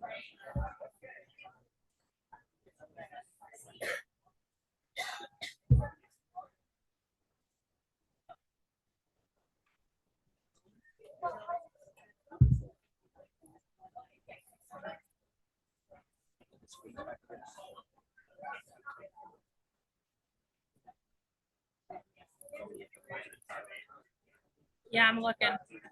Here we go.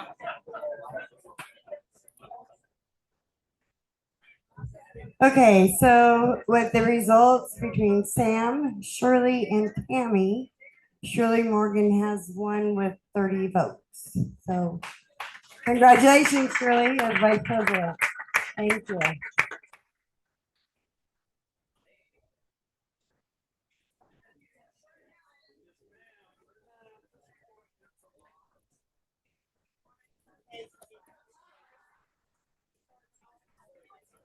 Okay, so we're gonna take a quick break. Let's see, it's 4:27. Let's go to 4:40. 4:40. Going once, going twice. We're gonna take a quick break and then we'll come back and do the board.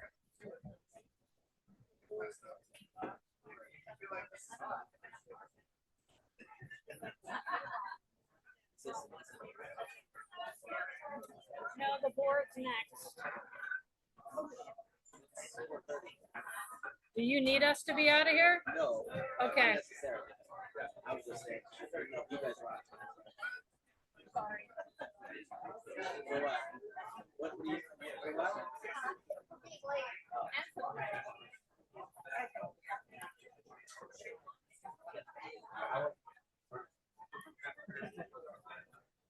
All right.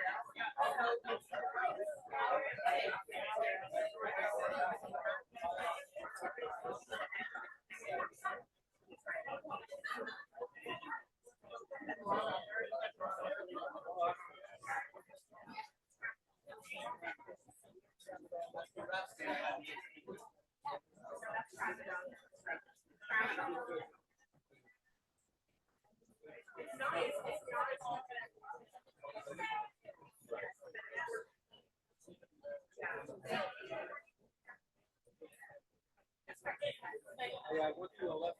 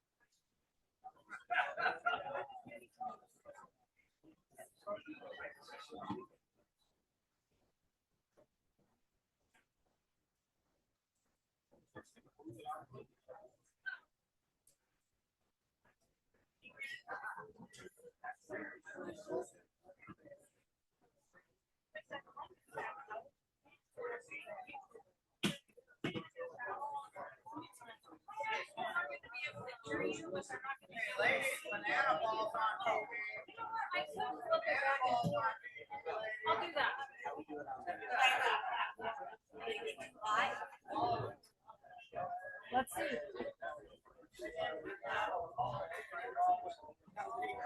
Maybe halfway.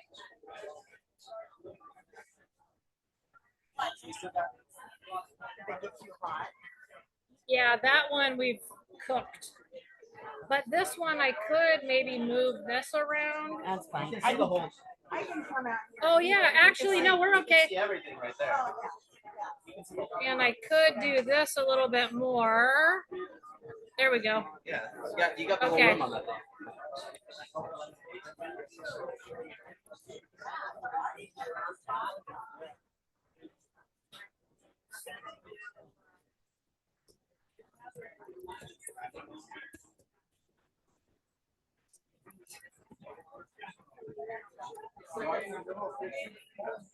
Okay, let's go ahead and get started. We are now on Board of Directors. As there is 4 open spots to be filled. Those that are running, that have sent in to run, are Lawrence Brampton, Julie Frazier, Carly Watrous, and Tammy Conabear. So there's those.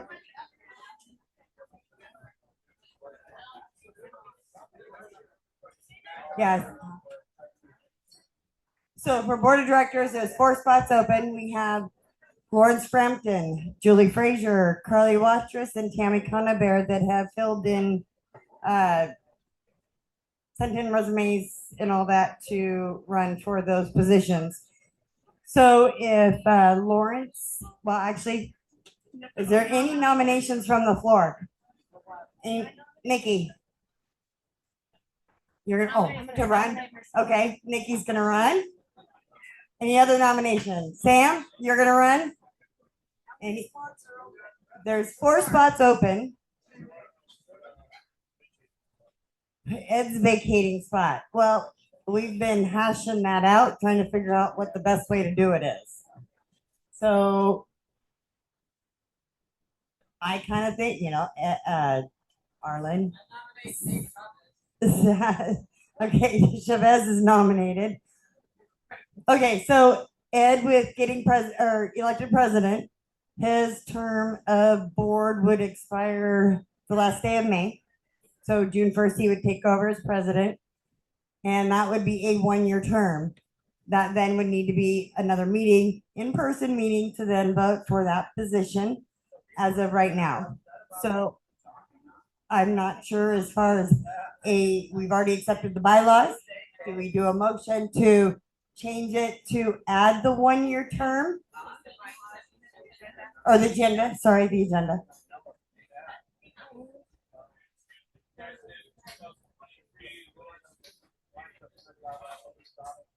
Zoom. I wasn't elected as Zoom. Yes, there was a 2-year and a 1-year term elected under Zoom in 2024. Yes, which was right after the annual meeting in 24. So anyways, I'm just gonna go with the 4 board spots at 2 years. So we,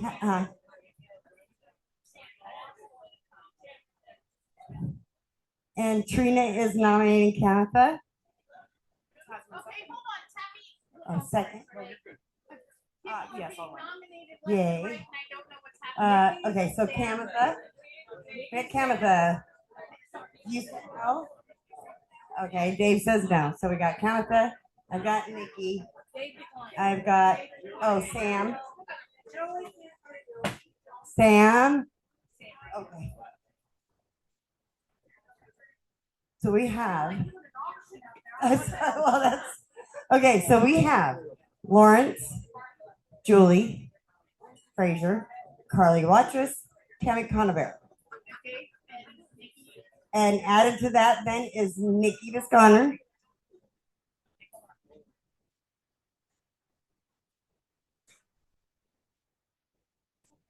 Watrous, Nikki Visconner,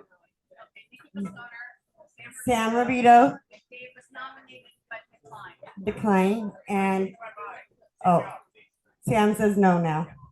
Never mind on Sam. Were you nominated or did you just jump in? I'm just writing it for the minutes. He nominated, he raised his hand too. Okay. And then Trina nominated Kamatha. And Kamatha accepted. Am I missing anybody that is? Okay. So Lawrence Frampton, Julie Frazier, Carly Watrous, Tammy Conover, Nikki Visconner, and Kamatha Crosson. Did I say it right?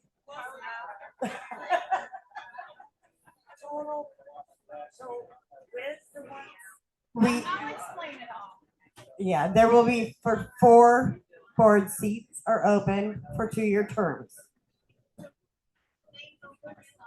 And Kamatha.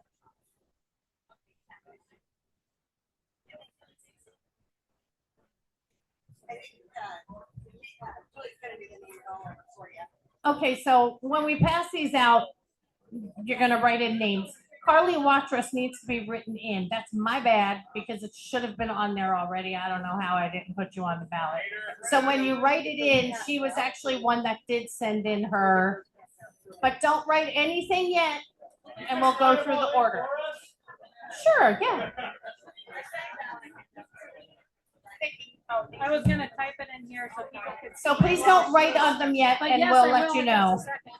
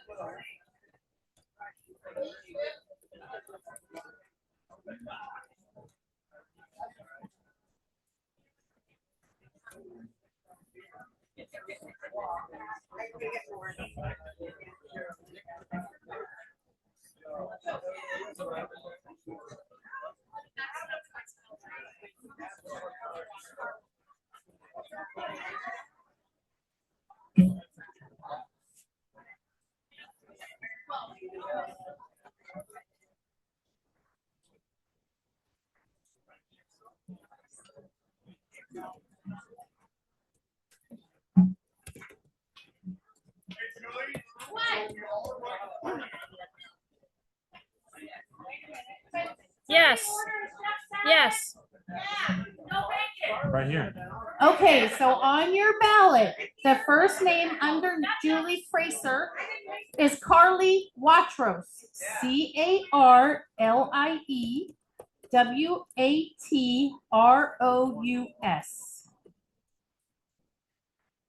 The next name is Nikki Bisconner. Nikkibiskoner. Biskoner.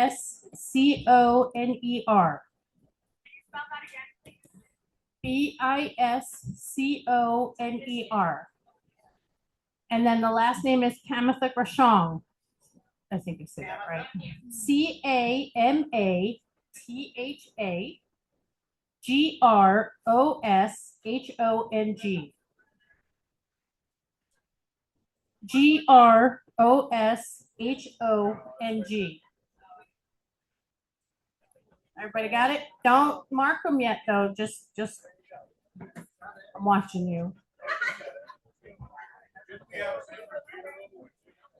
Sam Rubito pulled himself out. Changed his mind. No. I didn't give you his name.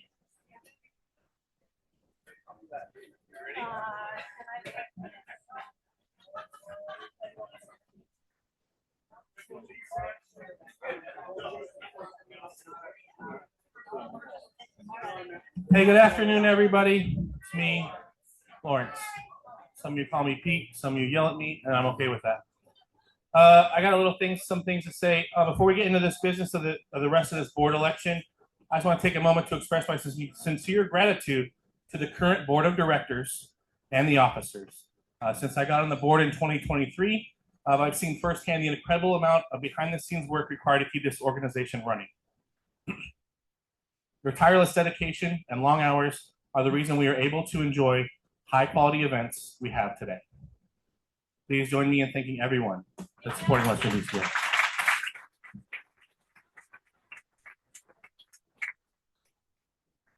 2 years ago, the board committed to a vision of stronger, more transparent, and more professional Western BCA. As we look back on what we've accomplished and forward to where we're going, I'm asking for your support to continue serving on the board. Sorry. Recent progress over the last term, we haven't just maintained the status quo. We've pushed for higher standards. The last event, we successfully navigated the complexities of our flagship event at Sugar McQueen's, ensuring registration, scheduling, and rule enforcement met the expectations of hundreds of dedicated pool players. Responsive leadership, we listened to your feedback regarding tournament flow and procedures like lagging for wins or certain time penalties didn't meet the needs of the game. We took immediate action to correct them. Your experience on the floor is my top priority. By adhering to strict nonprofit governance and Oregon state laws, we have ensured membership dues and entry fees are managed with total transparency and long-term stability. The road ahead, expanding our reach, we're spearheading several grant proposals that I talked about earlier, including initiatives with Travel Oregon for the 2027 season. These efforts are designed to bring more players into our host cities, boost our pool prizes, and elevate the overall profile of Western BCA. Digital growth, we're modernizing how we connect to our community by enhancing our digital presence and streaming our online communications channel. I want to thank everybody also right now for all the followers on the YouTube page. That allowed us to stream all those matches on tables 1 through 8, so thank you for that. Leadership shouldn't happen because it's behind closed doors. I make a point to be accessible to every one of you in this room and everyone online as well. Whether it is through email, a quick conversation between matches, or even that random phone call that I don't necessarily like to take, but I still take them. I'm always available to discuss the ideas that matter to you and hear your ideas for improving our organization. And I say that not lightheartedly. Sometimes we're here and we talk about things and there's things that are mentioned, but nobody has reached out. So if you have an issue and you don't talk to me about it, we can't necessarily address the issue, right? I'll now open the floor to questions. If you have something, let's talk about it. Oh, Elaine, I would love nothing more than at the next meeting we can do electronic voting. However, that is not up to me. That is up to everyone in this room. And that is my answer to you. Something different. Okay, something different.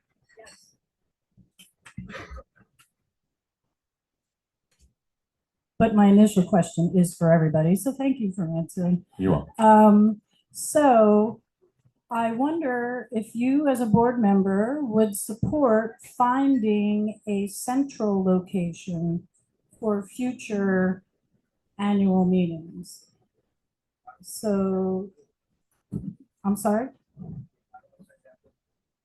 Well, for the annual meeting, the other meetings, I don't know. So I'm hoping if the bylaws forbid that, that can be changed so that we can, everybody, I did some analysis and it would be about 4 hours average for most people were we centrally located in Pendleton, for example, where we were before.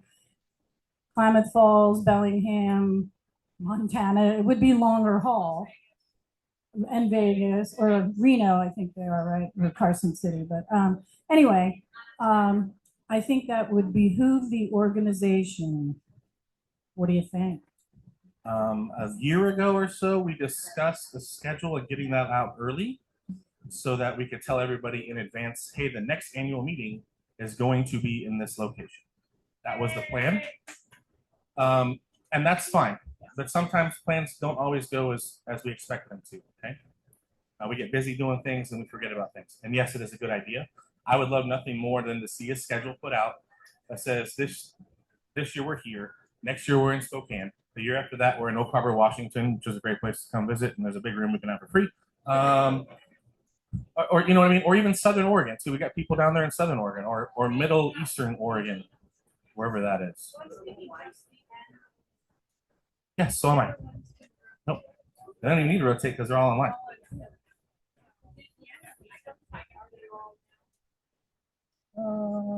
The Zoom ones, yes. The quarterlies are all online. We haven't done it in person quarterly for a while. Okay, who's next? Oh, Chris. I have a microphone. Okay, a couple of quick questions. I've worked with you now for a year on the board, which has been super fun. There's times when you bite off a lot, and I would like to see you delegate more of your responsibilities, because you are the guy that does the website, the guy that does Facebook, the guy that keeps all of the rest of us on the board. I have a question. I text Lawrence at 11 o'clock at night. You answer like you never stop. So moving forward, if you are continuing to be elected to the board chair, would you be open to more delegation to help it run than versus just? And I know your personality, like jumping in, I can do it myself. And you and I had something that you're helping me with. For that very reason, I would like to see that more of you. So that's step number one. Step number two is you mentioned something about the tournament and the lagging and recognizing that wasn't the best move for the players. Besides how the tournament, that was like a tournament committee decision. That wasn't a Lawrence thing. You added that out, and you had your own opinions on that. I'm not gonna put you on the spot on what I actually do. I just want to make sure that you would say like, hey, that wasn't necessarily just you that did that. That was everybody that. It was a we. I think I said we. Yeah. Okay. Just right. So yes, but will you be more open to delegation in the future? I'm always open to delegation. I will say this: I am my father's son. So I'm going to do work. And if I ask somebody to do it, I'll ask them once. And if I don't get the answer, or if I don't get what I need, then I'm just going to do it because it needs to get done. And sometimes we can't wait for that. We've asked for things from people a while ago when I first got on there, and it wasn't getting done. That's why we're doing minutes and those kind of things, because those weren't being done. We asked the former chair to get those done. They weren't getting done. So I just did it. You know what I mean? Because it's not like something that we're going to do. That's why we have agendas and those things. And I know that's part of the job of being the board chair, and I'll continue to do those things, and that's what I'm supposed to do. But definitely, like I would love nothing more than, give the secretary that's on the board, make her write the minutes would be great, right? Because she's a pro at it, and she would love to do that. So. And those little things. But I also know that we all currently work jobs, but yes, I'm 100% open to that. Until it doesn't work. I just know you do a lot, and it's not just organizing stuff. It is literally like website, everything that you can do, sometimes too much of. So I just wanted you to get burned out, or any other member to get burned out. So just for the sake of that, would you be open to that? Full intentions of getting Kamatha on board and letting her do the website. Oh, okay. Thanks for now. Okay, anybody else? Oh, Mr. Olson. I just want to say real quickly, I had a very big issue about a year and a half ago. And I came to Lawrence, and he talked to me, concerned, caring, a very good listener. And we talked for at least 30 minutes about an issue. And Then I had another one come up the last event, and again, we sat down, we spoke, and this guy's the real deal. When he says you've got a problem, come see me, I'll listen. He's the real deal in that regard. Thanks, Bob.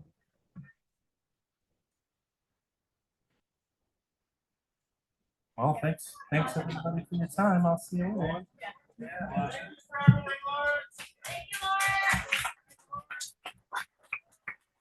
Yeah, I just wanted to say while we're here having a love fest, and obviously I'm running against you or with you. Lawrence has been fabulous. He has been. I've been on the board for a little while, and his job as chair, the communication, the way you behave, everybody. He is. Don't let him go. He is fabulous, and we need him. Okay. So I kind of mentioned your delegation thing. What's one thing you can improve upon if you're elected board of director? Come on. Obviously, delegation. No, for real. I think that For real. there's just times where things need to get scheduled ahead further, and I need to make sure that we, as a team, look ahead farther than we actually do. So, like right now, I know that we're in this meeting, but we need to be looking at the next quarterly meeting for all of you guys. We need to be looking at the next June meeting for us, and deciding those things. But beyond that, we have to look at the next tournament, and we also have to look at March, right? We have to start looking at March because those are the things that are coming up. They're going to bite us.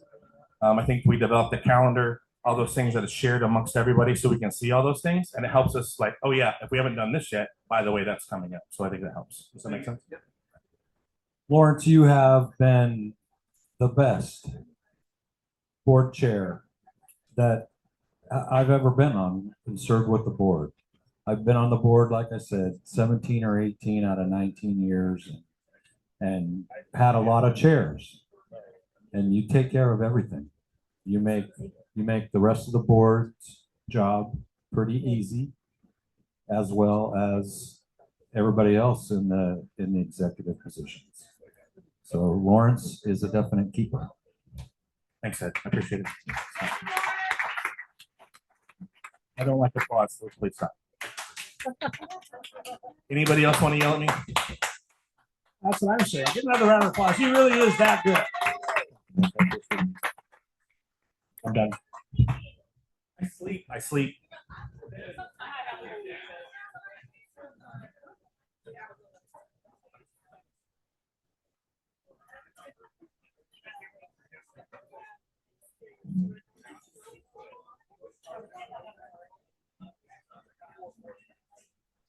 Tammy, do you want to come up and say anything?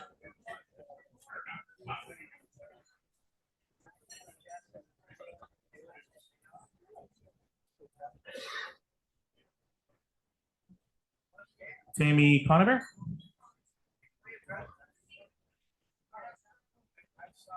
Okay. Okay. Julie?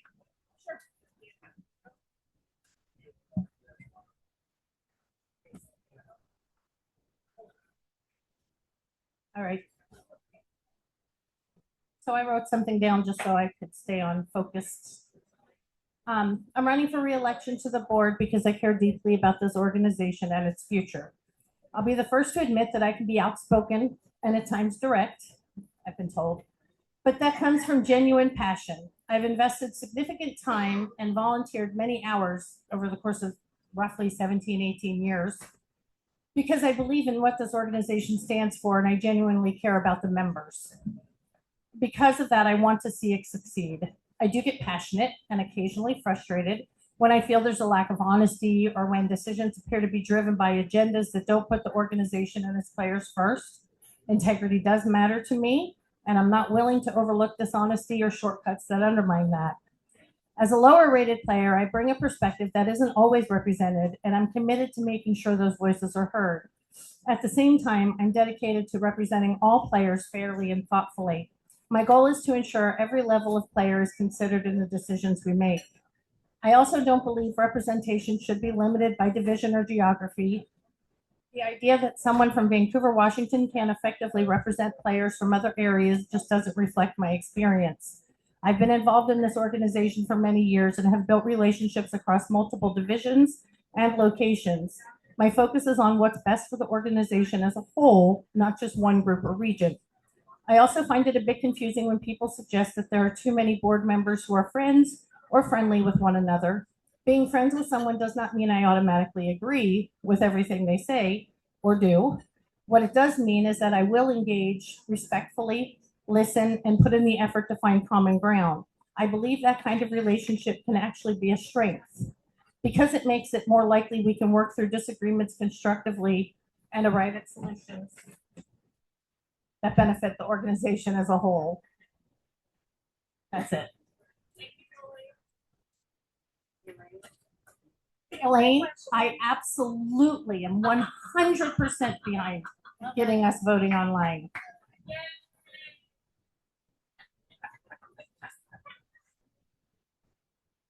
Chris, you coming up here? Or? Oh, we lost the microphone.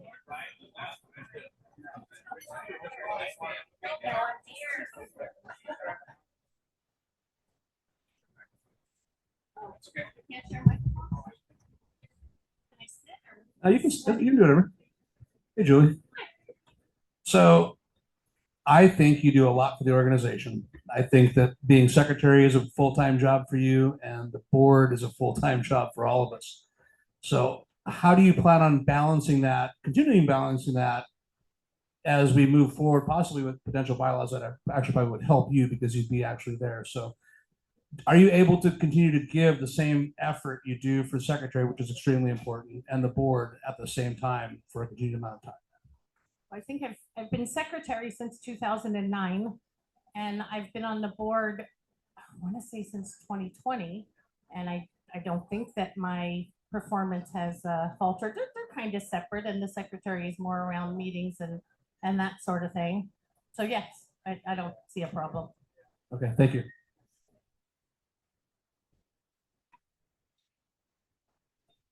Anybody else have questions for Julie? Anybody? No. Okay, moving on. Carly. Oh, Tammy. Yeah, let's get started. It's gonna get the sun's coming on the side now. Oh, so we better hurry. Yeah, are you wrapping it up after the party? Or are they gonna continue that? Ask Tammy, the one that's sitting down right now. Okay, She's so got the agenda. I don't even know what one the agenda is. earlier was kind of spur of the moment, but I did write a statement for this. 30 years ago plus, a group of lovers of the game of pool and their league operators came together with differing thoughts, passions, and objectives and goals to give birth to Western BCA.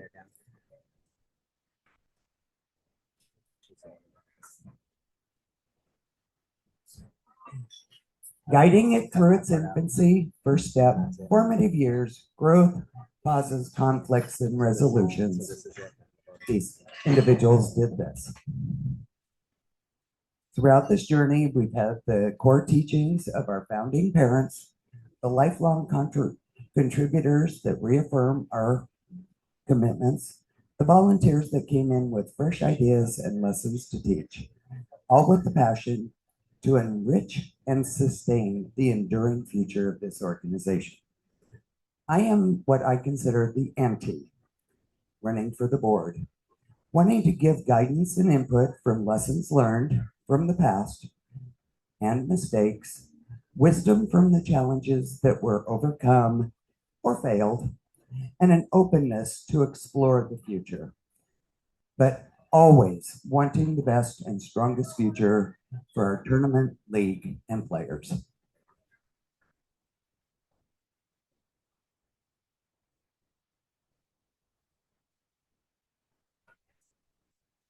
I already answered it. Does anybody have any questions for Tammy? I already answered Elaine's earlier. Yeah. Well, you probably answered most of the questions earlier. I so- probably answered most of the questions earlier, but Okay. I think I have value. I know we all have a lot of value. And we maybe just have differing opinions, but let's talk about it and figure out what is the best. Thank you, Tammy.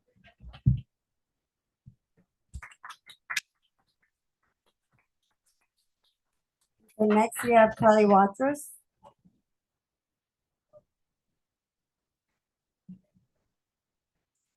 Hi, everyone.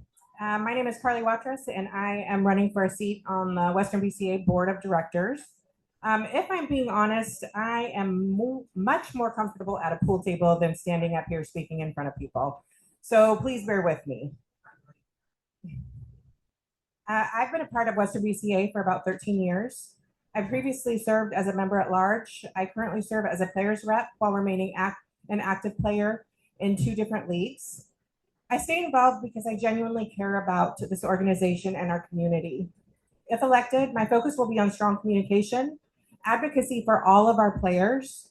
I will work to ensure quality experiences in both leagues and tournaments. This is so important because our players' experiences directly impact our participation, our retention, and the overall growth of Western BCA. I'm committed to consistent, open communication and follow through on what I say.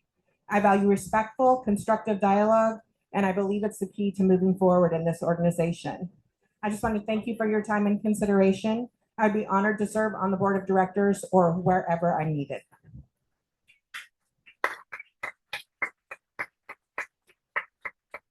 Oh, Elaine, do you have a question? Carly, will you work hard to ensure that we have the ability for remote voting? Yes, I think it's very important that all of us can contribute, whether we're here in person or all over the Pacific Northwest. Yes, Bob. I just want to say, as competition committee chair for the last year, she was on my committee. And she has a lot of good things to say. She listens, she speaks what she feels is right. And I value her greatly on the competition committee. I really do. She's one of these rare ones who'll come up with great ideas and voice her opinion politely. So thank you. Thanks, Bob. That means a lot. Anyone else? Oh, of course, Elaine. Well, I read your resume and you're a business owner, yes. And I was interested in your data analysis skills. And how do you see that we can use those if you're elected? Like, what would you work on first? I think that's a great question. So I do music research for radio stations. I hold focus groups all over the country and work with radio stations from California to Orlando and everywhere in between. I think that something that we desperately need is to be more in contact with our players and asking them what they want and how they want it. And I think the only way that we can do that is do what Chris did, is ask them in a survey. That is something that I would like to implement. I would like to hear the voices of all of our players, all of our league operators, our players reps, everybody, and take that data and make educated, informed decisions.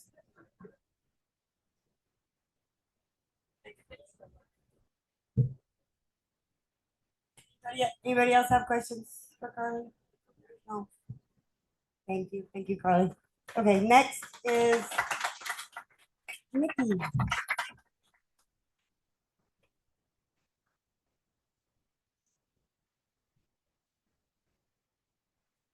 So maybe I should start with, I'm sorry, Tammy.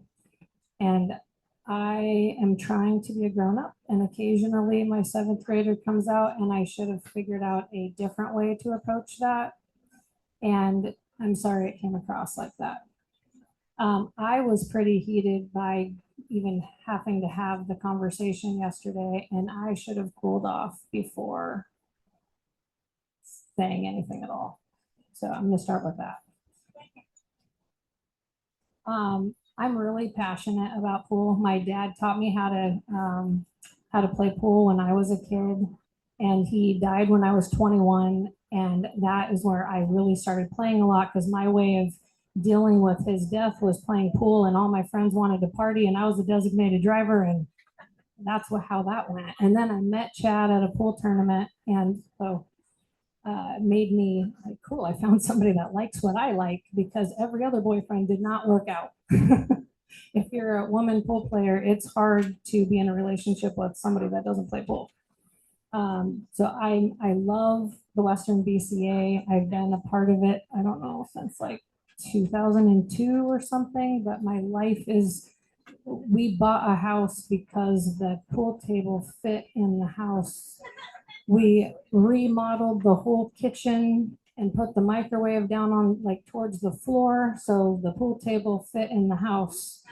Then we had children, and my daughter blew the microwave up a few times, and because you know it was the easy bake oven size.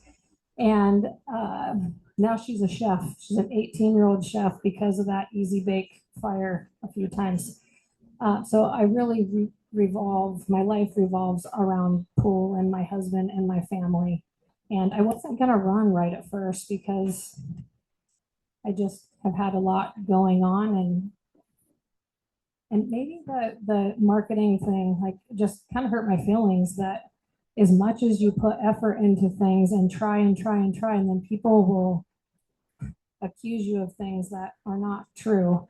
So it just took me a second to kind of get it out of my system. And so that's why I hadn't already put a resume in already. So the Zoom, what do I do? Right now I run the meetings with the Zoom part. I mean, Tammy runs the meetings, but I like make sure that everybody can get into the meetings and that all the Zoom stuff works properly.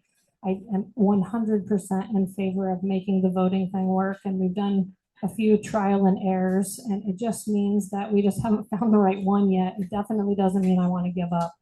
And the idea of moving to central different locations every year to have the meetings, I think that I would love to be part of that. And I'm always down for a good road trip. So I just planning it ahead of time, but I think it's a great idea to do Idaho, and it doesn't really matter where we go. I'm in favor of doing that. We just need to let people know ahead of time where we're going to do that. I also have been part of the marketing piece of it for a long time since we really started. Ed's been doing marketing kind of sole by himself for a really long time, and the last couple of years I got on it with him and the other people. So my big goal is to bring unity and that we're all doing this and having fun together and growing Western BCA, or even keeping it the same size. We have a third. I definitely have no interest at all in switching locations. I think that they spoil us. Maybe a third location would be cool, in like Pendleton or something like that. And I would be more than willing to do research and talk to people about having a third location that's more convenient for the people that live on that side. And it would probably draw people there anyways. You guys have any questions for me?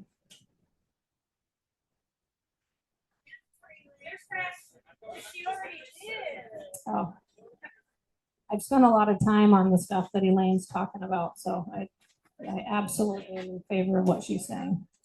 I know, sorry guys.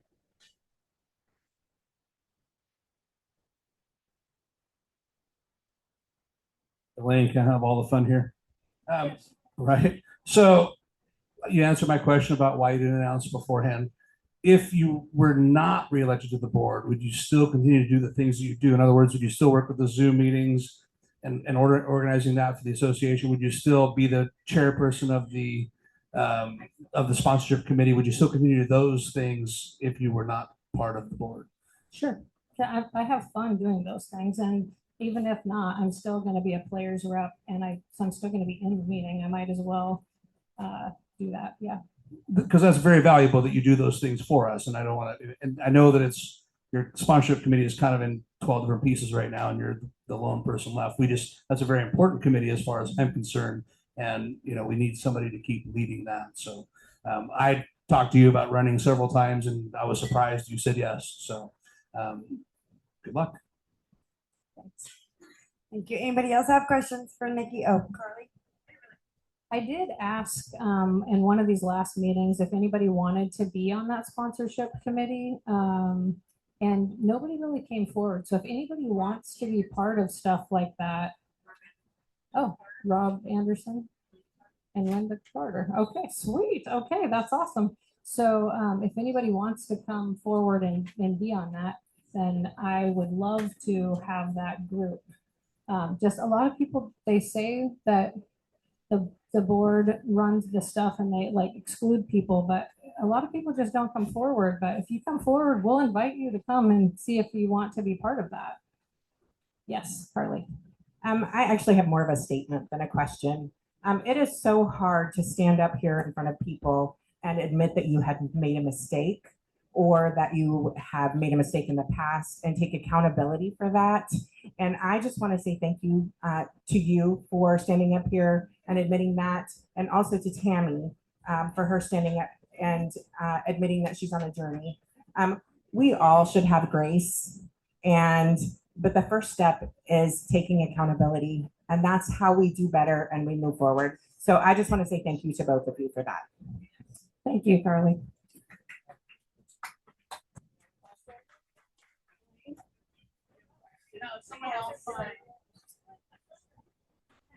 I think you need to tell the people what you do for a living. Not everybody here knows that you're a successful business person. Oh. And I think you need to let them know that. That's very important.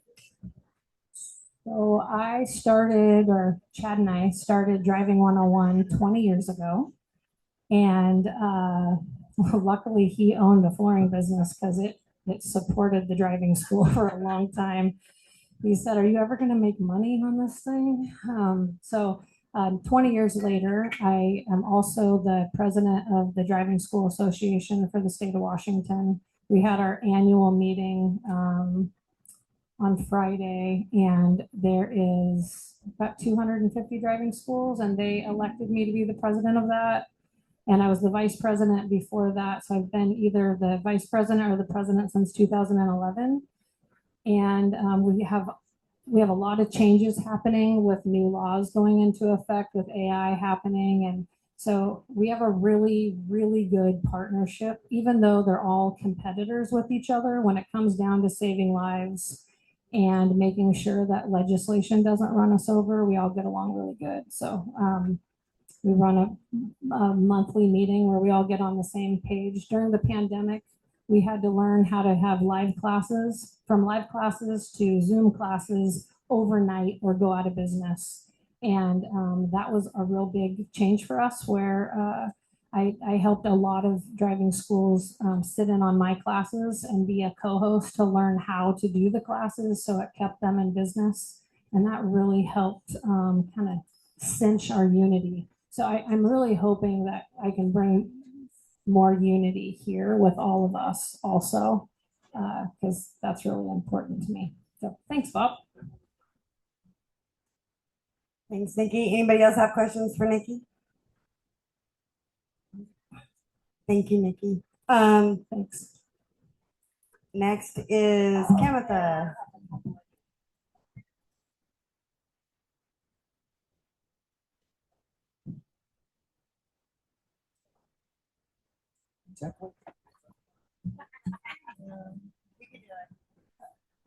So I was not planning on running for a board position. I was nominated for president, vice president, I declined it. But I'm sitting here, I've been a part of the organization for, let's see, I started playing pool, joined Western BCA in 99. 2000, I went to my first tournament, was watching it. And then 2001, 2002, I ended up being a division manager. Actually, 2003, I ended up being a division manager. And then fast forward, I kind of was left alone as a division manager. So we will leave the previous league operator's name out of it. And then in 2011, we took over the whole division. So now there's just one division. So took over the whole league. And starting in 2003, I showed up in a meeting somewhere in Washington, and I watched it when Bill Mildenberger, okay, exploded. I'm like, oh my goodness, what in the world did I get involved in? Fast forward just a couple of years. At one point, I ran a meeting and we got stuff done. It's like, we're not here for story time. Let's get stuff done. You have a conversation or you have an issue. Does that mean this? Great. The next person's like, please don't tell a story. Just tell us, is that the exact same issue? So, okay, great. So you're telling me when I have 15 people with issue number 1, 10, whatever number, 10 for issue number 2. These are big issues. So we were getting stuff done like that. I have not attended every single meeting. Because back in the day, did we even have cell phones back then? So we obviously didn't have remote, I was gonna say remote proctoring, but that's for my job. I've been to several meetings. I have not, I'm not gonna stand here and tell you I've been to every single meeting, because I didn't. We have kids, we worked at Arlen and I worked at a speedway on the weekends, and I could not get away on Sunday. So I'm not gonna sit here and lie. I've been to every single meeting, because I haven't. Around 2007, I started doing the payouts. As actually ended up the chair of the payout calculations committee, and then we had several meetings. Came up with the queries. I still do the payout calculations. I don't do the payouts. I do the payout calculations, of which I've always said the payouts must stay separate from the politics. So the politics cannot get involved in the payouts. That's our money. We go determine our money to win money. What I do for a living is I am the director of project management at a technology company. So that's why wherever Lawrence is, that's why I always have an opinion on technology and security. And so I think I can make a difference there. I am a low player. I am not a player. I don't play every single night of the week. I have a life, and I have kids that are still at home, and I don't eat and breathe pool, although it takes my time. It takes my time. So of course I want to make the organization better. But I can also tell you that sitting back, being involved so long, if I can sit here and say I have opinions about this and things how this should be different, this should be different, why look at it as put up or shut up? So I would like to help with maybe the committees. I would like to help with the communication. It's kind of disappointing to say that communication's not there, because I really believe that every single person, the officers and the board of directors, I don't think they want to not communicate. I don't think they want to not hide information. So guess what? They're kind of attacked for communication, or maybe you see that they're attacking themselves within about communication. Well, let's come up with a better way to communicate. Maybe we can make this more simple. Maybe your board meetings can have a different type of approach of your board minutes and send them out to the membership. We've had player reps show up in meetings and disappear. Player reps in and out because they don't want to go to these meetings, a bunch of BS. So it's like, they don't want to go to these meetings. And it's so sad. I see very talented people that have a great opinion that can make a difference. They just don't want to deal with it. I would love to help change that. So I've kind of said, whoever's left on the board and the new board members, I can have a conversation with each and every one of you. And it's a great conversation. So then why can't we all collectively come together, kind of help with communication, maybe build the technology that we ask. I think I have so much to say that I forgot it, and I'm so freaking hot. I'm done with this heat. So I would just like to help out. I'm not going to dedicate 100 million yards, so I don't think anyone should have to dedicate 100 million yards. Let's get stuff done. And I am on the bylaws committee, so I know how that's going to do it. So I am passionate about that because I've had to type those words and document. I want to get the information out to people that's better, that could easier to understand the differences, like the redlining. I have options, but I'm not just going to run out and do that because I want to do it the right way. Can I legally? It's not even I. He's the what you call it, the chair of the committee. I'm not going to undermine that.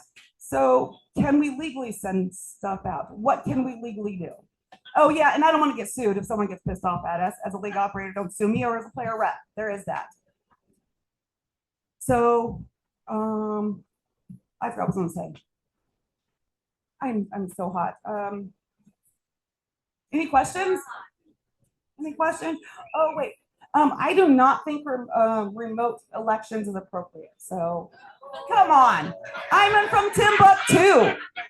I didn't go to meetings. So I didn't have a babysitter, so I can do that. I mean, of course I want electronic elections. I also believe there's a way you can do hybrid elections. Pardon? Hybrid? Some in person, some remote. Yeah, so there's ways. It's like I mentioned earlier, it would take a little bit of elbow work between the board, whoever's running. There's software out there. I know that there's also some discrepancies or questioning about how much money is spent on technology. Well, yeah, I'm like, what the heck is really, you're spending that much money? Reality is, I come from the technology world. So it can be expensive. So unfortunately, it's expensive. I think that maybe we could have some better, I would approach this like project management with the PMs that I have at my job. It's like, okay, if you have a committee Let's actually identify the bullet points, straight to the point, no story tells. Come on. Let's identify exactly what happened and let's get that out. Each committee should be able to, I say this, but I mean, each committee should be able to summarize the points. We should be able to go out, maybe Facebook, maybe voting on the website. I can see that voting on the website is possible with if the technology is built, if we don't want to procure a third-party software. So I am super, I did not intend on running. I was nominated and I said, you know what, I can work with this group of people. And so I think we can make a difference. I could help, I could contribute to meetings. Any questions?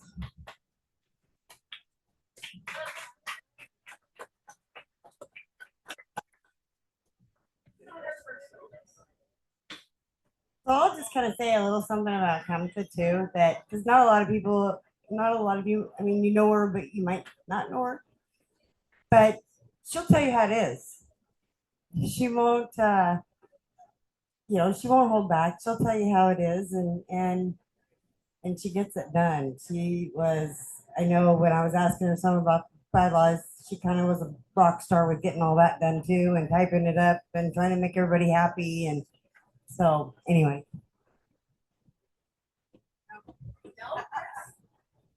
Anyway. No questions? Anybody have any questions?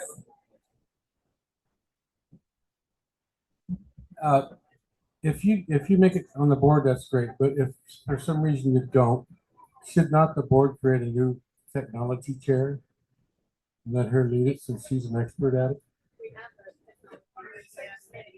Okay, all right. Anyway, I think you fit well, so thank you. I appreciate the compliment. Thank you.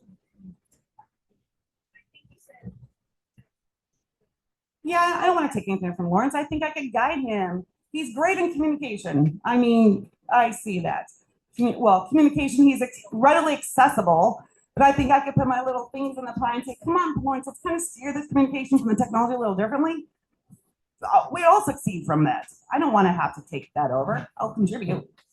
Would you still do the payouts if you're on the board, or would you pass that responsibility on to somebody else? Because there'd be kind of a, would that be a conflict or would it not be a conflict? I promise I sat there thinking about that being a conflict. With being on the board to do the payouts, I think that actually, to answer your questions, I would still keep it. Because I already said I don't want the politics involved in that. But if I'm on the board, is that a conflict of interest? But I also think that being on the board is a way to take all the different conversations of the different committees and allow the payouts to be part of those conversations, because some of the repercussions of what happened in this last tournament where we changed divisions, I kind of messed with the calculations. So I resurrected some old payout calculations to committee members and said, let's talk about some of these queries that we're using to disperse money. And so I brought them back in and we discussed it and we had to kind of modify them a little bit. So I would stay doing payout calculations. And do you have like the 19 million hours a month to donate to us to help it keep going?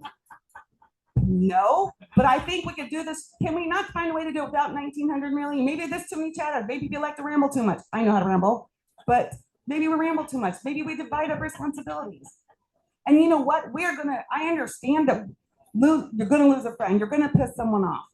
But I do not want any backstabbing done. And if there's a perception of backstabbing, I'm out in the open. I don't put up with that crap. No.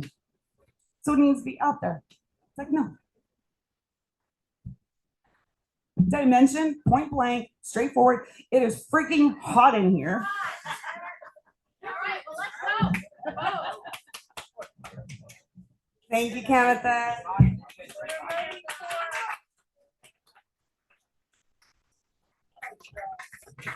So there are 4 positions open. You can vote for 4, you can vote for 3, you can vote for 2, you can vote for 1, get it? But you can't vote for 5. So don't circle 5 people, only 4. Well, we got to get you a new ballot.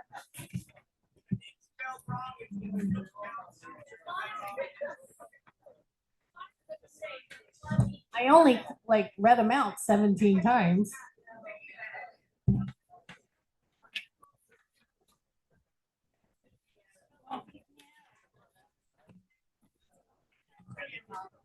You want to read the number?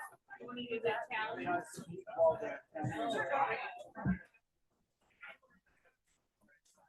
While they're counting the ballots, I just want to say thank you to Tammy Culbertson for being our president, for putting in the hours and hours and hours that she's been putting in ever since I've known her. Thank you very much. Good job, Thank you.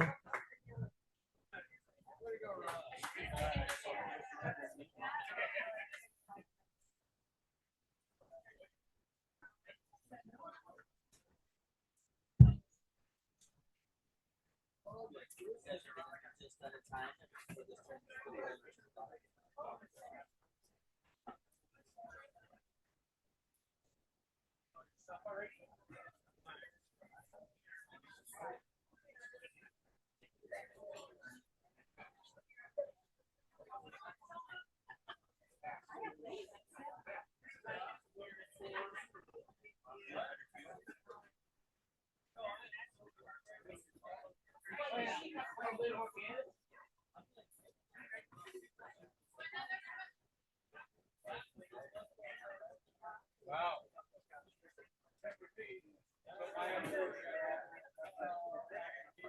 Yeah, that's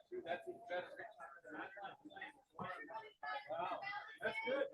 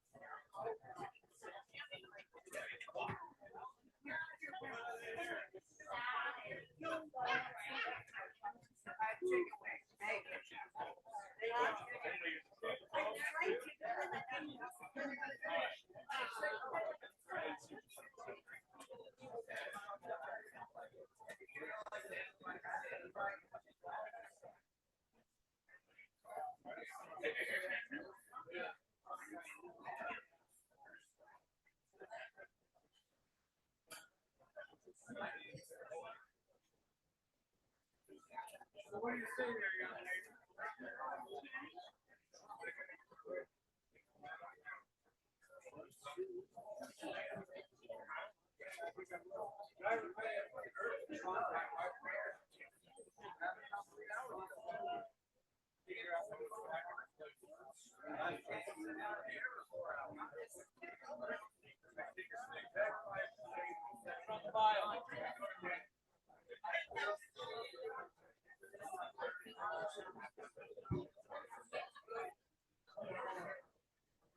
I'll open another.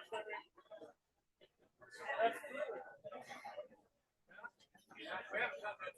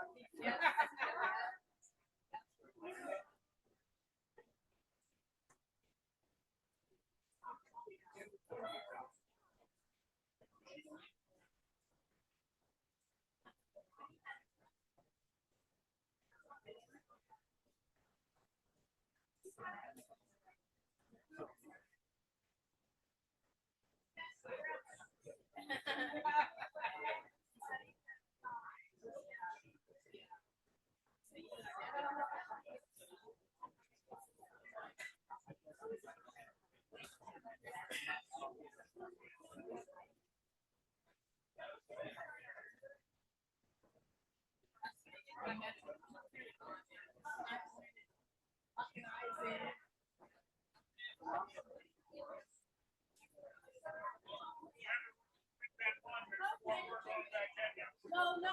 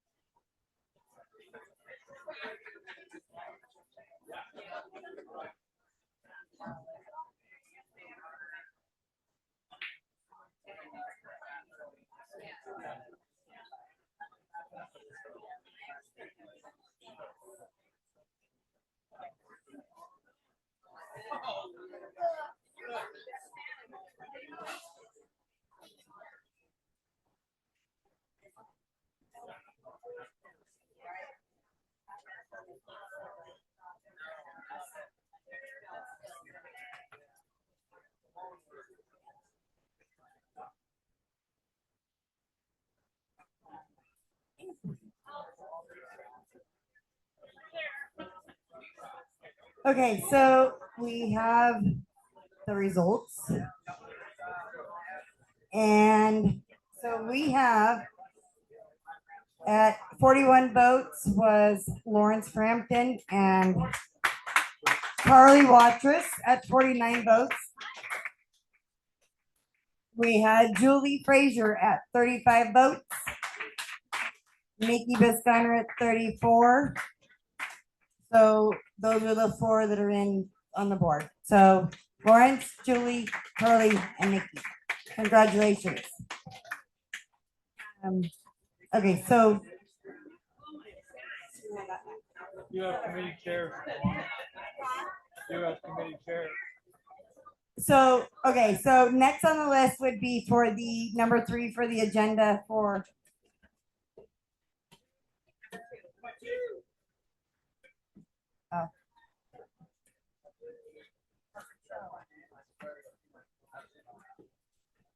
anyways, okay. So next of it would be for the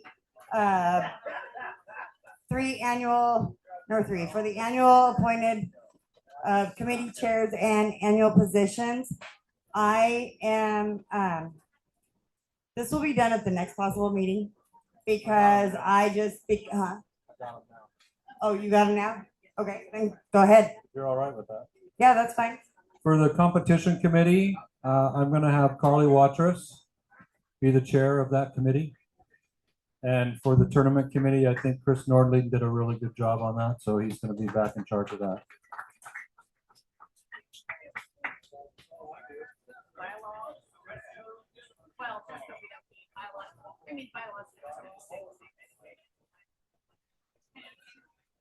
Yeah, Arlen's gonna stay on the bylaws. Clay is gonna stay For Hall of Fame. Hall of Fame. Yeah, Lawrence is gonna do everything else.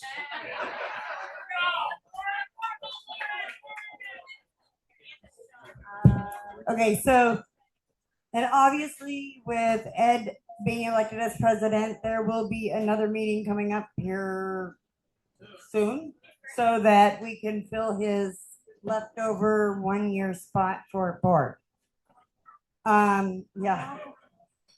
So that'll be coming up. And then, so number 4 also per Nikki, we've decided that we're taking it off and we'll move that to the next meeting as well. So it was for the sponsorship fund allocation part. So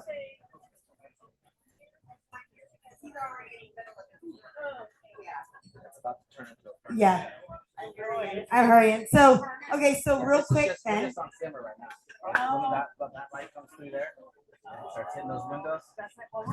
Oh, okay. So we're postponing it to the next available meeting. Okay. The word is different. Better. Is that better? Okay. So, next quarterly meeting will be August 2nd, 2026 via Zoom, but there's going to be one obviously prior to that. So don't have a date for that yet. And I want to give a huge shout out again to Woodland Northbound Tap House and Sports Bar for allowing the Western BCA to have our annual elections meeting. And so please, with the applause, make sure that you take care of those that helped us. There's Tony, Brooke, Jesus, Aaron, and Jeanette as well. And we appreciate you guys. So make sure that you take care of them for sticking with us through this heat. So,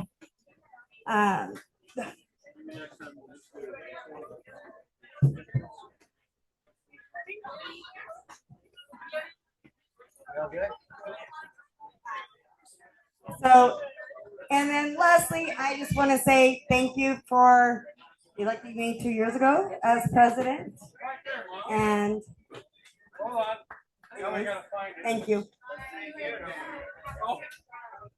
Thanks, Tammy. Thank you, Tammy.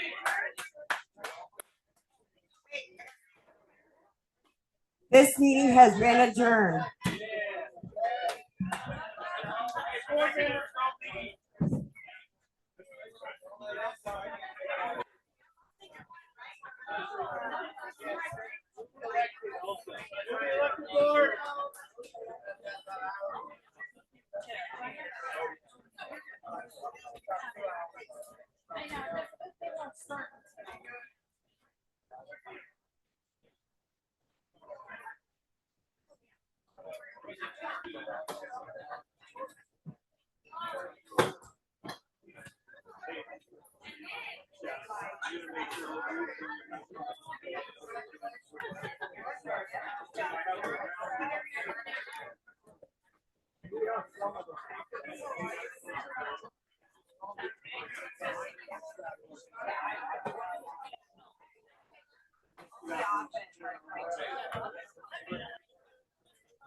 You want to save all the stuff I was doing?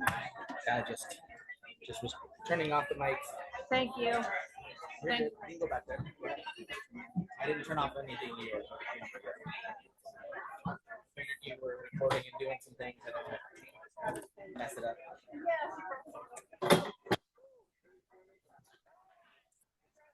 Okay, how do I save everything?